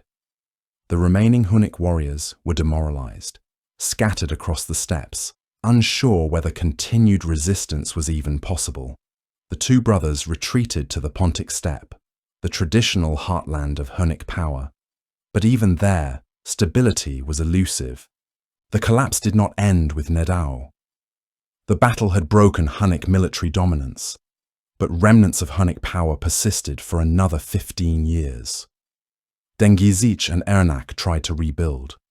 They gathered what warriors remained loyal. They launched raids into Roman territory, attempting to extract tribute through force. But these were desperate acts, not strategic campaigns. The Huns were no longer conquerors. They were survivors. The Eastern Roman Empire, which had paid tribute to Attila for years, recognized the shift. Emperor Marcian refused further payments. When Hunnic envoys arrived demanding gold, they were turned away. The Romans knew the Huns could no longer enforce their demands. Without the threat of a coordinated invasion, there was no reason to pay. Dengizic tried to reverse this. In 466, he sent diplomats to Constantinople, demanding that the Romans resume tribute and restore trading rights along the Danube. The request was refused. Dengizic escalated, moving his forces to the banks of the Danube and threatening to invade Thrace. Emperor Leo I responded with a blunt message. If Dengizic wanted peace, he would have to submit. Submission meant accepting Roman authority. Dengizic refused. In 467, Dengizic crossed the frozen Danube with what remained of his forces. He expected Huns still living within Roman territory to join him. They did not. The invasion collapsed before it began. Roman forces, led by the general Anagastes, intercepted Dengizic near Thrace. The battle was brief and brutal. Dengizic was killed. His head was cut off, brought to Constantinople, paraded through the streets, and mounted on a stake in the Hippodrome. The display was deliberate. It was a message to anyone who still feared the Huns. The terror was over. The empire that had once demanded tribute from Rome was reduced to a severed head on display for public entertainment. The humiliation was total. Ernak, the youngest of Attila's sons, took a different path. He had always been Attila's favourite, the son Hunnic prophets claimed would restore the family's fortunes. But prophecy was not strategy. Ernak recognised what his brother had refused to accept. The Huns could not defeat Rome. They could not restore the Confederation. Survival required compromise. In 469, Ernak negotiated with the Eastern Roman Empire. He accepted resettlement in Scythia Minor, modern-day Dobruja, along the western shore of the Black Sea. The terms were humiliating. The Huns would live as Roman subjects, not overlords. They would provide military service when required. In exchange, they would receive land and protection. Ernak agreed. He had no other choice. The resettlement marked the end of independent Hunnic power. The people who had once dominated Europe were now clients of the empire they had terrorized. Some Hunnic groups remained in the Pontic steppes, but they were fragmented, absorbed into other nomadic confederations. Others disappeared entirely, assimilated into Gothic, Sarmatian or Slavic populations. By 469, the Huns no longer existed as a distinct political force. The speed of the collapse was staggering. In 453, the Hunnic Empire stretched from the Rhine to the Caucasus. By 469, it was gone. No treaties formally dissolved it. No final battle ended its existence. It simply fragmented, piece by piece, until nothing remained. The absence of written records after 469 is telling. Roman chroniclers, who had obsessively tracked Hunnic movements for decades, stopped mentioning them, not because they lost interest, but because there was nothing left to report. The Huns had ceased to be a factor in European politics. They had vanished. The reasons for this disappearance were structural. The Hunnic Empire had never been a state. It was a military confederation held together by a single individual. When that individual died, the confederation had no mechanisms to maintain cohesion. There was no bureaucracy to administer territory, no legal system to resolve disputes, no ideology to bind the people together. Power was personal, and when the person holding that power died, the structure collapsed. This was not unique to the Huns.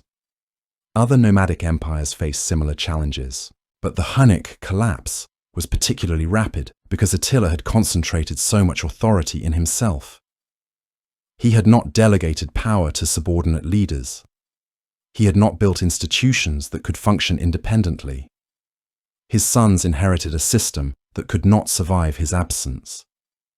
The disappearance of the Huns also reveals the limits of nomadic power in a world increasingly dominated by settled states. The Huns had excelled at warfare. They could mobilize quickly, strike hard, and retreat before their enemies could respond. But they could not govern. They had no experience with administration, no tradition of state building, no model for transforming conquest into stability. Their empire was extractive, not integrative. They took tribute, but provided little in return beyond protection from other threats. When their military dominance ended, there was no reason for subject peoples to remain loyal. The bonds of empire were coercive, not cultural. When coercion failed, the bonds snapped. The subject peoples didn't mourn the Hunnic collapse. They celebrated it. The Gepids, Goths, and others who had fought at Nedao saw themselves as liberators, not rebels. They had thrown off an oppressive yoke and reclaimed their independence. The memory of the Huns persisted long after their political disappearance. Chronicles written decades later continued to reference them as the ultimate barbarian threat. The name Hun became synonymous with savagery, destruction, and chaos. Medieval writers used the Huns as a symbol of divine punishment, a scourge sent by God to chastise a sinful world. This mythologization obscured the historical reality. The Huns were not supernatural. They were a nomadic confederation that rose rapidly, dominated briefly, and collapsed completely. The lesson of the Huns is not that empires built on conquest are doomed. Many such empires endured for centuries. The lesson is that empires built on personal dominance without institutional support cannot survive succession. Attila's empire was Attila. When he died, there was nothing left to inherit. His sons fought over a phantom, and in their struggle, they destroyed what little remained. By 469, the Huns had become a memory. The terror that had once paralyzed Europe was gone, absorbed into the populations it had once ruled.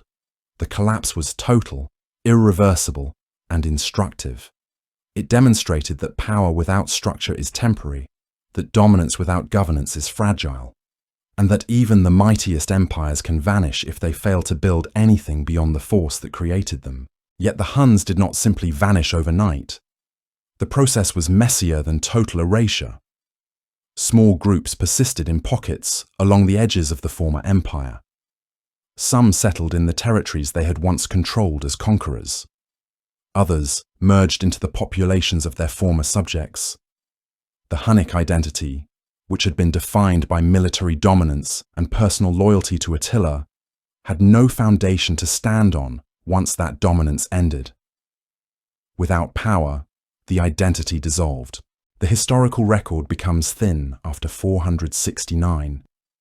Chronicles that had once devoted pages to Hunnic raids and diplomatic exchanges fall silent. The absence is striking. The Huns had been the greatest threat to Rome since Hannibal. They had forced the empire to pay tribute, to negotiate, to acknowledge their power. Within 2 decades of Attila's death, they were not even worth mentioning. This erasure was not accidental. It reflected the reality that the Huns had ceased to matter. They had no cities to memorialize them, no inscriptions to preserve their language, no literary tradition to record their deeds. What remained were the accounts written by their enemies, and those enemies had moved on to other concerns. The long-term consequences of the Hunnic collapse were profound, though not always direct. The power vacuum left by their disappearance allowed other groups to rise. The Ostrogoths, freed from Hunnic domination, would eventually establish a kingdom in Italy.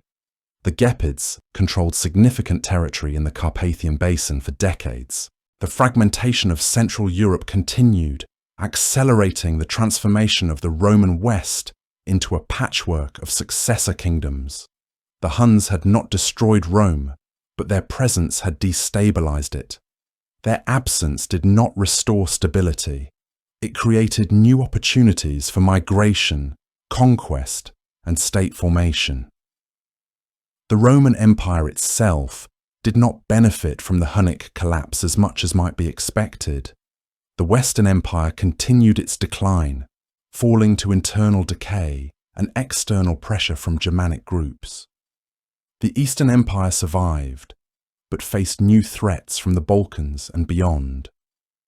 The disappearance of the Huns removed one danger, but did not solve the underlying problems of imperial overextension, economic decline, and military weakness. If anything, the collapse demonstrated that Rome's survival had depended partly on the existence of a single, identifiable external enemy. With the Huns gone, the threats multiplied and became harder to manage. Some Hunnic groups did persist beyond 469, but they were no longer Huns in any meaningful political sense. They were remnants, absorbed into other confederations, or living as isolated bands on the fringes of larger powers. Ernak's settlement in the Eastern Balkans is the last known instance of a recognizable Hunnic political entity. After his death, even that remnant fades from view. The Hunnic language disappeared. No written records survive. The few words preserved in Greek and Latin sources are insufficient to reconstruct it fully. The Huns left no monuments, no art, no enduring cultural legacy beyond the terror they had inspired. Their material culture, which had been a blend of steppe traditions and borrowed elements from subject peoples, dissolved as quickly as their empire. The historiographical traditions surrounding the Huns became more myth than history. Medieval writers portrayed them as divine punishment, a scourge sent by God to humble the proud. Attila became a stock villain in Christian narratives, the embodiment of barbarism and cruelty. These portrayals bore little resemblance to the historical reality of a sophisticated nomadic confederation that had mastered the art of extractive empire. The myth served a purpose.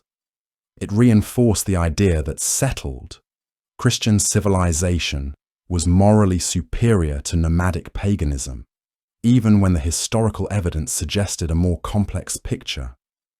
Modern scholarship has worked to strip away these layers of myth, but the absence of Hunnic sources makes reconstruction difficult. What remains is a portrait drawn almost entirely by outsiders, many of whom had reason to exaggerate Hunnic brutality or downplay their own weaknesses.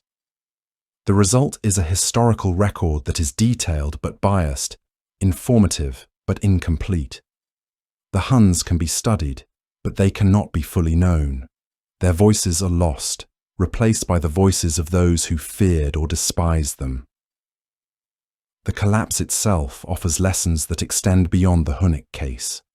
It demonstrates the fragility of empires built on military dominance without institutional depth.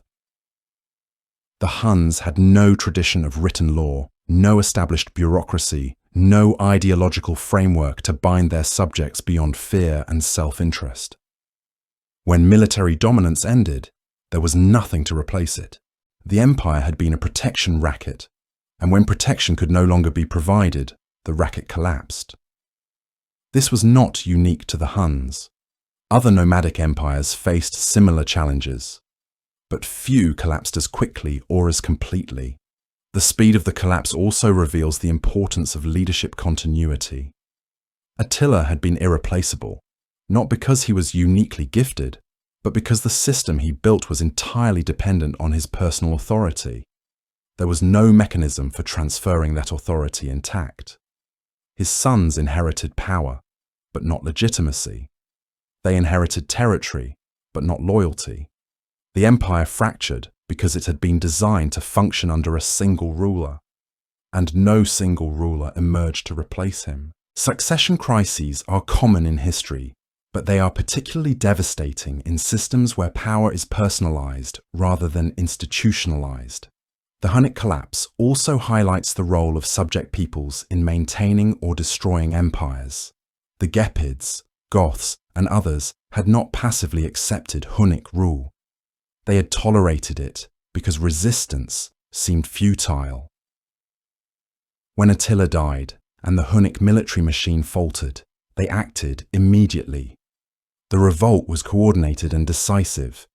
It was not spontaneous. It reflected years of resentment and preparation.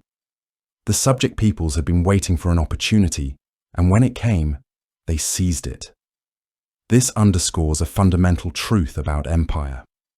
Dominance is always contested, and the moment it weakens, resistance emerges.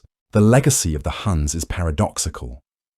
They were one of the most feared powers in European history, yet they left almost no trace.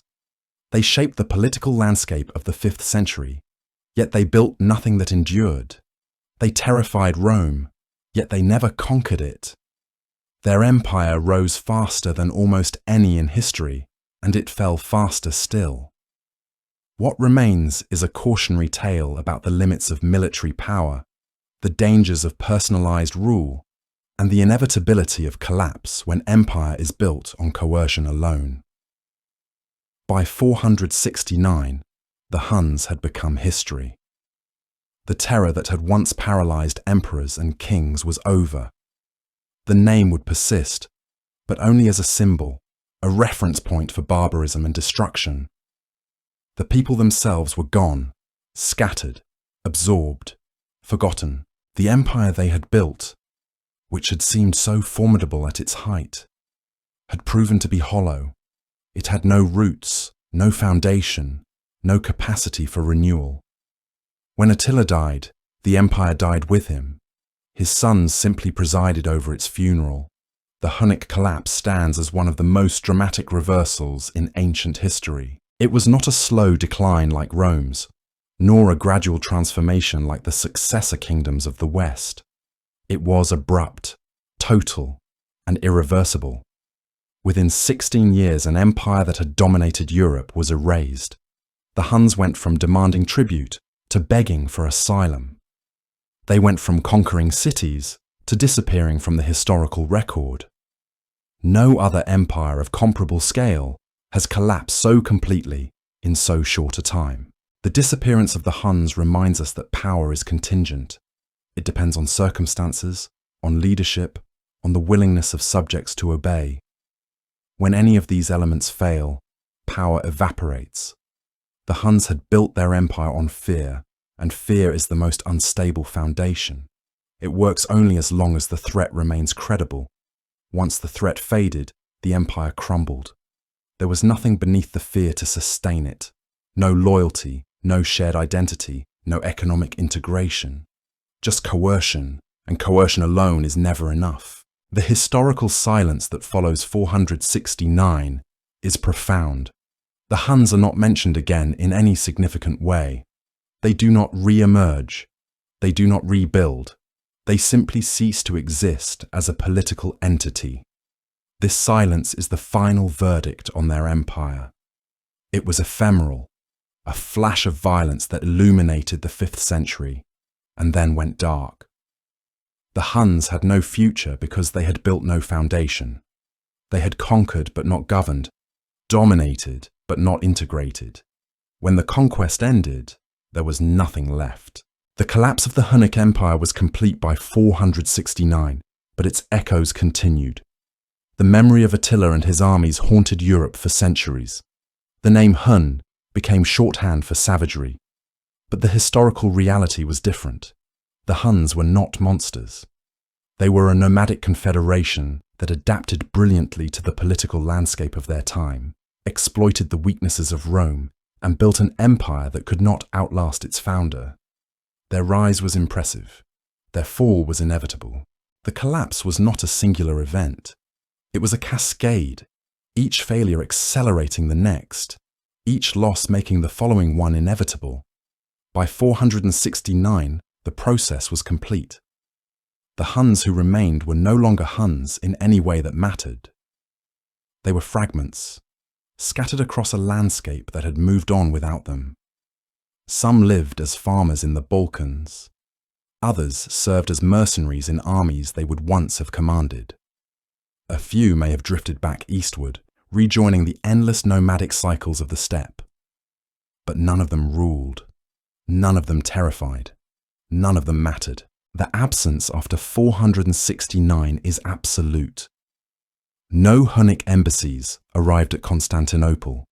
No Hunnic raids troubled the Danube frontier. No Hunnic kings negotiated with Rome. The chroniclers who had spent decades tracking every Hunnic movement simply stopped writing about them. Not because the sources were lost, but because there was nothing left to record. The Huns had become irrelevant, and irrelevance is the truest form of historical death. What made the collapse so complete was its structural inevitability. The Hunnic Empire had been designed to function under Attila. Every alliance, every tributary relationship, every military command flowed through him. He did not delegate authority because delegation would have weakened his position. He did not build institutions because institutions would have constrained his freedom. He ruled through personal dominance, and that worked brilliantly until the moment he died. Then it worked not at all. His sons inherited the form of power without its substance. They inherited armies that no longer obeyed, territories that no longer paid tribute, and alliances that dissolved the moment they were tested. They tried to govern as their father had, issuing commands and expecting compliance. But compliance had never been automatic. It had been enforced through fear, reputation, and overwhelming force. Elak, Dengizic, and Ernak possessed none of these. They were princes trying to play the role of conquerors, and the performance was unconvincing. The subject peoples saw through it immediately. The Gepids, who had fought under Attila for decades, knew Hunnic tactics better than anyone. They knew the Huns were dangerous, but not invincible. They knew the confederation was held together by intimidation, and that intimidation required constant reinforcement. When Attila's sons began fighting each other instead of projecting strength outward, the intimidation failed. The moment it failed, the empire collapsed. Nadau was not the cause of the collapse. It was the proof. The battle demonstrated what everyone had already suspected. The Huns could be beaten. Once that knowledge spread, former subjects began testing Hunnic authority everywhere. Each successful challenge emboldened others. The collapse became self-reinforcing. The more the Huns lost, the more they were challenged. The more they were challenged, the more they lost.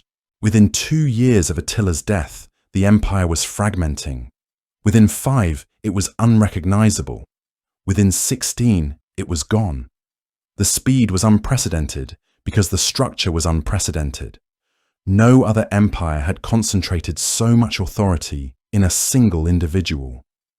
Rome had survived the deaths of emperors because it had a bureaucracy, a legal system, and an army that swore loyalty to the state rather than to a person. The Hunnic Empire had none of this.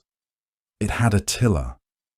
When he died, the entire system collapsed because there was no system. There was only him. This was not a design flaw. It was a design choice. Attila had built the empire to maximize his personal control. He succeeded brilliantly. But success in consolidating power came at the cost of resilience. The empire could not survive him because it had been built to serve him, not to outlast him. His sons discovered this too late. They inherited an empire that was already dying. They simply presided over its final dissolution. The disappearance of the Huns was also a disappearance of identity. Without political power, there was no reason to remain Hunnic. The Confederation had been a political entity, not an ethnic one. It had included Huns, Goths, Gepids, Alans, Sarmatians, and countless others. These groups had cooperated because Attila forced them to. When the force disappeared, so did the cooperation. Each group returned to its own identity. The Goths became Goths again. The Gepids became Gepids. And the Huns, who had no homeland to return to and no distinct culture beyond conquest, simply dissolved. Some merged with the Gepids, others joined the Ostrogoths. A few settled among the Slavs or Bulgars. Within a generation, they were indistinguishable from their neighbours. They spoke the same languages, wore the same clothes, followed the same customs. The grandchildren of Hunnic warriors probably did not think of themselves as Huns. They were whatever their community was. The Hunnic identity, which had been built on dominance, could not survive the loss of dominance. It evaporated. The genetic evidence is equally inconclusive. Some Hunnic burials show East Asian ancestry. Others do not. The Huns were never a homogeneous ethnic group. They were a confederation of steppe peoples who adopted a common political identity for practical reasons. When the practical reasons disappeared, so did the identity. The genes persisted, but the culture did not. This is not survival, it is dissolution. The historical silence after 469 is not mysterious, it is logical. The Huns ceased to matter, so chroniclers ceased to mention them.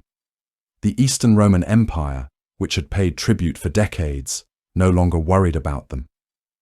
The successor kingdoms in the West, which had formed partly in response to Hunnic pressure, moved on to other concerns. The steppe, which had produced the Huns, produced new confederations that had no connection to Attila's empire. History continued, and the Huns were left behind. The memory of the Huns persisted longer than the reality. For centuries, European writers used the name Hun as shorthand for barbarian terror. Medieval chroniclers invoked Attila as a symbol of divine punishment, a scourge sent by God to humble the proud. But these references were not about the historical Huns. They were about the idea of the Huns, the mythic invader from the East who threatened civilization. The historical reality, a nomadic confederation that rose and fell within a single generation, was buried beneath layers of myth. This mythologization was not accidental. It served a purpose. By portraying the Huns as supernatural monsters, Christian writers reinforced the idea that settled Christian civilization was morally superior. The Huns became the embodiment of everything civilization was not: chaotic, violent, godless. The fact that the historical Huns had been neither more nor less brutal than their contemporaries was irrelevant. The myth was more useful than the truth. Modern scholarship has worked to recover the historical Huns from beneath the myth, but the task is difficult. Almost all sources were written by their enemies. The Huns left no written records, no inscriptions, no monuments. What remains is a portrait drawn by outsiders, many of whom had reasons to exaggerate Hunnic brutality or downplay their own failures. The result is a historical record that is detailed but biased, informative but incomplete.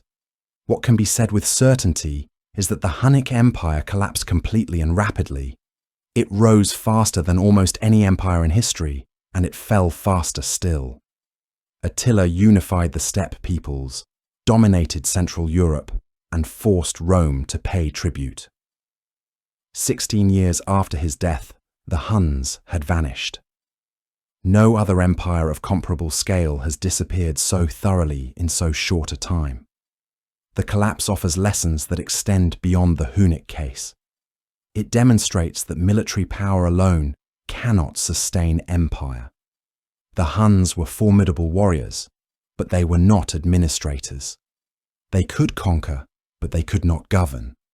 They could extract tribute, but they could not create wealth. When their military dominance ended, there was nothing to fall back on. The empire had been extractive, not integrative. It took from others without building anything of its own. When the taking stopped, the empire stopped. The collapse also reveals the dangers of personalized rule. Attila was irreplaceable because he had made himself irreplaceable. He had concentrated all authority in himself, and when he died, that authority could not be transferred.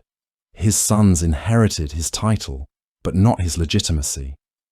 They inherited his territory, but not his ability to control it. The empire fractured because it had been designed to function under one man, and that man was gone. Finally, the collapse demonstrates the fragility of empires built on fear. Fear is an effective tool for maintaining control, but it is inherently unstable. It works only as long as the threat remains credible. The moment the threat weakens, fear transforms into contempt.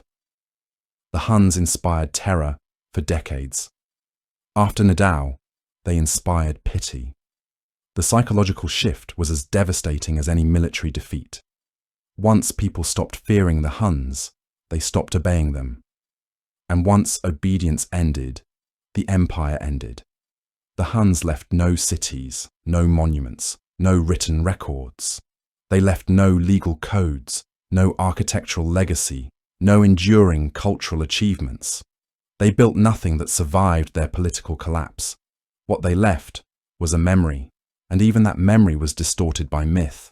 The historical Huns, a sophisticated nomadic confederation that mastered the art of extractive empire, were replaced by the mythic Huns, barbaric destroyers sent by God to punish the wicked. The disappearance of the Huns created opportunities for others. The Gepids filled the power vacuum in Pannonia. The Ostrogoths moved into Italy.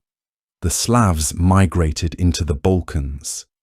The political landscape of Europe was reshaped by the absence of Hunnic power. But the Huns themselves gained nothing from their own collapse. They did not transform into something new. They did not adapt and survive. They simply ceased to exist. By 469, the Hunnic Empire was not just defeated. It was erased. No remnants remained.